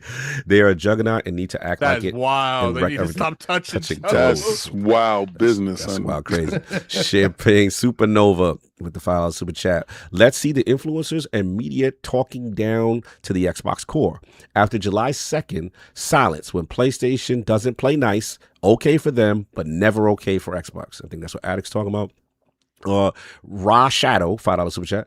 Xbox devs don't give up about your console war. They want PlayStation 5 sales, and that's on Union and them. Sup, King? You think that they want to sell as much as possible, but we've saw that only 20% of games that go over to the PlayStation ecosystem actually sell. So again, if they do want sales, they wouldn't be putting it there. They'll be worrying about the PC. I mean, if you want to keep your facts straight, just keep your facts straight. PlayStation is not the first option. Actually, they would be the last option, to be real with you, because looking at the market leader when it comes to consoles, which is Nintendo, you will want to place your games over on Nintendo's ecosystem to actually sell games because they actually buy games. PlayStation themselves is cutting off their nose to spite their face. You didn't see the segment earlier? Please, sir, please don't come for me unless I send for you. Bye. Messy. Sack, £5 in chat. Microsoft has been down this path and it never worked. So why should they continue to do it? They want to sell copies, not exclusives. All right, I feel you. Just stop telling us you're being competitive and you reevaluating exclusives. Yeah, just go multiply. Yeah, just say it. That's all we say. You know what I'm saying? I agree. Champagne Supernova, $5 for chat. McDonald's just dropped an ad meal with Coke. Didn't disclose that Burger King sells Coke. Shaking my damn head. Double standards. Keep that energy. June 2nd to PlayStation. All right, you on it, baby. All right, THX again, $2 super chat. But Bungie favorite PlayStation with Destiny Alpha built in 2013. That is a bar. That is true. I remember that. You had exclusive exotics and all that. Did you probably remember those days? Oh man, that's crazy. But we accepted it. Glassdoor Gamer, Nishino, the Machino, got rid of the Western colonizers. Oh, it's Sony talk. Y'all don't worry about PlayStation. We going back to the PlayStation 2 era. Even King knows he got a Pro. King, speak for yourself. I do happen to have a Pro. I do happen to have a PlayStation. I do happen to understand that, again, you guys are going to be spent out of business because that's my son. I don't like that. THX, super chat. You can get away with anything there. Greenberg tweeting after State of Play about games on Xbox. Yes, he does do that to let people know that they are multi-platform when PlayStation does not reveal that they are multi-platform. That's right. Xbox. Donald Taku, shout out to the homie, $10 super chat. It's crazy how disingenuous gamers are with Xbox. I saw a big Nintendo YouTuber reply to Smooth and straight up lie, saying that Nintendo also puts competitive logos on their directs to discredit him. I've never seen that. I've never seen that. Wow, that's crazy. Yeah, that's great. I didn't know about that. I've never seen another logo But on a hey, Nintendo show. that's not his son though. That's not his son. No, that's true. Facts. Great Mongoose, Microsoft. That's my son. Yo, that is going viral. THX. Baba Cog. That's my son. Yo, they stupid. Hollywood rules. Shout out to the super chat. Don't tell me how my food tastes and don't eat there. I know what you're doing. I know what you're doing with that one. All right. The Winter Soldier. Shout out. Follow super chat. Is it yeah, it's the homie. Is it possible Phil made a deal with publishers for another year of competitors' logos due to Xbox's lower market share and participating Game Pass games? I want to jump in on that. I do feel a lot of this stuff is past contractual stuff that she couldn't just get out. I've always felt like the logo stuff came out of nowhere, and it might be some kind of obligation. Yeah, I agree with you, Winter Soldier. I think that's past regime. That has nothing to do with Asha. She can only do so much in that. Tarnished Gamer UK finds $10, £10 super chat. Sony are kings of pulling wolves over your eyes. Sony doesn't do it just for first-party games either. Every company ought to properly advertise games, but let's be honest, corporations aren't your friends. I feel you. You got to be able to make that separation. All right, they're not your friends; they're your sons. That's my son. All right, this is the main event, y'all. This is what we here for. The big one. Prime Mav, we were doing okay on time. I know I got your hostage for, but we here. We made it. I see there's a bonus round. I might not be able to be here. All right, for the bonus all round, good. I got you. We're gonna let y'all set the it off. bonus round's actually pretty fast. It's pretty okay. I was like, it sounds like a great topic. It's hilarious. Yeah, just let him go first. Let's go first. So look, this is it. Xbox prediction. What we here for? The big one next week. You know what you think they'll show? Any bold prediction, and then I need like a wishing on a star, mic drop, grown man tears kind of moment. What Ginger Prime need? Let's go. I'm known for those. Let's go. Oh man. Let's get it. So, obviously, I think the easiest is we know actually a lot. They've already kind of come out. They've announced the Fable, like hey, it's getting shifted. So we know really what they've been building up to for Xbox 25 with what they were originally kind of trying to, in the software market, like as the four horsemen of this year. I think you're going to probably I do think we're going to see something with GTA 6, being that they tweeted out the date. I think that's going to be real exciting to see. But for the most part, it's what we don't know that I'm more interested in, right? Because it's like we know they've got Helix. We know we've kind of seen leaked things of the controllers. We know a lot. What is it that we don't know? And that's like, what do we look to in terms of, okay, what happens after Fable? They haven't been really showing off a lot of their first party, and I'm hoping this time they've been really cooking, and so then they could sit in here and start talking about it. We have to call back to, Perfect Dark getting canceled and that kind of being, all the different stumbles that they've had. Well, they still have all this IP and it would be so great to start to see it. So my first prediction for, that we're going to really see is a huge push, not just with them, because we know that they're going to be Play Anywhere, but we're going to start to see a lot more third party with that Play Anywhere, I like that. kind of marketing aspect. Not necessarily Game Pass. I do think Game Pass will see less of a push, as we've kind of seen them already to start to diminish, unless they're ready to show off like our Game Pass customize your own, Game Pass subscription. But I don't know if they're ready for that. Stealing all bubble. We think too much alike. God damn it. But I don't know if they're ready for that, right? Because like you don't want to. Might be too early. You don't want to start, hey, we're gonna, and then it's like, and leave everybody with like, what does that really mean? Like, if they're gonna make that announcement, they got to come out with like, here it is. Here's how it works, and really kind of remove that ambiguity. I could see them kind of follow it up with one of those like Xbox like highlight posts that they usually do when they don't spend a lot of time clarifying the showcase, but then after the showcase, it's like, all right, we know you got questions.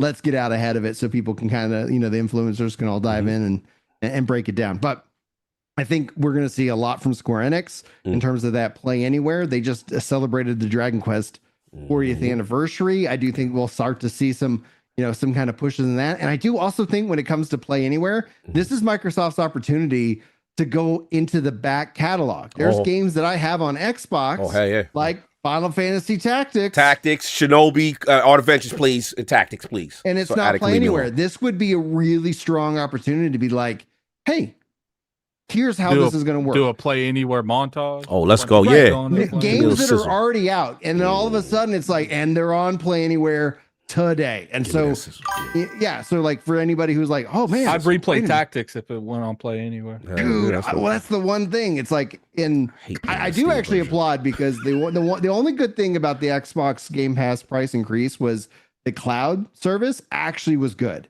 Like prior to that update, like it was the worst of every option out there, and it got better. It's not the best. I still think NVIDIA GeForce Now is the GOAT when it comes to like streaming your games, but I was like, oh my gosh, there was a noticeable difference. And that's the only way, like from Tactics. It's like, okay, I can either play on my console or I have to stream it. It's not the ultimate ideal. So I would love to see something like that where they're going into and that also kind of highlights their push into Helix, because Helix being that hybrid console, like, we've committed like they did with, back compat. I think that's the thing. It's like people were kind of like, oh, it doesn't play all your games. I was like, but they do have a track history of going and doing the work. And it doesn't mean that it has to be like 100% day one, but day one, for the handheld started like in October. So it's like they can continue to start to push that out. And if they make that commitment, hey, we put out 100 new games in Play Anywhere that are already out. Oh, and we're going to keep putting out whatever they feel like they can commit to into that. I think that's going to be kind of a real big cornerstone. That's personally like something that speaks to me. I don't know if that's obviously people they want those exclusives, but I was like, man, no, just give me the ability, because when a game isn't Play Anywhere now, I'm like, oh man, it's breaking my heart that Resident Evil is not. I don't think Pragmata is either, and so that's one of the So it's like, okay, well, that gives me that option. But I do think we're going to see kind of, and this is really where I think when King talks about like the money, that it's his son, that it's at, like, remember back to the 360 era. I don't think they're going to go and buy exclusivity. I don't think they're going to go and money hat. But I do think timed exclusivity or them funding multiple different IPs. And if you want to see me like break down in tiers, it would be something along the lines of a Phantasy Star Online 3. Like bringing back something from Sega. Like, Phantasy Star, they have New Genesis. It's like, oh, it's okay. But to see like with them, it's like, hey, what are we going to build something that's so like impactful? Like I love Phantasy Star back in the day. Phantasy Star and 2, I played a bunch of that, but that was also isolated off into Japan for a long time. They did partner with Microsoft. Microsoft brought it over to the United States. I'm going to be forever grateful for that. But it's also, you kind of feel its age. And so it's like having them sit down and say like, hey, we're going to bring back these classics. Now, the final thought I'll give in terms of predictions, and this is my own, pie in the sky. Let's hopeful. Maybe he's a little bit on that copium drip. So GDC, they talk about their pipeline to bringing game to Xbox. This is a real challenge, because like when it's all said and done, like I've made the argument, 30, 40 million still is a market. There are people who will purchase the games out there, but that development cost is like, well, we're going to lower the priority.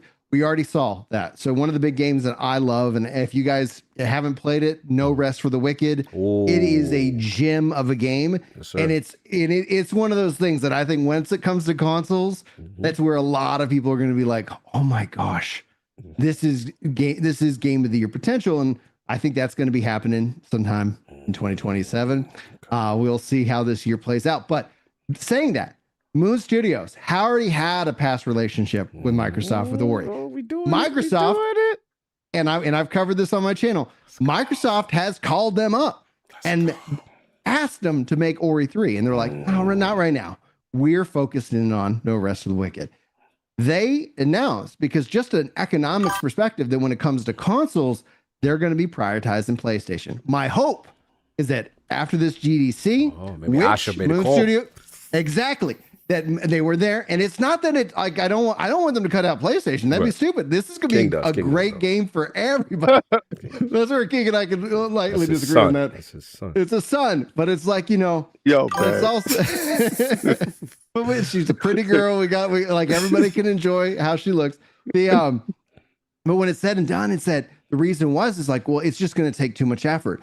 If Microsoft can remove that effort from Moon Studios, it actually benefits them because then they get that same marketing dollar, they get the widest reach possible. As opposed to when you look at it, when you see the timed exclusivity, Final Fantasy 16 suffered greatly for that.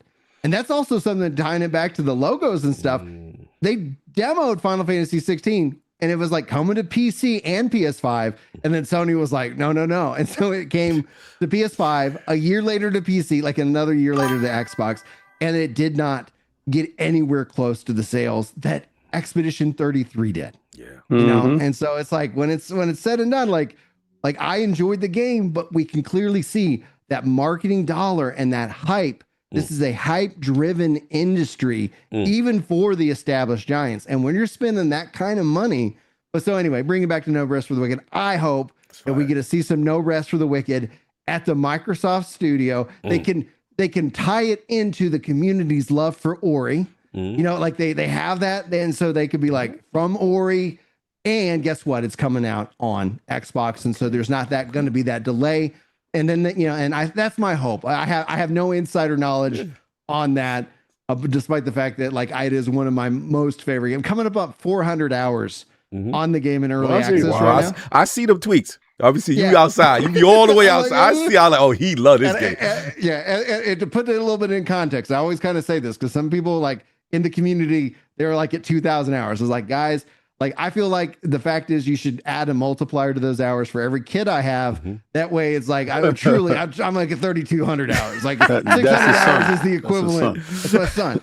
That's my son. So, and then honestly, and this is long shot. Like obviously, PSO3 would be like that would be something that would just like light me up. Yes. The other thing that could really excite, I think, a lot of people, and not that I think Sandfall is ready to do and display their whatever they're working on now, but it would be kind of cool to see if they decide to bring Sandfall up either for just a tease or I don't know if they would do some kind of DLC, something for Expedition 33. So anyway, I'm just saying, like, I think that would be kind of some big wins. It's so loud. Guys, ridiculous. This, pie in the sky, long shot, but I think regardless, like I said, I think people are going to be entertained by what we see here this next Sunday. Tell you, man. So I ain't mad at this. I ain't mad at that. You want to bring that back? You want to announce the sequel? Woo! I ain't mad. Anyway, Bath. I don't know how your time is doing too. Or big DLC. Yeah, I'm keeping you for the wife. Yeah, some DLC or something. After I got mine, I got it. Then all right, you got that. That's what I'm saying. I figured, so I got you next. So let's go, Bath. What do you need? What do you think's gonna happen? And I need something magical. Pine, it's a grown man tears for man to go crazy. What I need is more time to play all these damn games. More money to be able to buy them all. That's what I need. Factual. However, I know there's going to be tons of stuff that I'm super excited for, and I do hope, like Ginger Prime said, I hope Xbox Play Anywhere is a major thing at the showcase where they at least almost every game that we see is Xbox Play Anywhere. I want to shut all of the people that are trying to offer up day and date Game Pass games as a sacrifice in order to get exclusives back. I want them to be shut up and have like day one Game Pass announce the entire show. That's me. Hey, King, screw you. I want my day and date. It's your show, baby. It's your show, Bav. It's what you want. It's all right. No, let's go. I agree with you. Talk your talk, Bav. Talk your talk.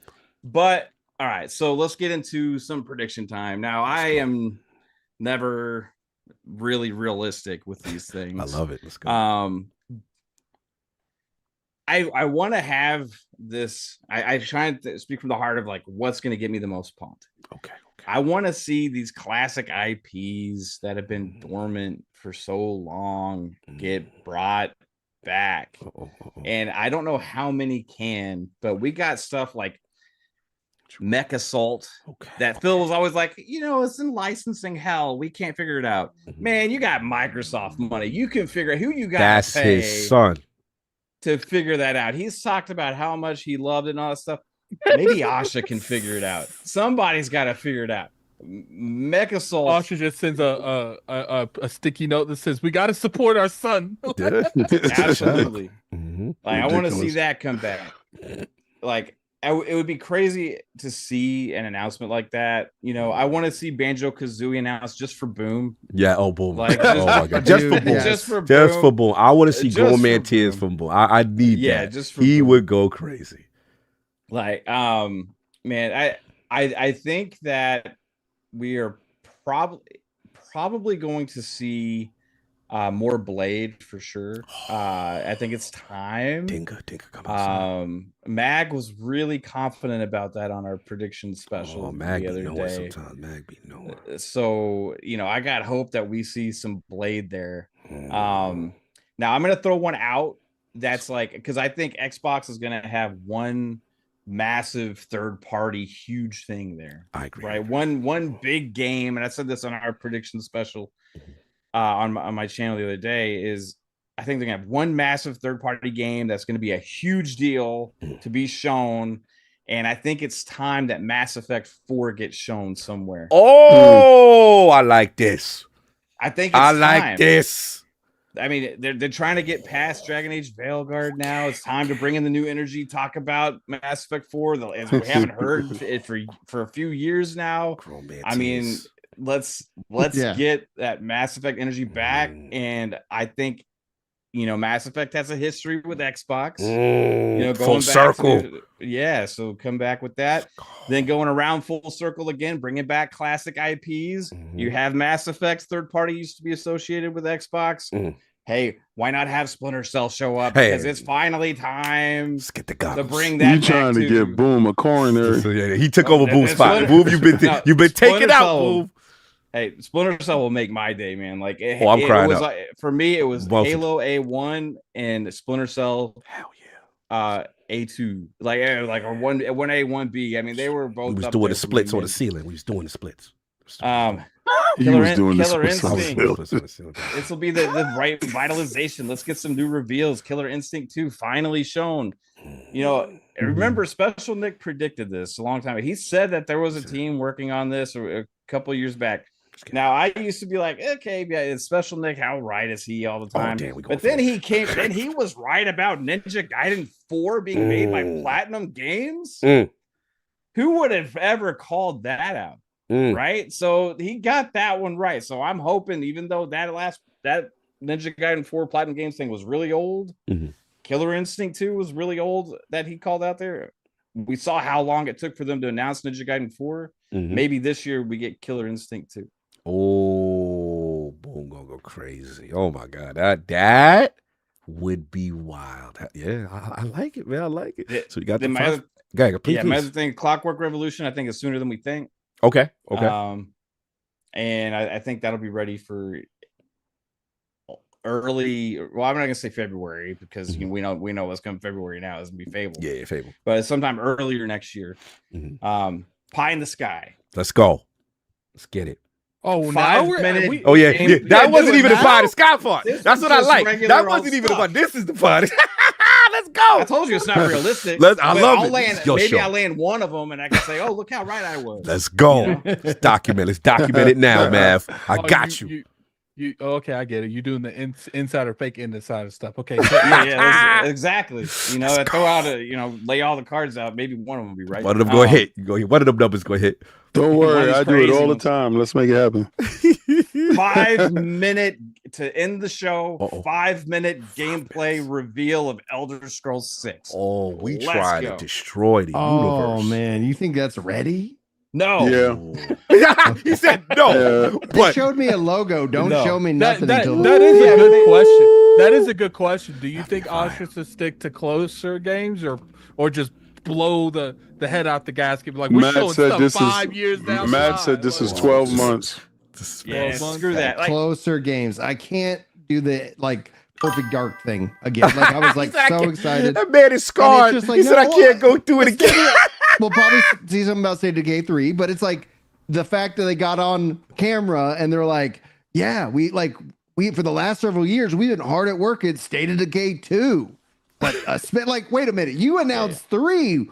What is going on? A small team? You gotta let Mav dream. This is Mav moment right now. All This right, is my dream. all right, I Let apologize. that man dream. This is my shooting for the moon, man. That's This sick. would- Roll man 10. This would melt my heart. Like if we saw like a reveal of the world, the in-game graphics, all that kind of stuff for Elder Scrolls 6. Does Todd come out with the I'm gonna leather make jacket? I'm gonna make the new leather jacket. New leather. You know, whatever, a name reveal. I'm going to make a little bit of a case for it. Okay. Right? Where it may not be as crazy far off as a lot of people are thinking. Okay. Originally, years ago, in that Bethesda leak, we had a full slate timetable release of Bethesda's entire schedule of releases, right? That entire schedule slate has been released. And in order, except everything because of COVID was pushed back by about right. When it was originally slated,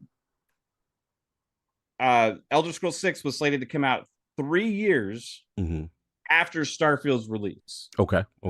Starfield was delayed by 1.5 years. Correct. Both of the expansions release. Doom came out. All of the other games that were in that came out in their order. Right. Next up was Elder Scrolls 6. So you think it's time for Oblivion Remaster was even in there. Now, even if it did hit, it's not hitting this year, obviously. Okay. Right? So even if it hit in 2027, that's 4 years after Starfield as opposed to 3. So that gives them even an extra year on top of the 2 years that they had already, everything else was. So you saying a Mav, reveal? So you saying a reveal, Mav, with a date or just like? I think they could say 2027. Okay. You think Helix launch title? I don't think. Man, it's gonna be. We get wild. I like this. We get wild. This was pie in the sky. Like this was on my pie Let's in the get sky. wild. On my show was Let's that get nuts. Let's get nuts, man. Let's get on my show. Let's get jiggy with it. At the end of my show, which was ruined by Booty the day after. I know. Another reason I hated that damn thing was I had the monolith of Helix coming up out of the floor with monks chanting the Halo theme song and a new Halo reveal. Running on Helix, combined with Elder Scrolls 6 running on Helix, and then I forget what the other one I said was, some other game. I don't know. But anyway, there was 3 games of like, all these games are running on Helix 2027 play, and that would have been just like a insane moment to build hype for. That's mic drop. Yeah, because like you're celebrating the past 25 years of Xbox, but you also want to celebrate the future of Xbox. Right? Tie that into the market. I like that, tying it in. Not just the now. We got to celebrate the next 25 years and give faith to everybody that the future is not just in this limbo near 12 month state. We got plans. I like this. We got plans for the future. We are here to stay, and we are going to be marketing the future to you, so that way it's on the table. I'm hook, line, it's on the table. We are laying everything out there. We have nothing to hide. This is what's going to happen, and you better get excited for it, or else you're a fool. And this is the place to fool. You fools. Yes, that's the dream. Elder Scrolls 6 and the gameplay. We'll see. I mean, it's a shoot for the moon. However, like man, if that happened, that would just be absolutely incredible. Mav, love you, brother. Fun speculation in the bill. I know you got a boogie, so I know you had blessings. Brother, appreciate you, man. Big time. Let the people know where they can find you. And we got to get to LA one time, bro. When we going to get you outside? Yeah, I need to make it happen, man. Come on, bro. It ain't going to be the same without the Mav and the fun speculation. You got the perfect name.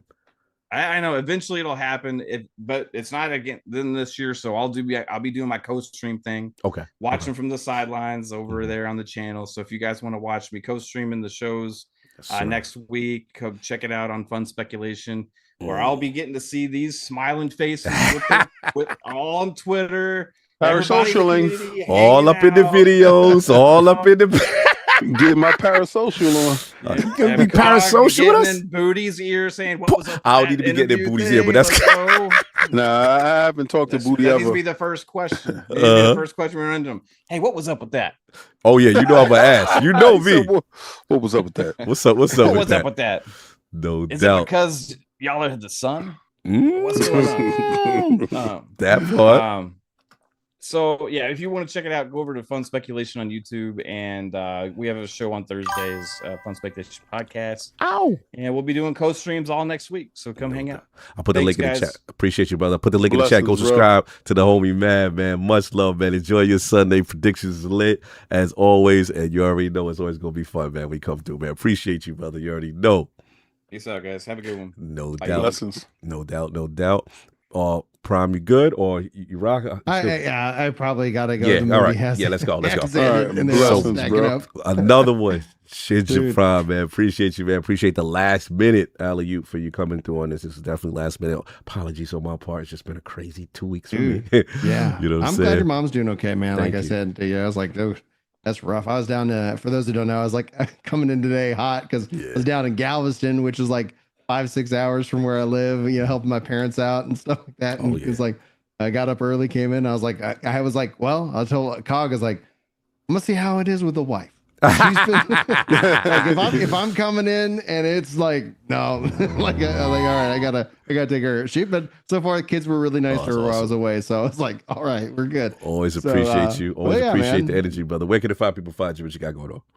Primarily over on Ginger Prime. I like covering RPGs. That's kind of a thing that I really enjoy. No Rest of the Wicked. Been getting back into Final Fantasy 14 with the Evercold announcement. I've been playing some Pragmata, which is like so freaking good. And then, dude, I tell you, Horizon 6 has been just like great. It's so relaxing. I don't know. I can't remember now if 5 did it because I dabbled in 5. I was like, oh, this is great. And I was like, I'll get back to it and got busy. But the auto drive feature where I was like, oh, okay, I want to go do that race. Auto drive, baby. Go into dad mode. I'm like, great. Okay, yeah, he's going to drive me there. I haven't been there yet. All right. And then it's like, what do you need? Oh, you need a snack? You need this? I was like, it is such a great game that I'm like, I can just like drive me to the race and then, I finished that going, then I go do a race and I was like, this is great. This works really well for my schedule. And then also on the gaming roundtable, we've had both you and King David on. Yes. We had a great time. I think we're going to get Cog back after on the 12th as well, talking about what all happened. So and then the reaction to it. So it's going to be a good time. And we got to get you, Lord Addict, on at some point. I've been and just going around collecting guests and having a great time with it. Collecting Infinity Stones or something. That's right. That's right. Absolutely. So Addict brings cookies when he shows up. So make sure you get your cookies. Don't do that. Don't do that. Move on, Ginger Brown. You're safe. You're safe. We've established I bring marshmallows. No, I appreciate it. Yeah, that's pretty much it right now. Got so you, just brother. really excited about what we see this summer, and I'm really honestly just really looking forward to checking out the Star Fox game when it comes out next month. I'm gonna have my kids play that. So I've been joking about it, but I put my kids on a quest log so they can unlock Fortnite and Minecraft because that's the game that just takes up all their time. And I'm like, no, we got to go beat Super Mario World. And so I'm just collecting games that we already own. I'm hoping I can play that Star Fox game soon. I don't know yet though. Yeah, that'd be dope. Hey, that'd be dope. Anyway, I'm excited about it. But yeah, thank you guys so much for having me on. Thanks, chat. As always, blessings. Absolutely. No doubt. Put the links in the description. Go check out Ginger Prime. I actually like having you on. Like you actually add to the conversation. Yes, because brother, boy brings the energy. Go check him out. Go subscribe to the channel, man. Again, enjoy your Sunday. Thank you again, brother. This was a lot of fun. You already know. Y'all have a great day. Peace. Blessings. You already know. Blessings. So Addict and then there was 3 of us. And then there was 3. That was it.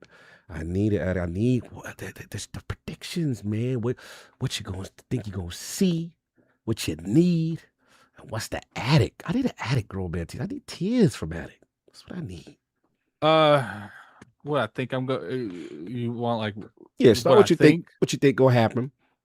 Stuff you want, and I think they're going to.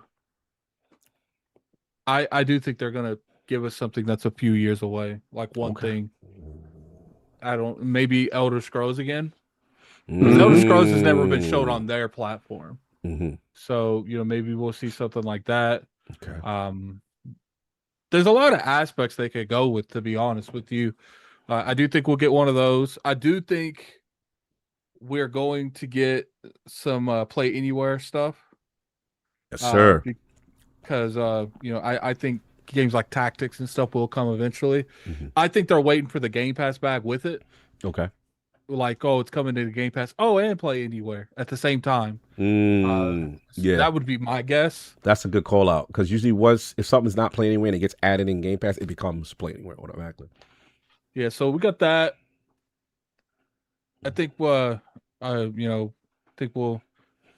definitely see a Fable trailer, because I think the reason that they didn't just announce the street date is because they wanted to prepare us for no year this year Fable, but they also didn't want that to be the narrative Sunday. They're like, okay, so we'll give you February 2024 6, because we know that if we don't, and you guys see the 2026, people are going to lose their mind. So in their mind, we'll give you the February 2026, and then at the actual event, we'll put the number beside it, because you're going to see that number at the event. We don't want the conversation to be about that more than the actual game itself. So I think we're definitely going to see that. Clockwork Revolution, I don't think that's going to be here. I don't think Undead Labs is going to be here. I think the games that are going to be out next year, besides Fable, because they've already showed Fable,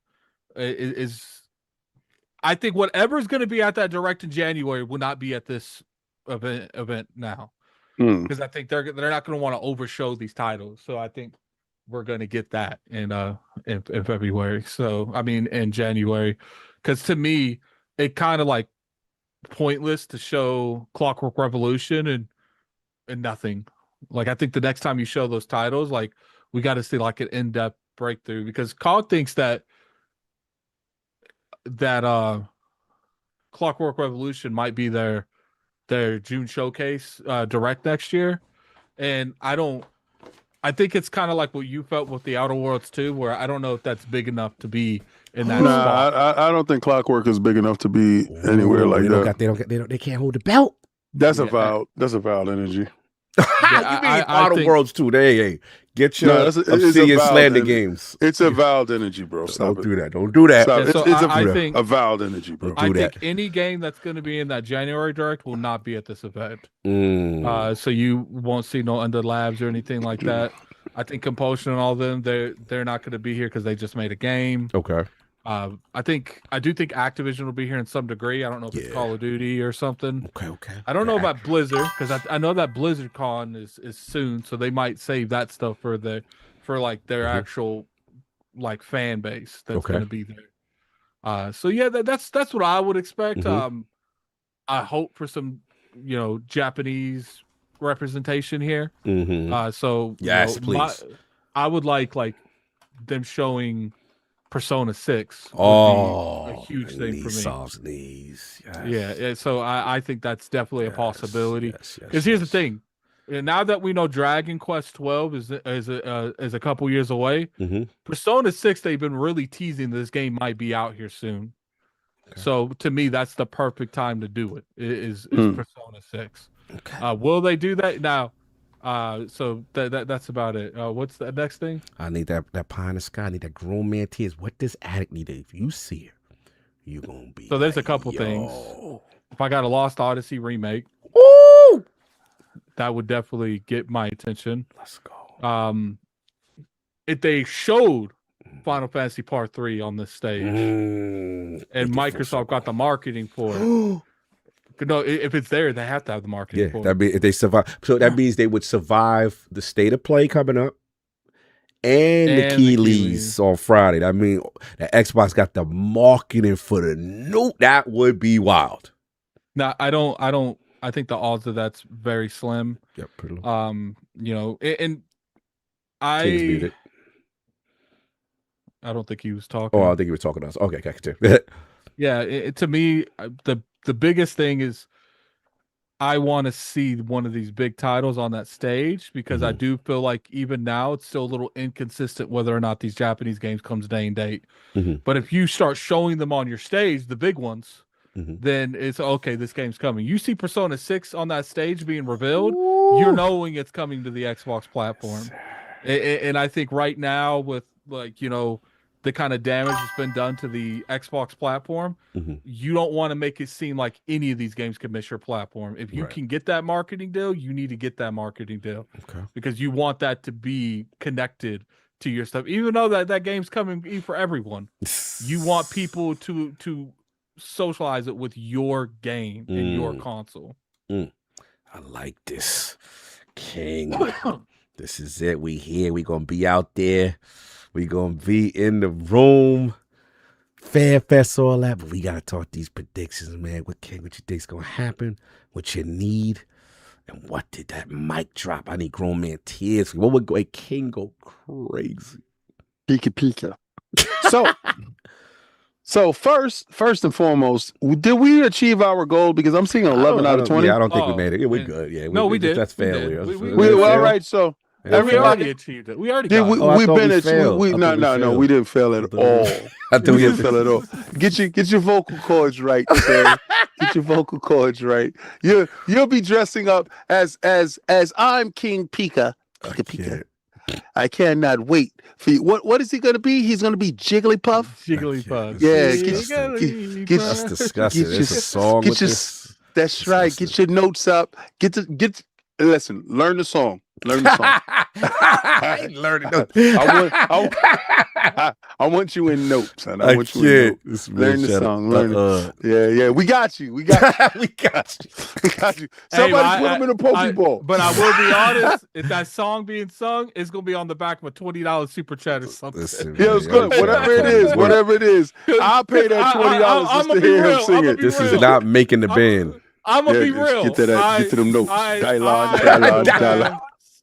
I'm gonna be real. I feel bad for Cog to have to sing the Jigglypuff song. I can't wait. But I'll pay that 20 to hear him too. You belt that tune, son. Continue, sir. Jiggly Cog. Jiggly Cog sound wow. So what do I think that the show opens with? Yeah, let's go. All right. So it's funny how we just skip over the PlayStation show, which is in 2 days. That is true. This is why this wasn't the prediction for the PlayStation. This is why we are labeled as an Xbox show. I just want you guys parasocial of us to know this. All right, I didn't do this. The topic is called Xbox Prediction Series. I don't know why it wasn't. We did have a PlayStation Showcase topic that was kind of interesting, even though we're going to stream it this week. Yeah. I didn't know why we didn't say showcases in general.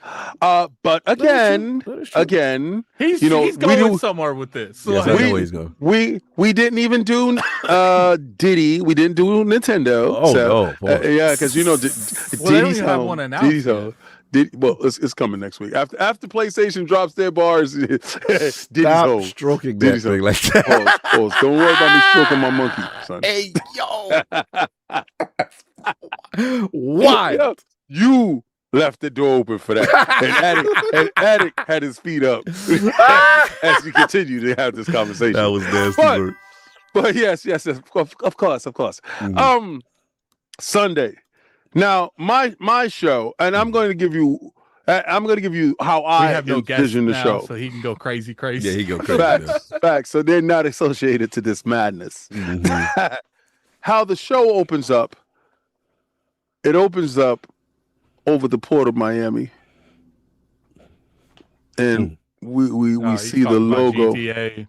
We see the logo of GTA 6. We doing it as Xbox talks about their marketing partners. There is nothing in this world that I would be more happy with him being right.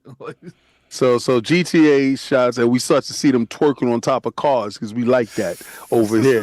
So twerk that thing for daddy, baby. Let's go. Let's make it happen. So as the crowd goes crazy, because GTA is here, because it's not gonna be shown on the second. Let's get back to that. Let's get back to that. On his shoulder. Yo, you know I don't why? like the face. You know why? Because that's my son. Because that's my son. And guess who got that bread though? Guess who got that? Guess who's out there with that munyon? Fox and Microsoft got that munyon. And you guys know when it comes to flexing that cash, son, the munyon is in the building. So yeah. Ridiculous. So we open up the show with Grand Theft. Okay. Yeah. That's strong. That's strong. Buckle in. Buckle in. So we're talking about the partnerships that Microsoft is showing because they want to show you strength. They want to show you durability. They want to show you exactly what it means to have munyon. What is Addict doing? Yeah, get your peoples ready. Get your peoples ready. Man, this is too much. This is too Shoulders up. Shoulders up. We're going to turn ILP into something else. yeah. You got to have your companion on your shoulders. Your companion. Your companion. This is called the companion stream. Yeah. Diddy style, son. Diddy Holmes. Son. So the next up, you see the logo. VF. Oh, Sega, let that rock. Let's go. Okay. Virtual Fighters, bombastic. So we know that Microsoft and Xbox has a partnership that was brought to you by the Queen, Sarah Bond, first of her name. You understand? Hit that like button, guys. She facilitated those deals over there. Don't think those deals just went away because the ink has dried, sir. And I would love to see Virtual Fighters showed in that VDOC that they were showing that slipped out a little bit early. So we get a chance to see the Virtual Fighters. We get a chance to see it because remember, we saw it leak out, but officially it hasn't been dropped. Why is that? Because it's on somebody's show and it's on an Xbox show. Okay. This is the Sega portion of the show. I'm going to go into the Sega games that I want to see. Sega Sonic Frontiers 2. I want to see that show up. I want to see Crazy Taxi. I want to see Jet Set Radio Next. And I want to see Golden Axe. Now that we got past that, this is all before Xbox even shows their stuff. Okay. Y'all waiting for some Xbox stuff? Let's go. I'm waiting. Y'all want to get into what Xbox got? So we all know that Halo is going to drop off. Yes. We only saw a small tidbit of what Halo have. Well, what if I told you?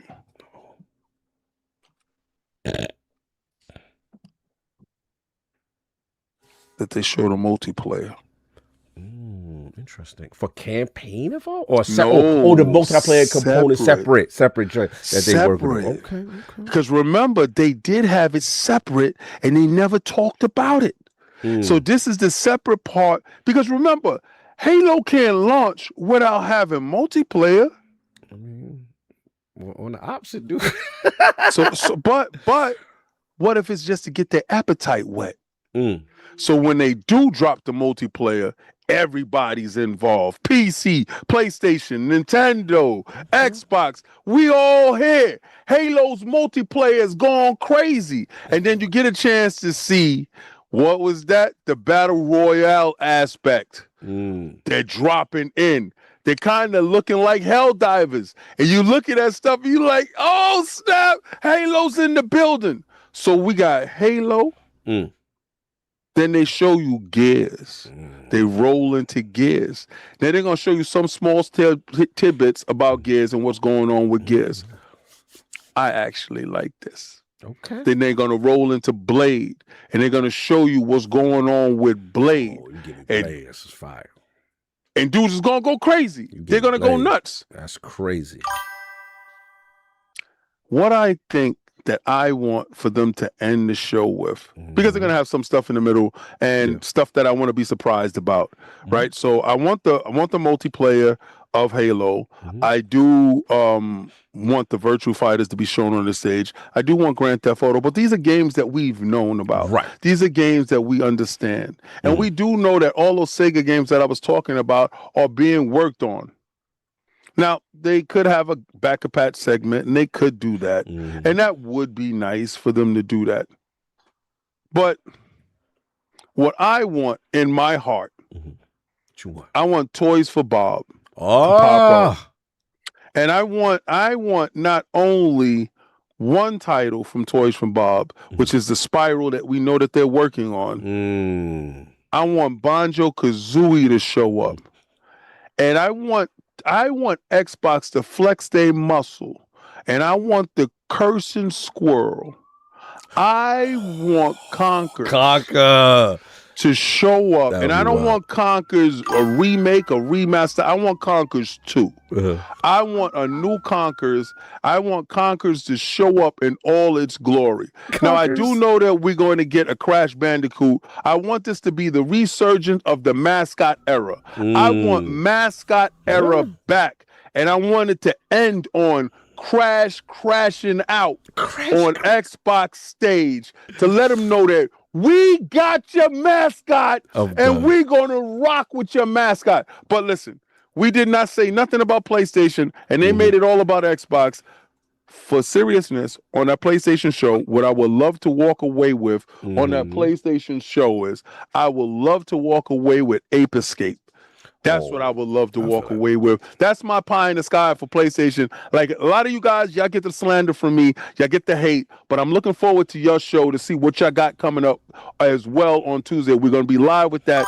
But I don't expect y'all to have much. But my pie in the sky for you guys to have Ape Escape, because I know y'all ain't got much going on over there. But we all worrying about Xbox. You see how the world is worrying about Xbox? So the Xbox show, yeah, I think it's going to be super dope. And I think it's going to have everything. But I also know that we got the marketing for that Grand Theft Auto. Shout out to us. That's a crazy start. Your start of the show was crazy. Yeah. Start off with Grand Theft. All right. Look, man, it's hard to top all the stuff y'all talk about.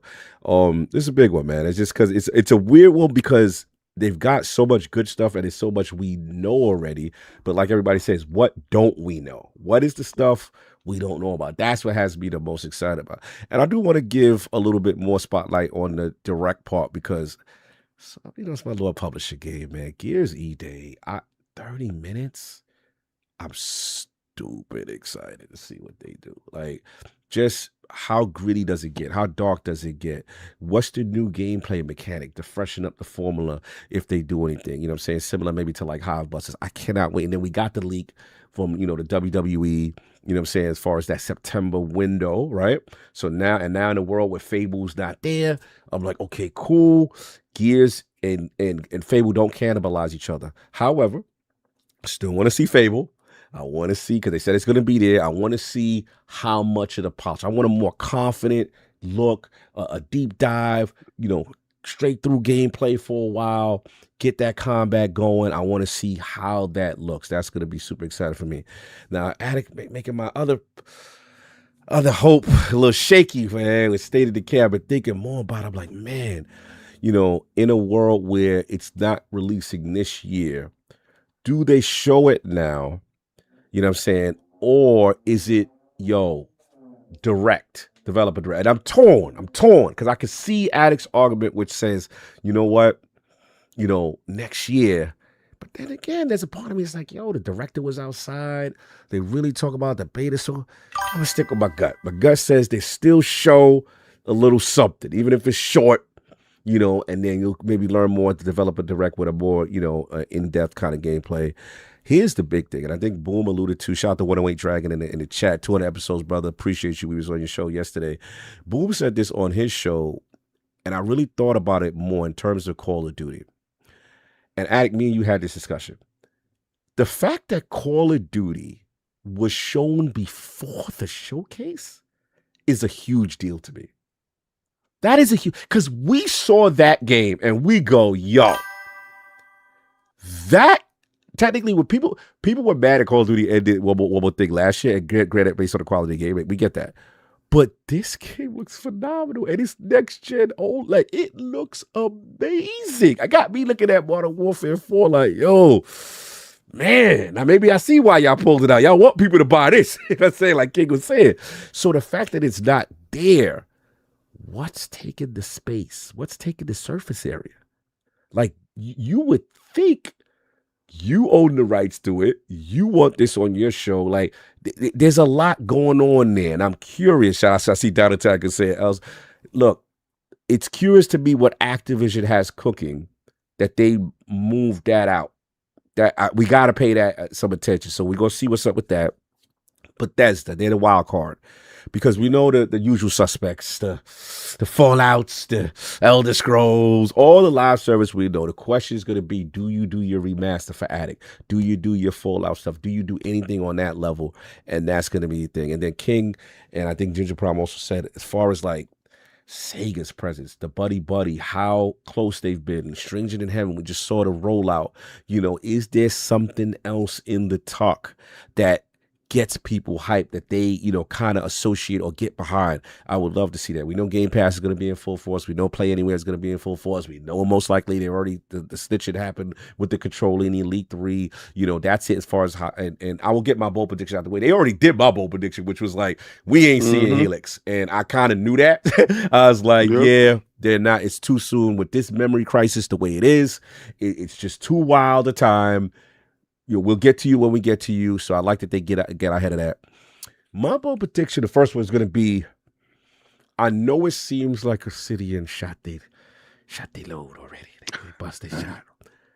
But that they just worked too hard over there. So it is a part of me that says, not that they're going to have something ready in 2026, but I do feel like we get an announcement of whatever their next project is, whether it is Pillars, something in the Pillars universe.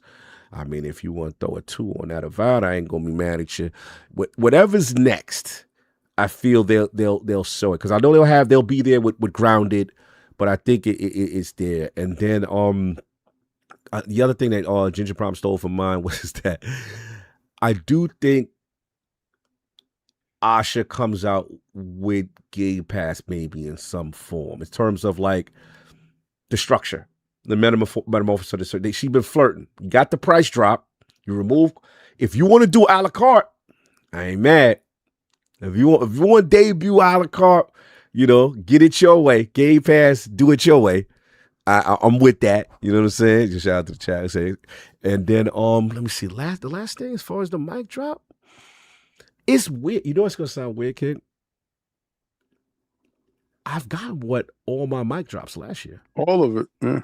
Phil and Sarah gave me all my mic drops last year. I got a new Ninja Gaiden game. Mm-hmm. I got Shinobi on the platform.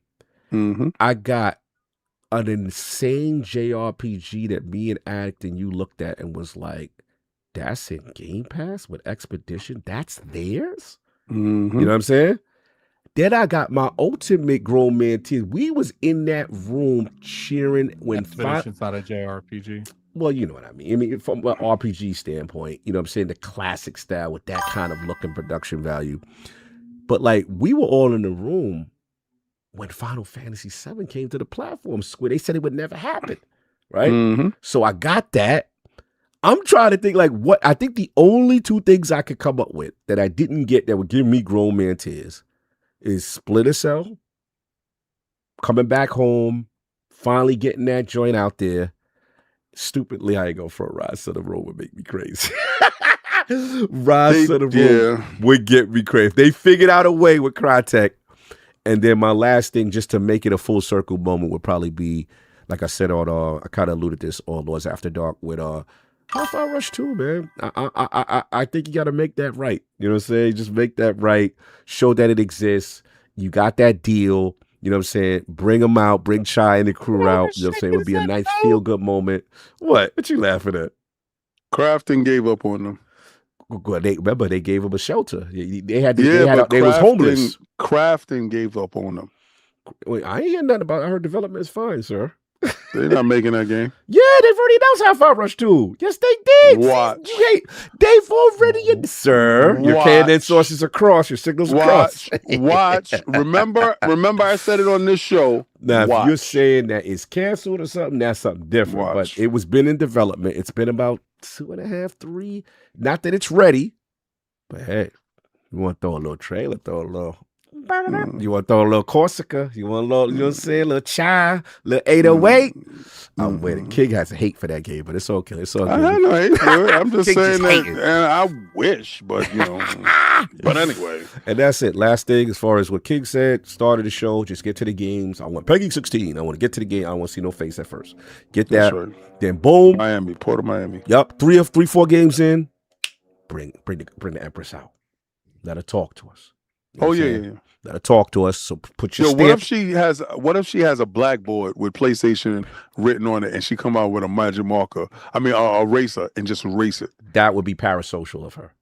That would be good. That would be good. That would be parasocial of her. That is her listening to the bass, when she should be listening to the bass. Listen to King. So we got that. I would say, whatever game they really excited about, have her debut that next. I think Booty will come out during the middle of the show at some point. I think Booty will come out. Booty, they'll roll there. They get some Booty out. They'll show Booty. They'll definitely show Booty. Yeah, definitely. This guy's wild. Have him talk about Xbox 25 anniversary, the history. That should be a moment for them, what it means, all that stuff. I do not want that stuff. You don't want I do not want them wasting any part of this show to that. Have the your own 25th anniversary. Yeah, do it on the date. Do it November. You don't want it. Okay. In November. Do not do that here. Okay. Do not take away any time from showing games to show your face. I don't want to see we none combining of your it right now faces. because it's an L. Then it's an L. That's a hell you of don't a want L. 25. No. You don't want 25. Nah, I'm gonna tell you what's an L, but he added that crap. You don't even want to see Asha there? You don't want to see Asha for 25? You want to see her come out? I want her to walk out and say, all right, we are Xbox, and walk the hell away. I want all minutes, all moments dedicated to nothing but games. To game. Okay. So Xbox 25 is just, okay, fine. And that's it. That'll be all I was going to say. I would agree with King. It would be nice if she just came out there, she did the opening, and then she just left for the rest of the show. Okay. That's right. No, I'm good with Asha. I'm good with Asha. I want her to do the reveal at some point. Her come out, and then I want her to do one more thing though.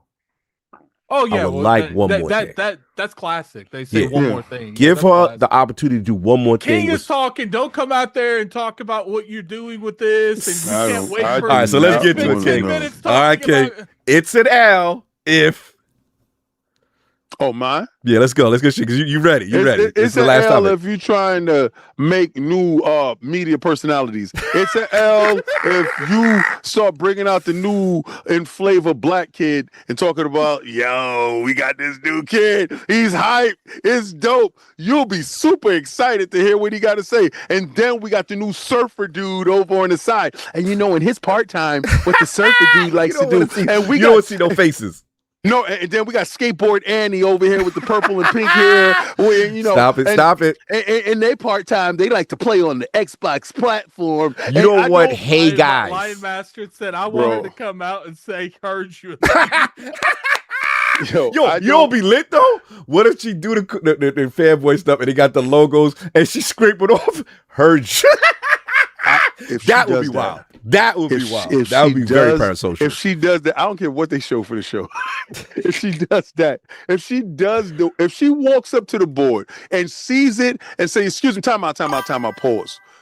That logo, take it off. I'm done. And she take the logo off live on screen. That's crazy. I'm about all of that stuff. What if she took that feedback like crazy and she was able to remove those logos before the showcase? That would be wild. And I would appreciate her. Yeah, I highly doubt that could ever happen. I mean, she did say moving forward, but that would be wild. Yeah, that would be wild. So, what if this is moving forward? that would be a feather in the cap. She would endear herself to all. Would that be a W if she got all the logos removed? Like, that would I be wild. actually feel like if she got those logos removed, which this is pie in the sky, super pie. Yeah, if she got those logos removed, I think that would scream more "I heard you" than anything she could ever do to get She that. wouldn't even have to say anything against her. That's action. What happens if you go look at and they couldn't remove it? She just scribbled it with black ink and everything. Oh man! All right, King, I got you. This is an Addict. What would be what can't they do that you would be disgusted? We in that crowd watching that showcase.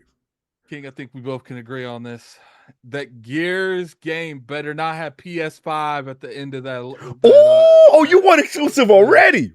No, not exclusive. Like let your fan base live the moment before you start sharing it with other fan bases. They don't even care I about agree your with stuff. you. Matt said the You can show logo's that gonna be later. there. You can show that later. Oh yeah. He said Do that all the platforms other is going stuff. to is going If to. there's one thing Osha needs to take from this, you don't got to do the whole showcase. Do that damn game. Ooh, so tech franchise. So what about Halo campaign evolve when it roll out? You want one logo? You know, You here's the want to take thing. the logo off there? But that's the direct. Like me, that's the big game you're focusing it on. Okay. Like don't. Oh, take away because it's the from direct that. with the 30 minutes. That's the big game, and I don't want the developers to come out with PlayStation 5 shirts on, because that's the things you do that make you like this looking spooky. Like, do I care logistically? No. But this is supposed to be a fan. This is supposed to be a showcase towards your core audience. If you can't do all of them, that's one thing. But that one game that you're going to spend 30 minutes on, you need to do it with that one.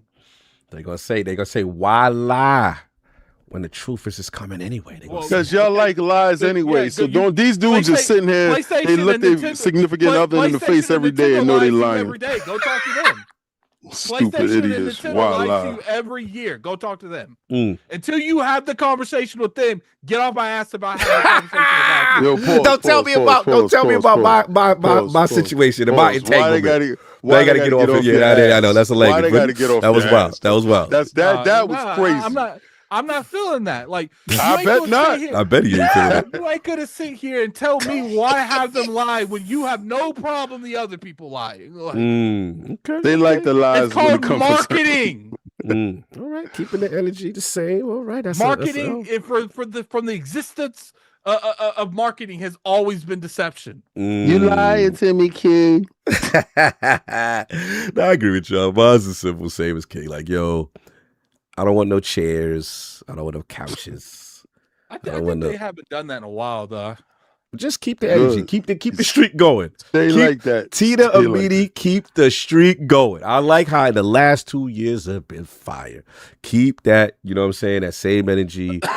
Minimize, unless it's Asha and what you call it, Matt, for like maybe 5 minutes to just talk for 5 minutes. I mean, all right, that's a long time. You're right. That's a long time. A minute, right? To come out, say a few words because she has to as the new head of Xbox. I want them to be on that stage like I do my intro. You in and out in 20-30 seconds. Yeah, debut the joint, boom, boom. You do your little sizzle wrap up for the games you saw here. This and that. But I do want that. You know how they do that little sizzle joint. All the games you come here will be Xbox play anywhere. But just hit us with a one more thing, because I think what's apparent is that we know so much due to them. We need some wonder on the show. So there's no wonder. Yeah, right now there's no wonder. Part of me feels like they're gonna go straight from one game, and here's the gears. Right. Like I want them to do one more thing, but like I would hope they have a one more thing. But I've always felt like, talk to me. They always like kind of like merge them together, where like the one more thing is gears and stuff. Right, and I don't want that. I don't want that. Yeah, I don't want that off the hook. Yeah, I agree. That's why the Call of Duty. Like, I like the event separated. Yes, I agree. Yes, preach. That's what I don't want them. Now that you got all these games, you feel too safe and be like, well, yeah, one more thing is gonna be Gears. Stick around. Just stay, guys. Stay in your seat, guys. And there you go. No. Don't just end it with how they did last year with the Call of Duty and be like, yeah, no, we know that's known food in the refrigerator that we known about. That's microwave. That's a Hungry Man dinner. We already knew you had that. Give us something that we did, King's Lab, that we did not know about.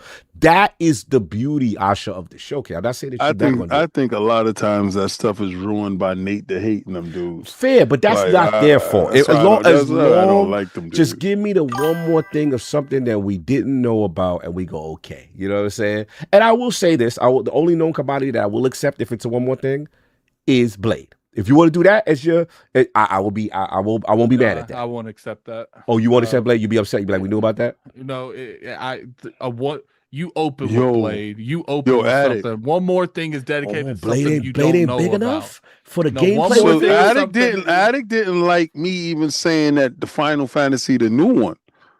Remember that? Yeah, because he said that's not theirs. Yeah, he Final said, Fantasy. I prefer that over Blade because we've never seen that.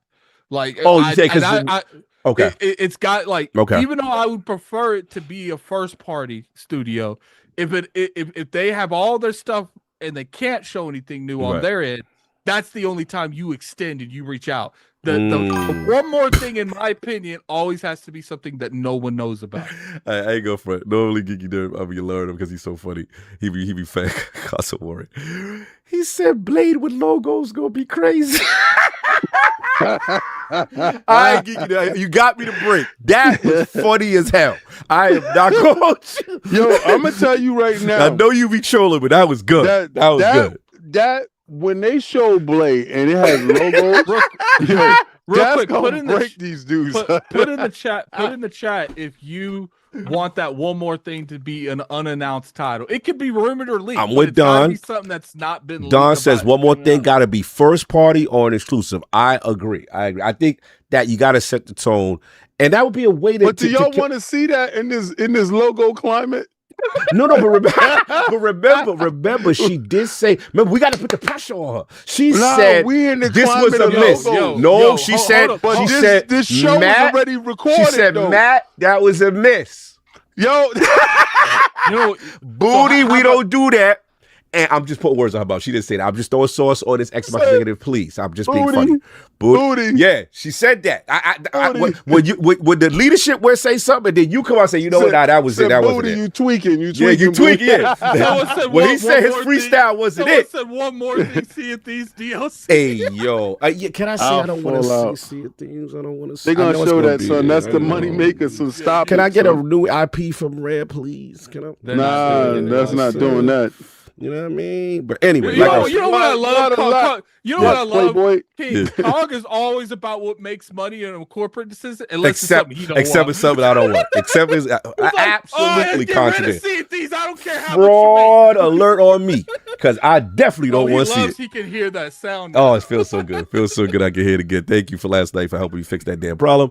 So look, that's it. That would be the exception in Elder Scrolls because they showed that years and years and years and years ago. Elder Scrolls a mic drop. Elder Scrolls a mic drop. So look, at the end of the day, and the last thing I will say is, Addict, you will appreciate this. Please, anything new that we have not seen, if the frame rates are not up to par, no janky frame rates. No janky frame rates. Let's sign off on good frame rates. We've been saying that for years. Sign off on good frame rates on all anything shown. Let's not talk about expanding to other markets on this show. I don't want to hear about cloud and mobile. Not that you've done this before, but let's just keep the consistency. Once they do expanding to PlayStation, have a whole. let's not do that. You know what I'm saying? And then we all good. You know what I'm saying? So yeah, they come out there and tell you Rebirth is on Xbox, and then show you a trailer for Part 3. I mean, I ain't gonna get mad at Rebirth. Would that be a mic drop moment for you? It's not. I mean, the for problem. The third, I actually feel like I don't think it's mic drop enough. I love that game. It would be selfishly, I would be excited, but it wouldn't move. I'm gonna be honest with you. In my personal opinion, even though I do think that spot's dedicated for a first party title. Yeah, I think having Part 3 there would probably be. If you ended with Part 3, it would be more noise on the internet than you could end with anything that you own, because it shows not only is that not exclusive. Yeah, they got the marketing. You got the marketing, and you showed it on your stage. It's a power move, so King can flex. We got your girl. She with us. Yes, I know King. I know the playbook, and I get it. It's just that my thing is, I just want if exclusives are on the table, I want you. I'm just happy that we got this exclusive. Here we go. I'm just happy that that's exclusive to us. We gotta end the show. We didn't hit our goal anyway, so we ain't doing that. Yes, we ain't doing that. I just want to thank everybody that showed up to show out to see this. That's disgusting. That we got Jigglypuff. You know, so it's called Jigglybuff. Jigglybuff. We got Jigglybuff cards out here. So he's getting his. So. The acoustics in the gym is definitely dope. So he's getting his acoustics ready. So yeah, Lord Beefy is outside with the Jigglybuff. We outside. You can see the weights that he's lifting. He's lifting numbers that you've never seen before. Right here. So I got to give a shout out to Jigglybuff in the gym. Jigglybuff. That sounds disgusting, bro. So after he puts you to sleep, you can see the baby oil right there on the side. The baby oil. I'm not right putting there nobody to sleep.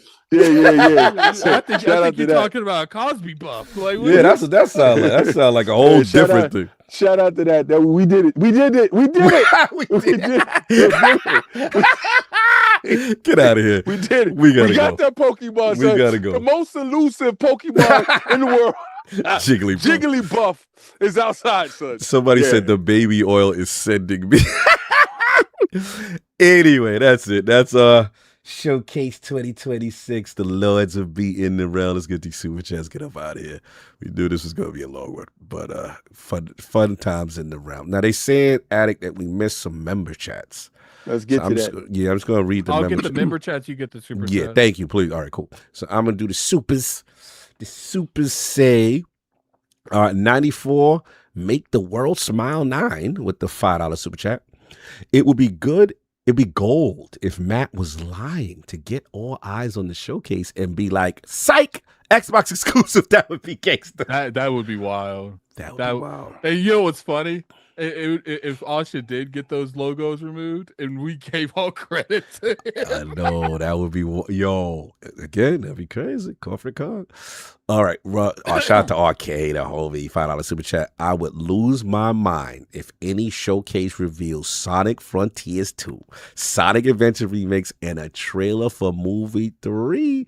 I mean, did hip hop kind of throw that one out there with Sonic? Am I bugging? I don't think they're gonna show no trailers for no movies. Okay. No, he's talking about the game. The game. There's Sonic Adventure games. No, he said. Yeah, he said. He said for the movie. Oh, okay, cool. Yeah, Arcade would crash out. Yeah, for sure. S Cruz, shout out with him with the $8. Hashtag Renegade Spirit. Wow, Halo is a day one on PlayStation.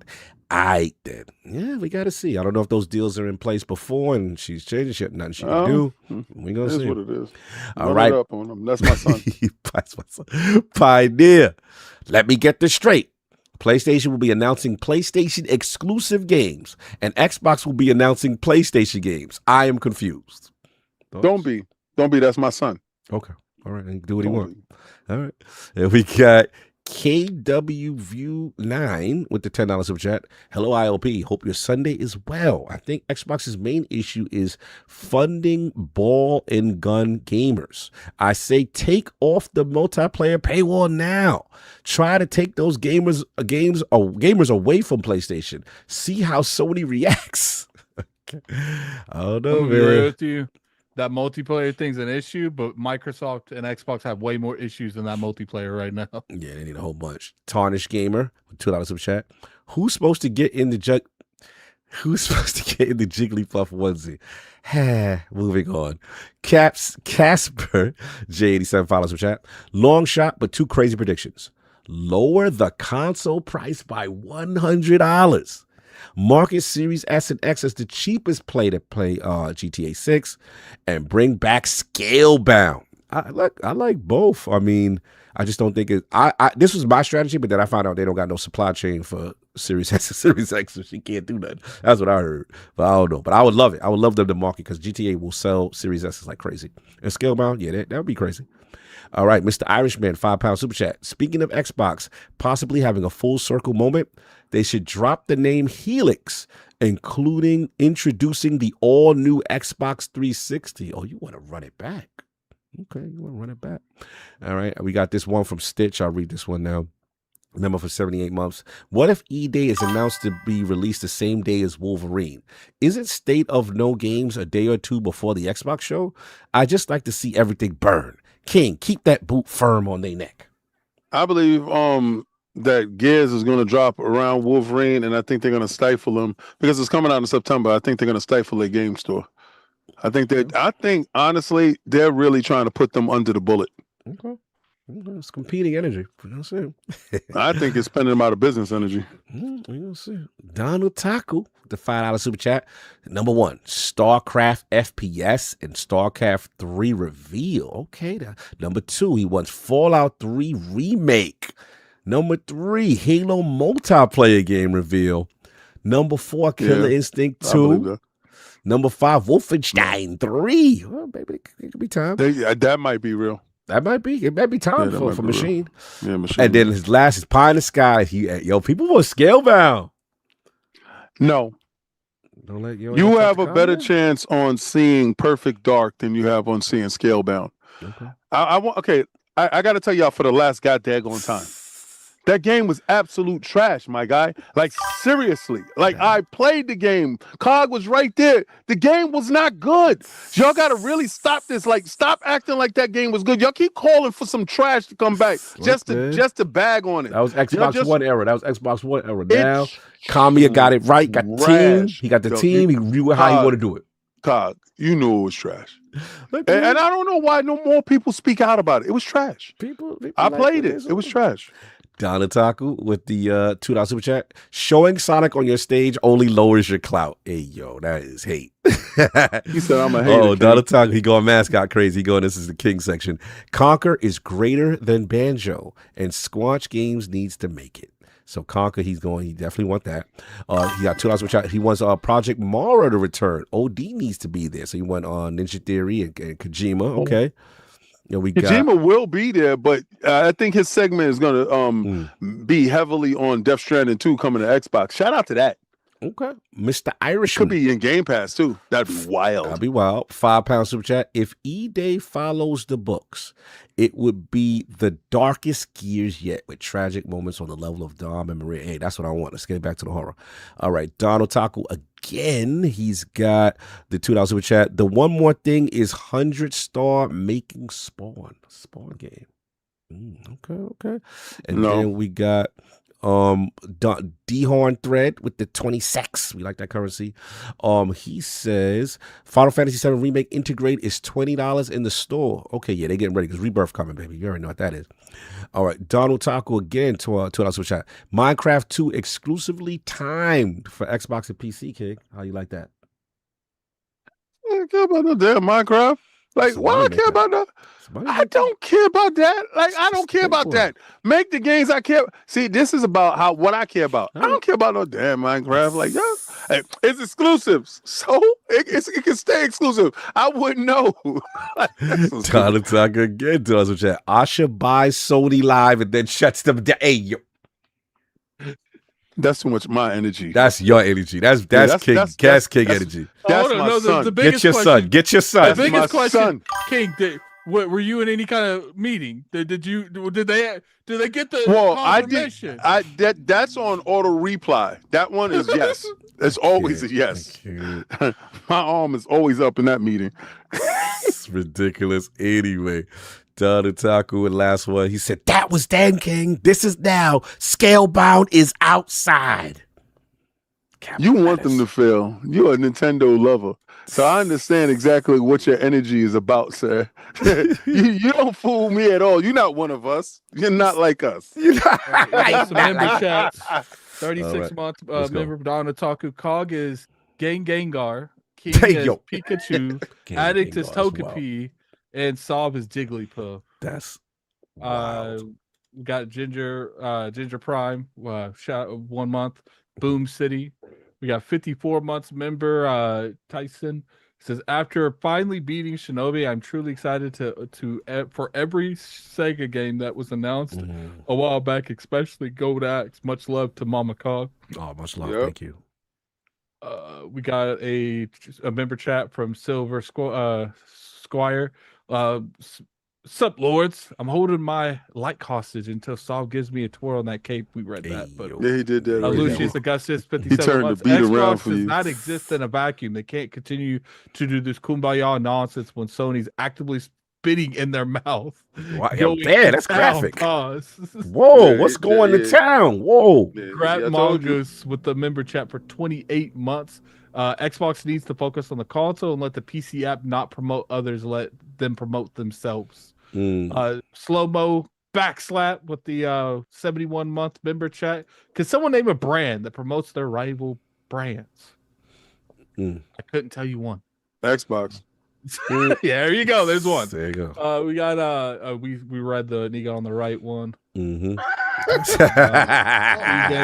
Stitch 25. What if E-Day's announced to release the same day as Wolverine? I think you already read all these. We're good. Yo, Kojima putting wild pictures. He in New York City, huh? Yeah, because he going to the Nick game.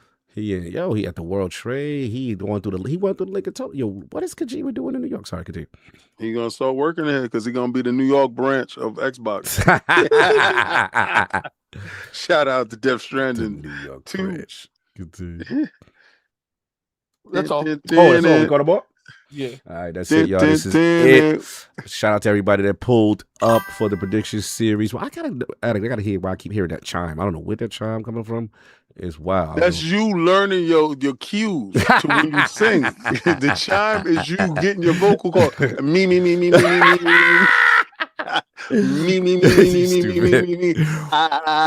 ridiculous. Hold on, before we leave. Oh, we keep saying what are you doing? Vocal cords. Yo, he gonna have mad medallions for your chests. When you sleep. Okay, hold on. What is Addict Okay, doing? Addict is getting it to you. The Jigglypuff song. I can't hear it. Good. Here we go. Get into it. We're gonna get this monetized. We gotta shut this down. We're gonna get demonetized. Anyway, moving on. We're not doing any of that. Me. Anyway, again, shout out to Ginger Frown. I wonder if we all gonna fight too. That'd be wild crazy. We all gotta be inside our Pokemon suits. We gotta all do our animations. To like this. That would be funny. Shout out to the realm, everybody that pulled up. Again, next week, Summer Game Fest. The realm will be there. This will be a first. All the realm will be there. So we will be live there. I mean, won't be live there for sure, but we probably do something for you guys. We just want to be transparent. Live stream before the event. Yeah, we gotta do something. We'll live stream on the way there. On the way there, stream on the way we there. give y'all something because remember, this is the first. Normally, Solve would stay behind. We leave one Lord behind, and then the streamer go. But this will be all of us at the Xbox Showcase and Summer Games Fest. You know what I'm saying? Play the whole thing. So go check us out on there. Addict, where can people find you? What you got going on? Follow me on Twitter, Lord Addict ILP. I will be releasing content while I'm in Summer Game Fest, so be looking at that. I do have a game that I'm reviewing, but I highly doubt I'll get to it on time. So I don't know if I'll be reviewing it formally or not. Appreciate we're coming through. We had up to like 720 people at once. That's what's up. Hit that like. Hit that like button on the way out. Please, it helps us. Or Cog's gonna go cry in the corner. I'm gonna go cry in the corner. Get the likes I like. And King's gonna wiggle his ears. Yeah. You don't hit the like, I don't get to sing you to sleep. Put the chain on your neck. Jiggity pop. You don't want my ice on your neck? Yeah. You owe him. You owe me. Oh, be good. Like you owe that. We will be reacting. We will be reacting to the PlayStation State of Play this Tuesday. We will be there for Tuesday. So you get us on Tuesday. Definitely bell icon the channel. Yes. If you haven't already. You don't want to miss that. Absolutely. We're working on the Mike Reinhardt part 2. And I'm trying to get a guest to do it with us. Yes, that'd be lit. So J-Dub. That'd be lit. I'll get J-Dub if you want. I've been wanting J-Dub every show because he knows I own him. He's a good omen. The only reason J-Dub not on here is is the Cognito down there. What did Cognito do? I've suggested bring J-Dub on a few times. Oh, no, I ain't got no problem with Jay. No, that's the homie. Nah, don't do that. For a PlayStation show? No, I'm talking about the podcast. Oh, nah, he's still the homie. I ain't got no problem. No, I'm not saying from a negative notation. You'd be like, you felt like they'd get too toxic. Oh, I see what you mean. Yeah. It was times when when the war was at its height, and it would derail the show because we couldn't get through the topic because they'd be fighting and throwing each other's console war slander, and J-Dub will fight with him, and they will go all day. One of the times he lost all of them. One of the times is when you were doing your "I'm running for president of PlayStation." Yes, that's right. Yes, Astro Parrot sees Astro Parrot. Get him out of here. Seize him. He wouldn't want you to sing Tie it him while up. you're out there. Tie him up. He want a pre-show before the show. He one of those dudes. He one of those dudes that want to see it. Seize D-Horn thread. Whoa. That's no. Wow. I can't even repeat that. I gotta take that out. We gotta get him out. I gotta remove that. Seize that. That's disgusting. Get that out of that here. man. That man is too much. Doing too much on a Sunday. Bad business. That's way bad business. Nah, well, I don't know who authorized that, but I took that out of there. Son. I'm gonna let you know I did that to you. I took that out of there. Seize him. Out of control. That's Astro Parrot fault. He got the man laughing there. Anyway, that's mad disgusting. You look how he put you on timeout. We might do what we gonna do? A go in California for Cog to do the what? Jiggly. No, we already do we just too many goals going on. Too many goals. Do a go in California. That's out of control. King, where can the find we'll all find you? sing it with Cog. We'll all sing it with Cog. Put you out of sleep. That's literally the point. When she sings, it puts them to sleep. Y'all got to show me this character. And they can beat you while you sleeping.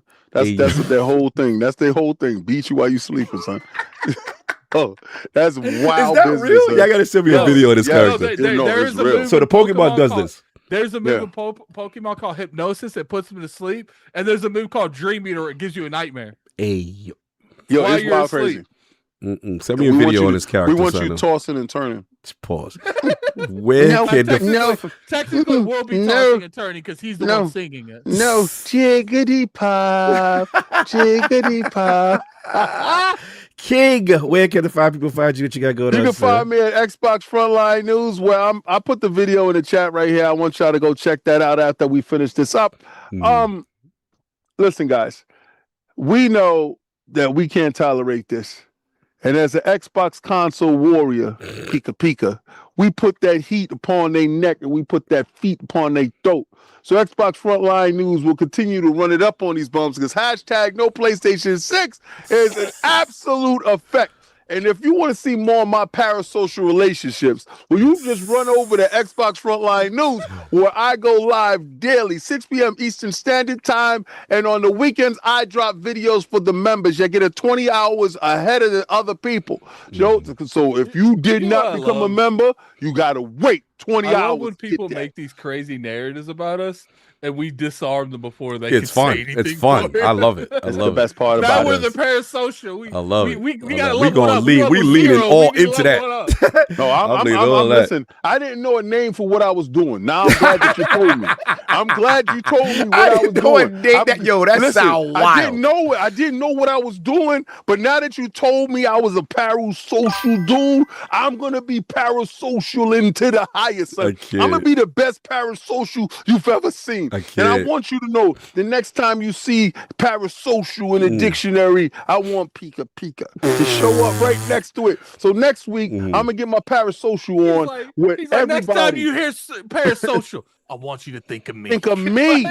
So when you're on a podcast and they mention parasocial, I want my face to pop up into your head because I'm the one that's making them stay up at night. But go to Xbox Frontline News where I get that busy. Get busy with that. And I want to give a shout out to 8-Bit Do. Yes. For sending over this controller.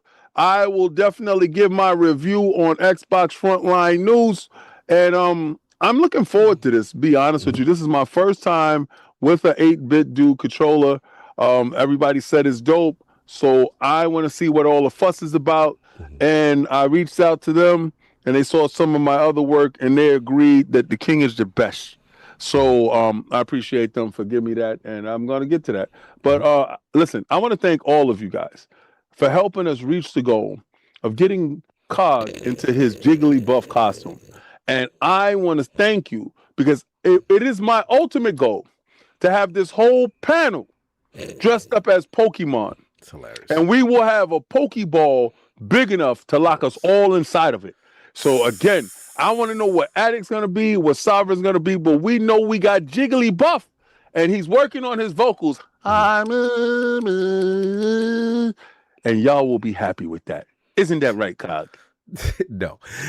Anyway, no. It would be really fun, you know what I'm saying, to see everybody. Obviously, if you're going to be out in LA, the Lords will be there, full strength, the whole team, boots on the ground. We got all the major events. We got so much cool content lined up, and I'm super excited, like I said, to see my brothers. And, you know, obviously, shout out to Xbox for bringing FanFest back. That's going to be super lit. He said, oh, shout out to Donald Taco. He said, Cog acted like he never played Smash before. I really don't be playing it like that. I really don't be playing Smash like that, to be honest. I'm a techie guy. You know that, Donald Taco. But yeah, man, it's gonna be fun. And we got so many things going. Obviously, Summer Game Fest Live. So many showcases, so many appointments, so many things. If you see us in traffic, make sure you pull up, say what's up, get your beer. You know what I'm saying? You got to catch us in traffic, man. No, I'm reading the chat. He said, why King hitting his throat like that? Yo, he said Paris. Hey, yo, that's crazy with how he flipped that, though. That was crazy. Yeah, it's mad nasty. Hey, oh, Donald Tuck. Did you read this, man? Yeah. Ain't no way Cog wasn't smashing bros. Hey, yo. That man said, yo, you want to smash? You want to smash, bro? You want to smash, bro? Smash, bro? That's dirty work. That's crazy. We got to look at y'all different, bro. I'm going to tell you again.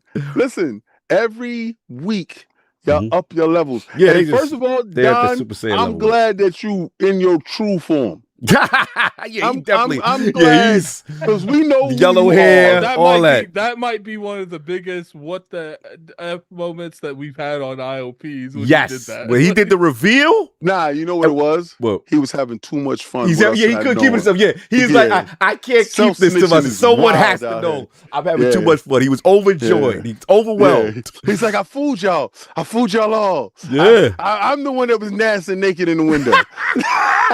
Oh, Donald. Oh, Lord. You see this, man? All right, we got to get out of here. Addict, you got to read this because he going to let us go. We got to get out of here. Donald Taco with the $2 super chat. When me and Cog link up, we definitely smash. Yo, that is not a goat. That's all. Look, I gotta get before we go, one last thing. The winners, the KCD 2 winners. Again, repeat it. 2 weeks to get back to us. Yeah, you got 2 weeks to get back, or it's going back. Now, 2 of y'all is able to follow the one who is the guilty. What's your right now is Dragon Paul 22, aka Woods. Get back. Also, viewlto@gmail.com, aka at the Raizal. That's RAIZAL. Please find the Iron Lord podcast Twitter account. Follow them, follow that account, and we will get you your stuff. And then last one is Nicole, aka Soft Bear Cas, CAS. Again, all 3 of you have won the Royal Edition of Kingdom Come Deliverance 2. Please respond to the Iron Lord podcast Twitter account and respond with the platform so we can get that out to you guys, get that done. And congratulations again. Addict, what you going to say before you go?